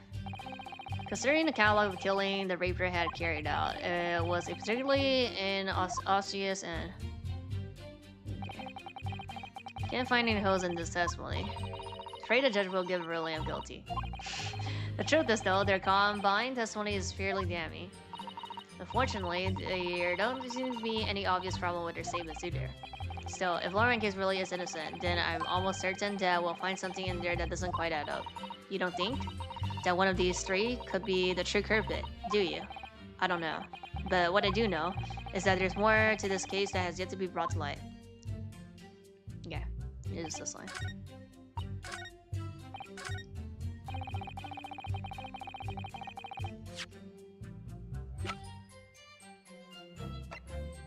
Objection! So you wiped off the blood from your hand on the floor of the room. Are you sure? Are you quite sure about that? Well, what else would you expect me to have done, eh? Does it really matter? Objection! The police found no such handprints on the floor during their investigation. What exactly is the defense asserting? Objection! If you listen, you'll find out. Prosecutor Sogi. Certainly, there was no bloody handprints found on the floor. What are you trying to say? There was a handprint and blood left very clearly at the scene. On the back of this notice board. Ah. Huh? Ah. Yes, indeed. Indisputably a handprint in the distinctive color of blood. A, you're dead right, that's my right hand. I don't know it anywhere. Objection! The witness very definitely testified that he wiped his floor on the floor. Any handprints on the back of the board are irrelevant. Objection! Not if the board itself has fallen over onto the floor. In that case, it's quite possible that the witness's handprint to have ended up there. Just look at the floor plan of the room. Yeah. No, this board was in the opposite corner of the room to the victim and in an upright position. Even if it had somehow been toppled and was lying on the floor at the time, it would have been a considerable distance from the body. I fell over when I came across the body, so I was basically right next to the corpse, not on the other side of the room. In other words, the defense assertion is contradictory. Yes, it is. Yeah, that's why. There's a very definite contradiction here, for which there must be a reason. I think you have formulated a proper hypothesis, Console. We do? Yogana. Regarding his disapparent discrepancy between the witness account and the handprint found at the scene. I have, my lord. The discrepancy between the witness account and the location of the handprint is explained by the board moving. Real contradiction here is the handprint itself, not where it was found. As the court can see, it's upside down. Good gracious, so it is. If the witness had pulled his hand against the board, the fingers would be pointing upwards. What does that tell us? It tells us one simple fact. When this handprint was made, The board must have been lying on the floor as I presume previously suggested, which means that after the incident, it must have been moved. Yeah. What? Objection! You're claiming that somebody moved the notice board after the shooting. Then tell the court who. I don't know that yet, but the point is, when you consider all testimony we've heard so far, we can now be very clear on one point. And that will be the position of the notice board at the time of the incident, my lord. So, Consul, I must ask you to clarify your assertion for the court. Where do you maintain? I mean, next to here, no? Right here. Take that! This is the only possible location. Yeah. He opened the door and then it knocked it? Immediately adjacent to the doorway.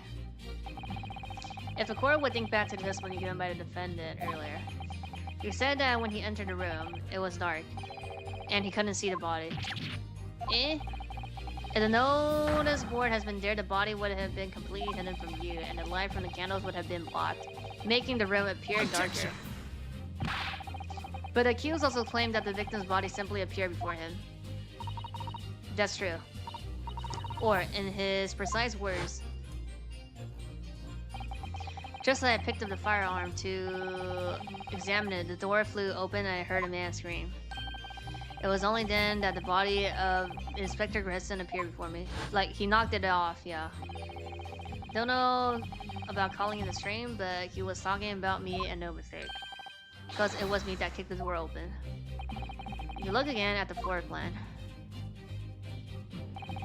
Consider what would happen if the door of the room was torn open with force, yeah. Boop! That can't. The door struck the notice board, knocking it over, and making the victim's body visible. Good gracious. My client has told nothing but the truth. He has simply described what he saw. Ugh. Hot actual hero. Order, order, order. Consul, how has this not come to the light before now? After the incident, somebody must have righted the board and moved it into the position where the police, myself, and my colleague saw it when investigating the room. Witness, what have you to say for yourself? What? Me, my lord? You and your fellows were there at the scene before anyone else. It goes without saying that you must know something about the position of the notice board. The witness in the stand will testify again. You will each explain exactly what you did upon arriving at the scene of the crime. Stop looking over your glasses at me. I get the message.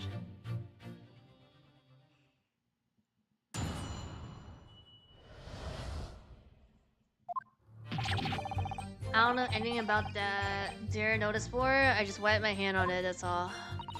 Well, it did not get me. I haven't got a clue about it. I was doing business with some second years at the time. I don't know anything about anything. I am just a bystander. Me, just a sign at the crossroad of life. It was that Reaper, I bet. He got the face that screams bored. What? I can't see how this changed anything anyway. The detective still died when we heard a gunshot.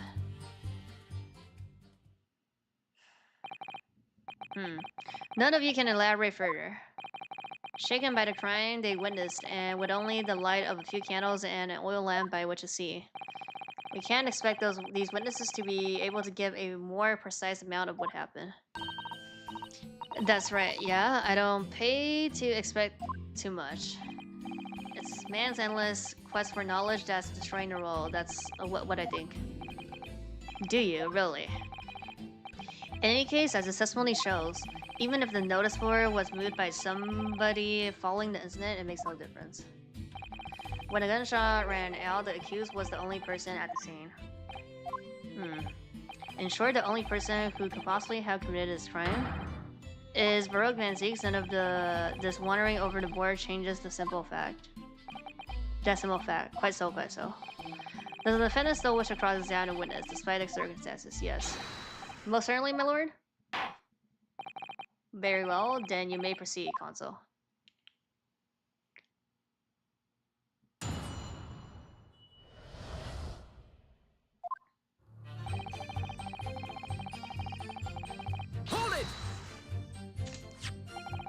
So you admit that it was the board you wiped your bloody hands on.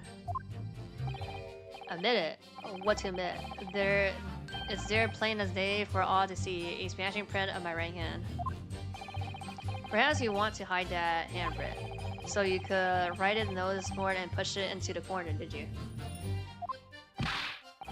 No, imagine the weight of that great lump. Do I look like a powerful and well-nurtured man?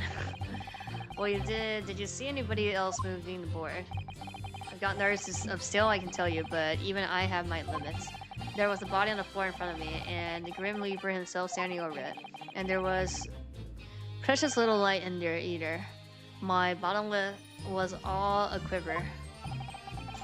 In other words, the witness is unable to give definite testimony on that point. Yes, so it would seem... Bored face mean? I think it just means like boring, no? Hold it!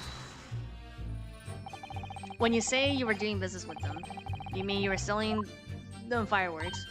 Yeah, what else?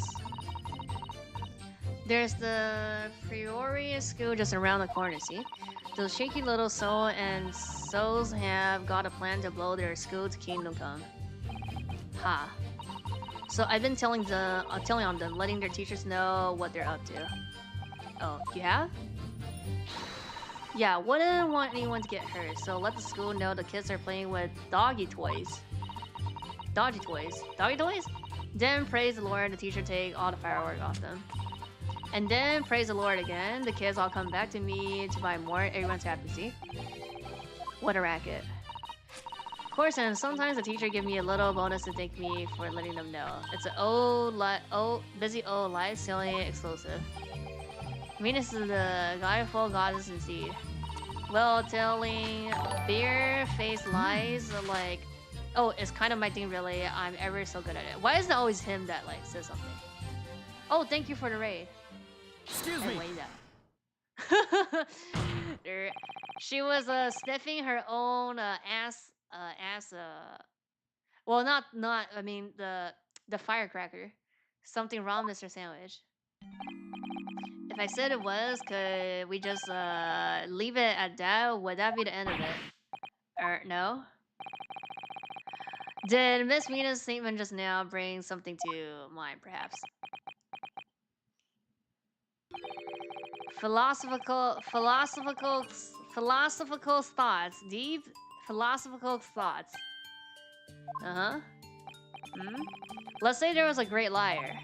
And that great liar said, without batting an eye, telling barefaced lies is kind of my thing. I'm ever so good at it. Will those words of her be a lie too, or the truth? In which case, he's not a liar. Oh. It's a hellish paradox, that one. Don't you think? Nope. Don't worry. Thanks for me. Fat doggo. I'm not entirely sure, to be honest. But it seems to me you're suggesting Miss Venus has been lying, are you? So she was not selling firecrackers? What are you on about, old man? Trying to cause trouble, are you? Keep on like that. And I'll wrap your whole body in firecrackers and set them off. That'll give you something to tremble about.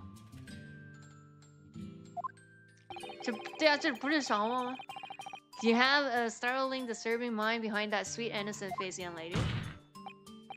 So Miss Venus has lied in her testimony. Is that what you're saying, Mr. Sandwich?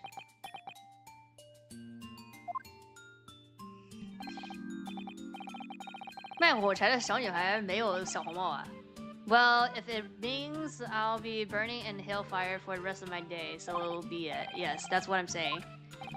Can you elaborate, please, sir? Oh, Babbermouth, you're headed for the room where the gunshots seem to come from, but there was someone else who crept up the stairs behind him too. That's right. That rotten liar over there. He's just kissing the firecracker.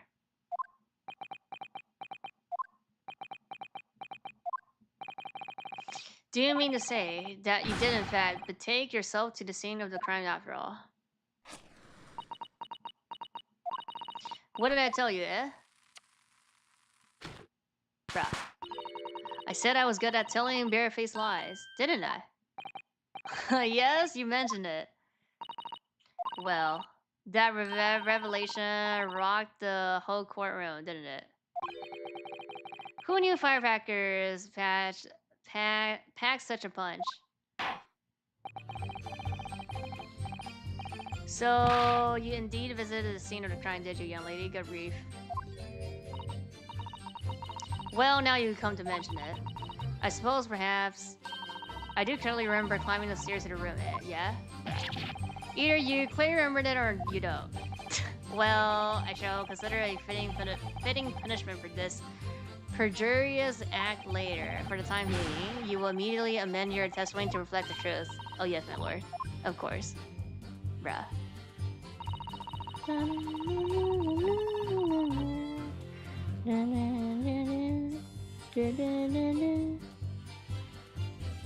Maybe I did sneak along beside Gossip and have a little peek into my room where it all happened. Hold it! You're late? Don't worry. We're like early in the testimony. You make a habit of lying, do you, Miss Venus? Well, I suppose so. I don't really know, to be fair. If you want my advice, though, I'll take your reading and say it with a big pinch of salt. Alright, but you did go, in fact, go to the room where the victim was killed on the day in question, didn't you? Oh, please, as if I would. Can't think of anything more terrifying. The truth, please. She do be sniffing? No, she's kissing her product. Well, alright, just a bit then. I mean, a girl my age is curious about stuff, you know? Did you touch anything in the scene? Oh, please, as if I would. I mean, there was a dead body on the floor. Do we get to see the... Okay, here. Sandwich question mark. Oh, we don't know their age.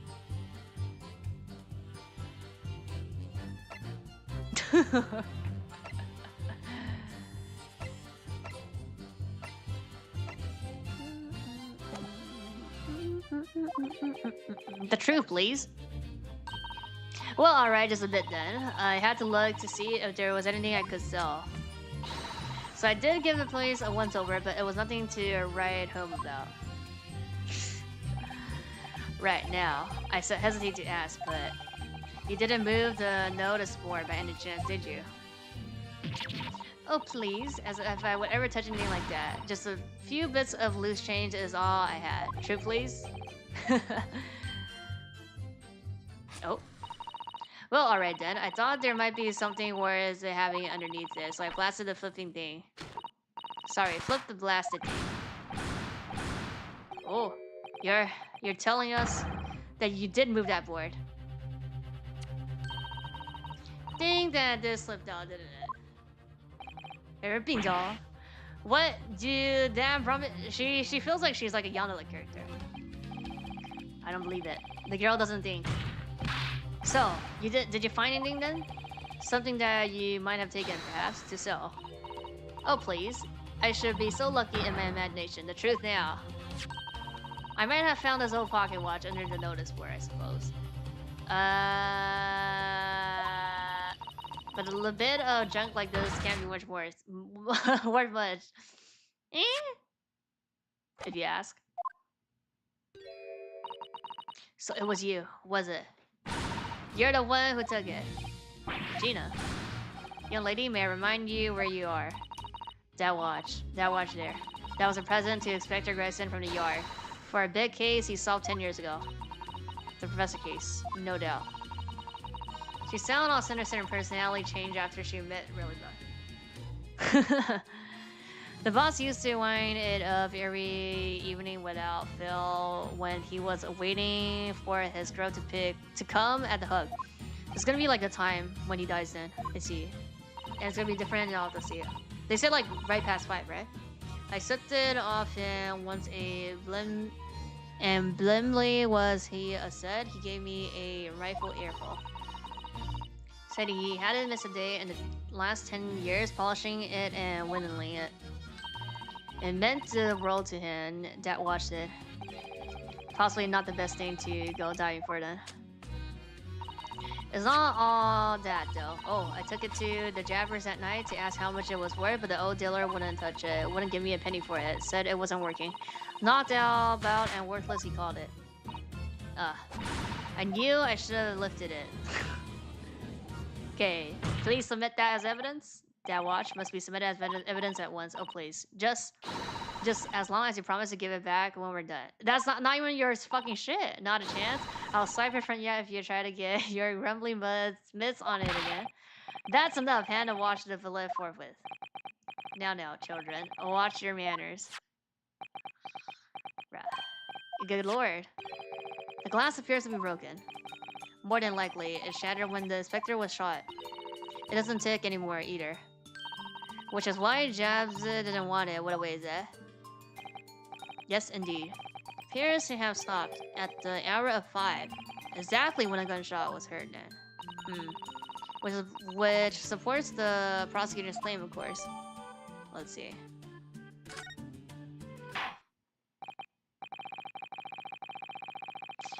Well, it would appear that the mystery of the moving notice board has been solved at least. Gina 本来就挺正常的。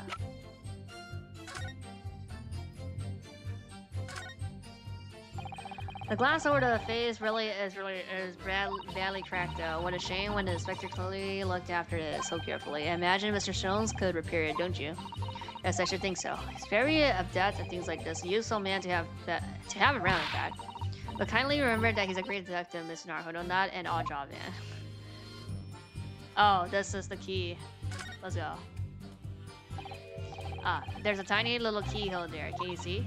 Oh yes, that's probably for the winder used to wind up the mechanism. It looks like a little unused, don't you think? Yes. You'll need just the right key to wind it, I imagine. We do. Why do you feel as though I've seen something? Something a bit like a key that's about the right size to fit in the skull. Would be wonderful if we had a key. We do. Let's check carefully over what we already found. We have a key! What do you mean? Oh, do I have to go back and then open the key and then do this? Or I have to like cross first?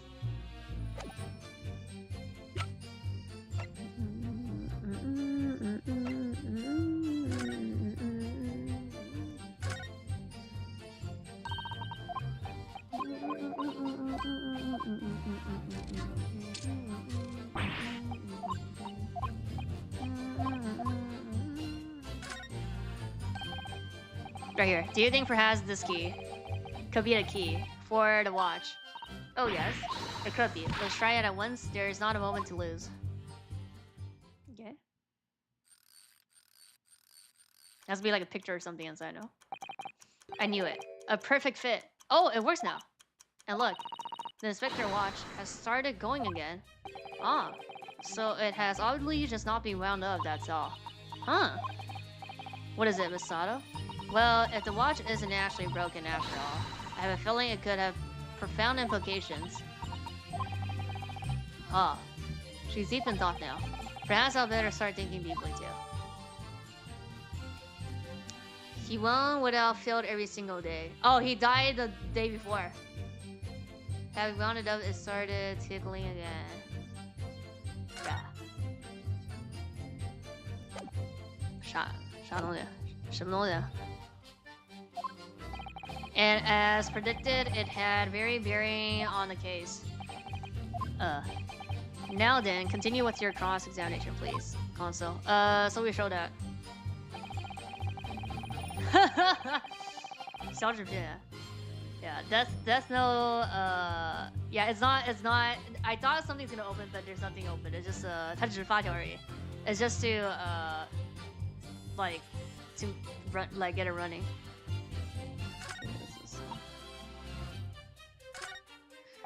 So it has to be a line where they talk about time, huh?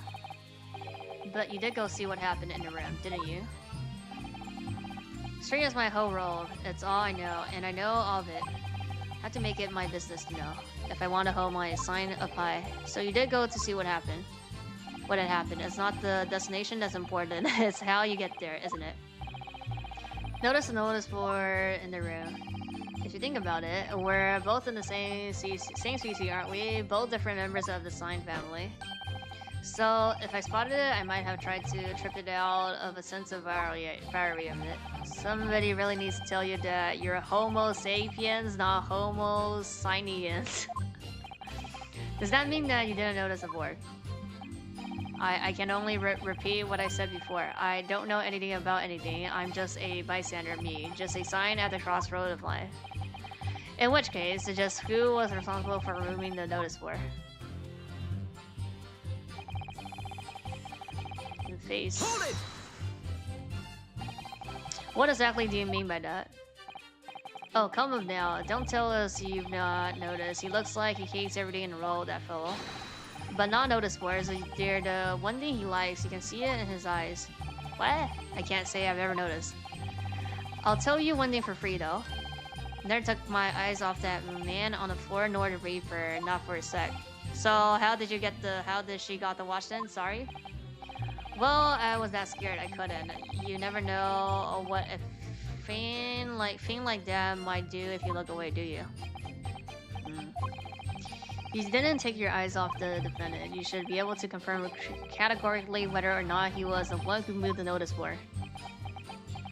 That I can. The Reaper did nothing of sorts. I can swear to that. I couldn't have missed it.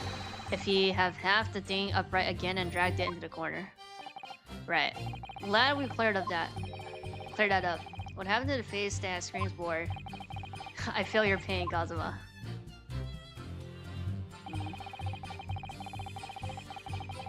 Died. Yeah. Died when we heard a gunshot, and it's like he didn't die. It was 5 o'clock in the afternoon that you heard a loud bang, wasn't it? He was already dead. Maybe the notice board fell over, or maybe it didn't. Maybe I fell over, or maybe I didn't. The Reaper's fate is sealed either way because of that gunshot we all heard. So your fate's sealed too. My fate. That's right. The defense is fate to lose, and the prosecution is to win. In other words, it all hinges on that single gunshot. So if I could just find some problem with that part of your story, maybe possible to change all our facts. Of course, none of that changes the fact that I heard what I heard, does it? It's just the last line. Not much to go on. As you pointed, Mr. Naruhodo, there's no question that the notice board was moved, so somebody must have done it. But if it did happen after the event, so maybe Kazuma is right, and it's not relevant to the case. But it seems to have been deliberately positioned so as to hide the body from the view. So I feel sure that there's some deeper significance to all of this. Yes, I know what you mean. I've no doubt there are more clues to be uncovered. You're on the right track, I can feel it. So follow your instincts. Alright then. Here's the last line.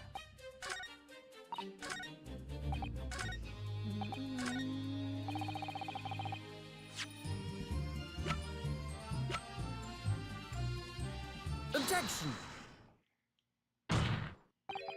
I'm afraid that's not necessarily the case. Oh? At the scene, we found this key to the window of the inspector's pocket watch. A key. And having wound the pocket watch, we discovered that it in fact still works.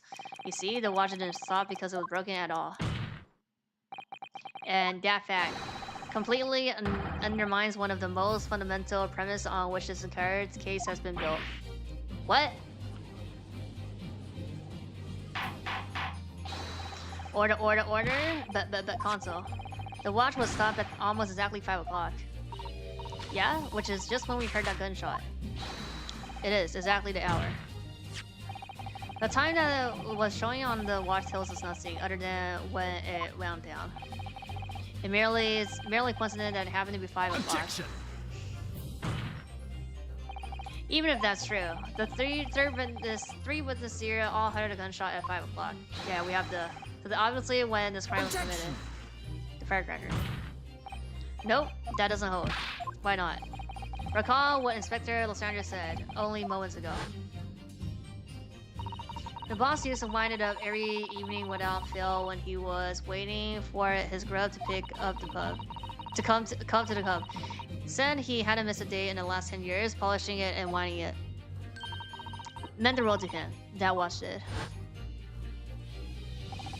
The victim was in the habit of winding his watch once a day, in the evening. We can reasonably assume, therefore, that he wanted the timepiece on the evening before he died as well.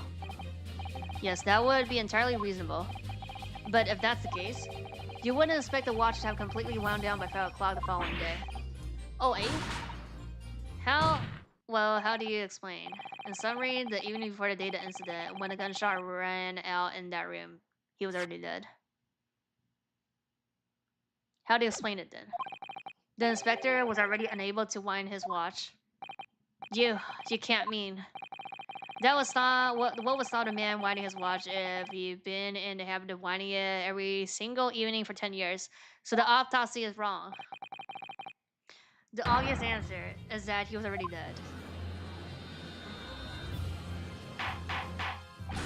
Order, console, that is a most extraordinary claim. Extraordinary isn't a word, it's absurd. You claim he was already dead the night before. Do you really think that Scotland Yard's coroner would have overlooked something like that? Yeah? On that subject, there's something rather surprising. There's actually an omission in the coroner's report. The time of death is not noted. Ah, that's right.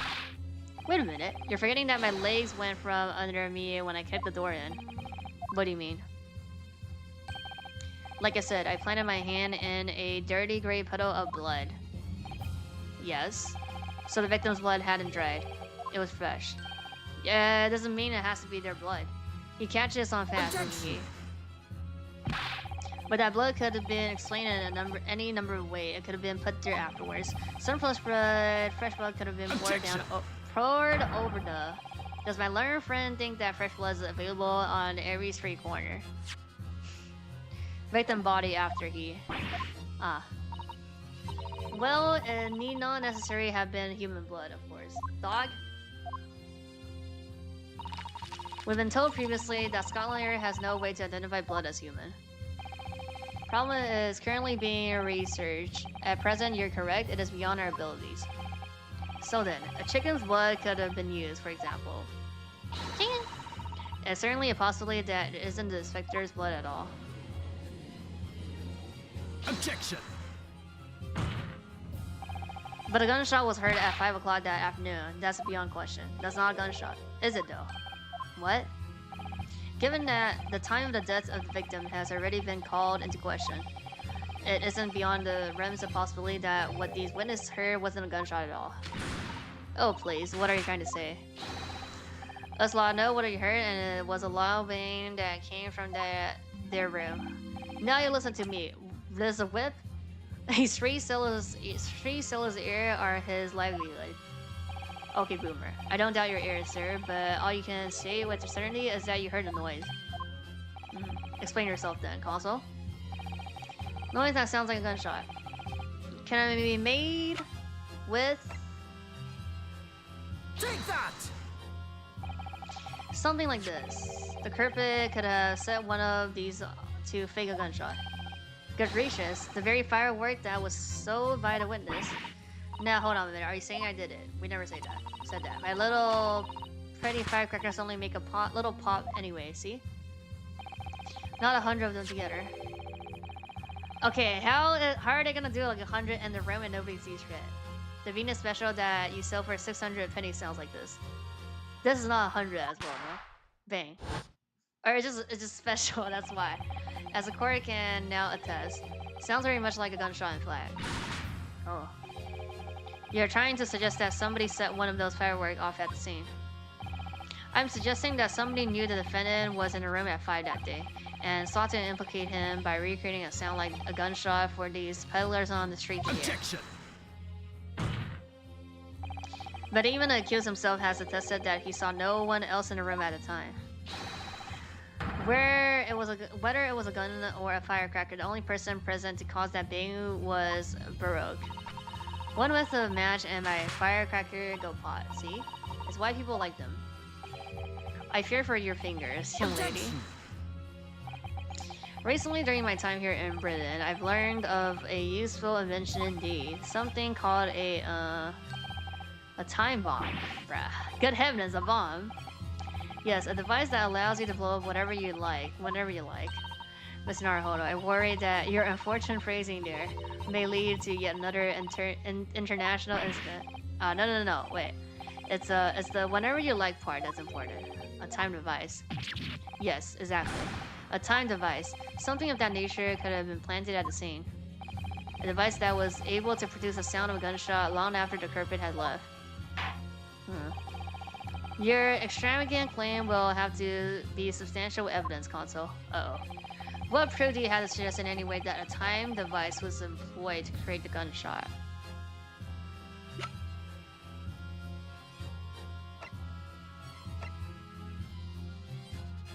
I have no idea.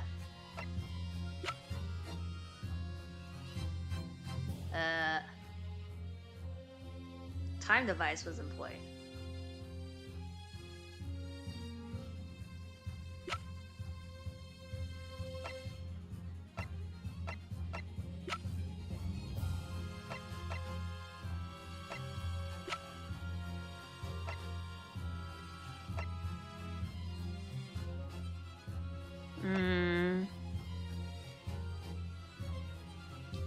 Is it an autopsy report? I have no idea.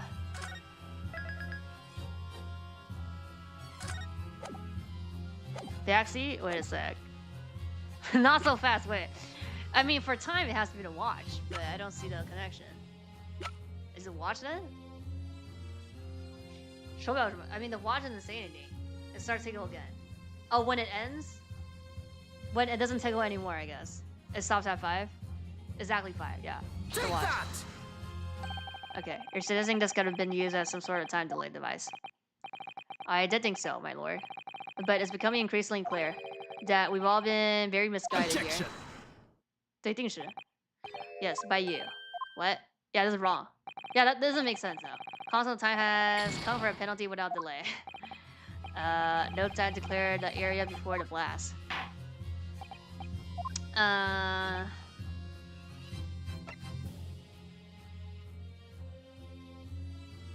Suggest any way time device was employed.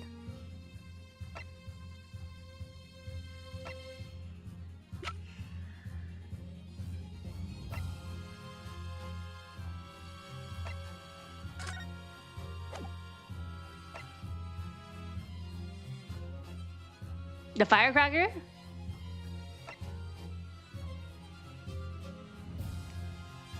蜡烛怎么倒计时? Oh, I guess they could. Yeah, they could use the candle, huh? Let's see. Take that!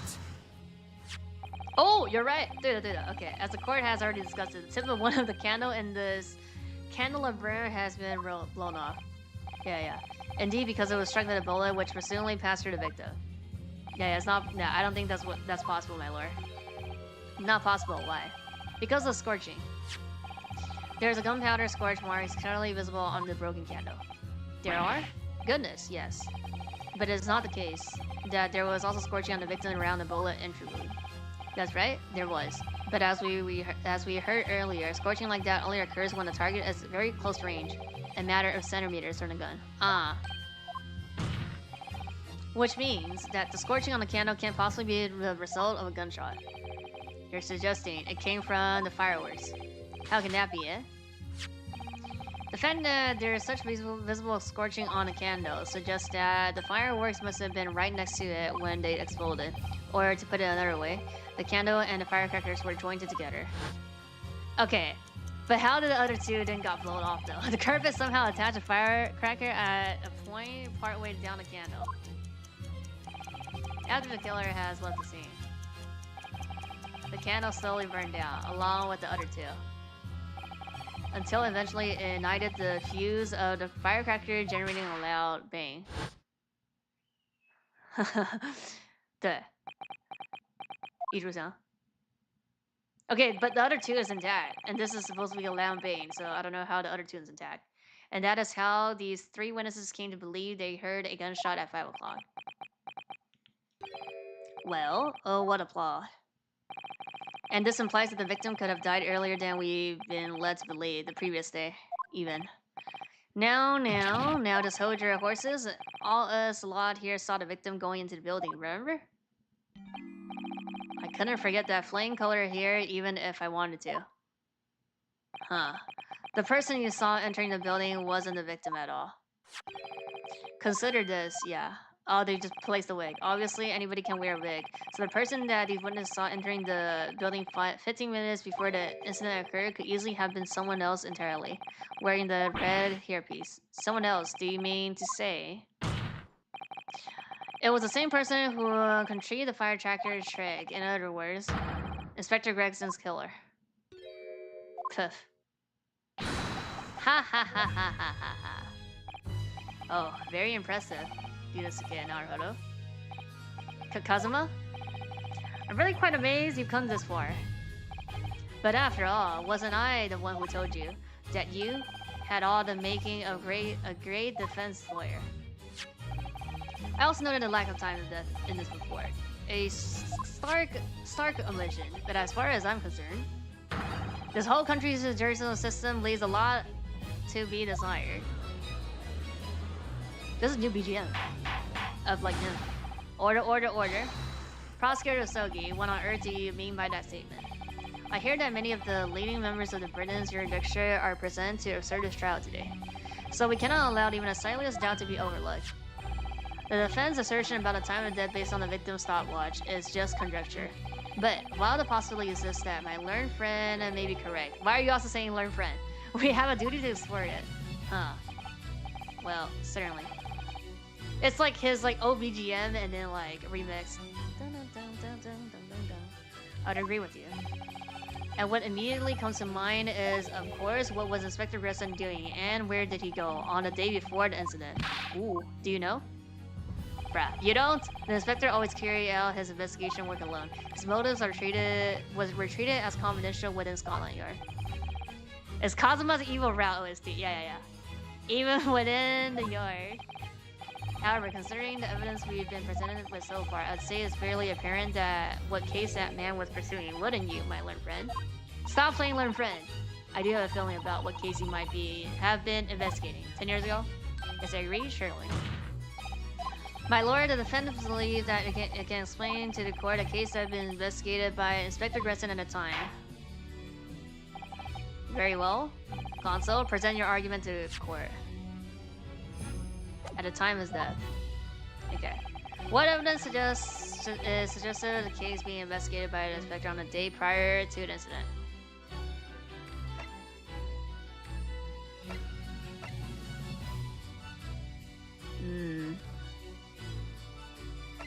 I mean the board, no? Isn't it just the board?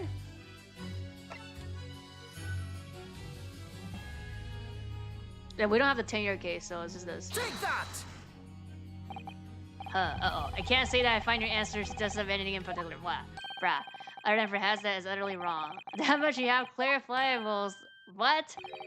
Congratulations, Inosuke Naruto. You deserve a reward for that extra display. Oh my god.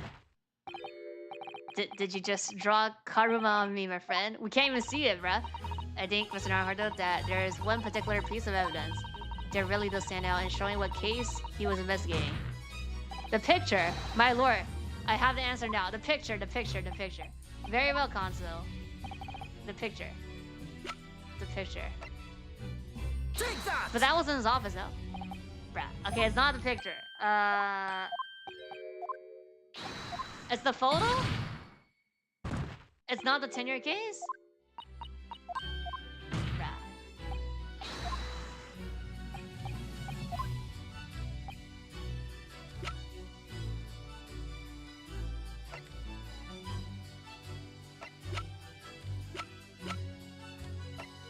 It has to be this then. What's your balls about? I don't think it's the red hair.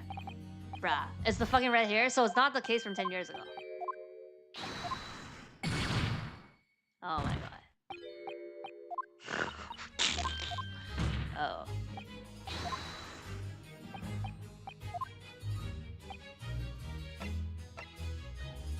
Take that! Oh my god, it is? Oh my god. I believe this red hair piece points to the answer. Bruh. We might assume it was part of the disguise used to carry out an undercover investigation. Okay. surely not. Such a brightly colored hairpiece would only serve to make the inspector more noticeable. Bodula. Yes, that's quite true. It would definitely have made him stand out in a crowd, except, that is, in a crowd of gentlemen from the Red-Headed League. The Red-Headed League. So, you're already worked it out. What on earth is this all about? Is there such an extraordinary league of gentlemen? The Red-Haired League is currently under investigation for a grand deception. A deception of what nature? Console? They've been targeting red-headed men across all London and tricking them out of sums of money. 2 men were arrested for the misdemeanor only yesterday, in fact. Yep. My lord, the defense calls those two men to be summoned at once. 2 redheads. 我以为他要说10年前的案子。 Inspector Gretson clearly infiltrated the Red-Headed League using this hairpiece. I mean, we don't know because like this might have been the killer. So it's very likely that he had direct contact with these criminals. And it's quite possible that such contact lead to more serious events. I concur that we cannot, in good conscience, leave this new avenue unexplored. Well done, Mr. Naruhodo. Well, it's another possible line of inquiry for us at least. Prosecution will make immediate arrangements for the chargemen to appear. Bring these 2 red-headed league conspirators before me. Prosecutor Sogi? At once, my lord. Very good. We will have a 30-minute recess. Okay. Court is adjourned. 评价是我不在乎是个。没有什么好评价的。没有什么好rating的。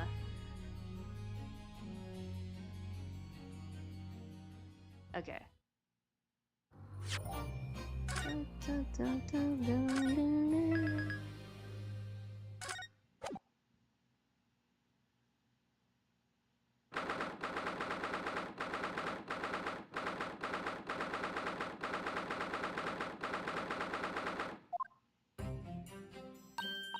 Oh, there you are, Odo. What kept you, my dear fellow? Hello, Mr. Sholmes. Gina. You sure about what you said in there? That the boss, you know, actually died the day before. It's pretty hard to swallow. Yes, I was shocked by the relevance too, Gina. As was I, possibly more shocked than both of you. It's not a competition, Mr. Sholmes. But I was more shocked than all of you put together. This is obviously a important question, is it? Yes, it's strange that there's no time of death noted. Suppose there's a simple explanation. Or perhaps it was a deliberate omission. I'll do it. If it was deliberate. Puts me in the mind of the last case we worked on. And Dr. Sid. I know, anyway. It seems that on the day before Lord Van Zieks discovered his body, Inspector Gregson was investigating the Red-Headed League, so perhaps something happened with them. Come to think of it. You had trouble with those League men too, didn't you? Mr. Sholmes, you were taken in by their trick. No, naturally, I wasn't taken in as you put it.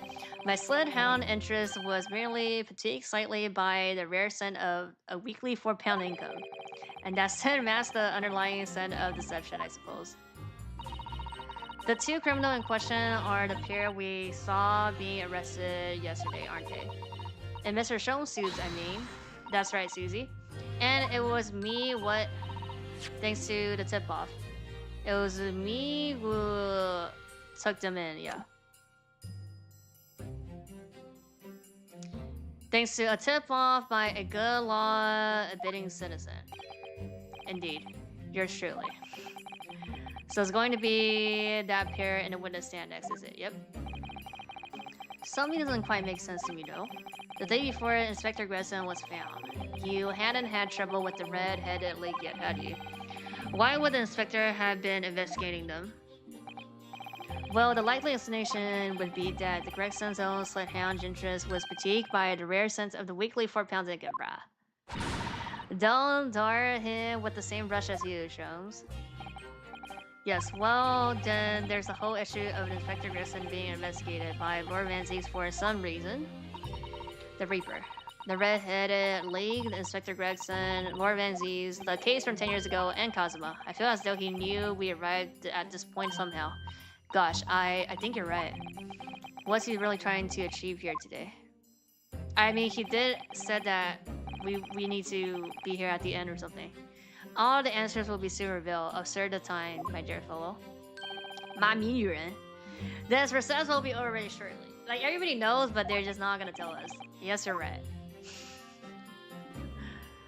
Okay, Kazuma was determined that he should be the one to prosecute this trial, and he was determined that I should take the defense.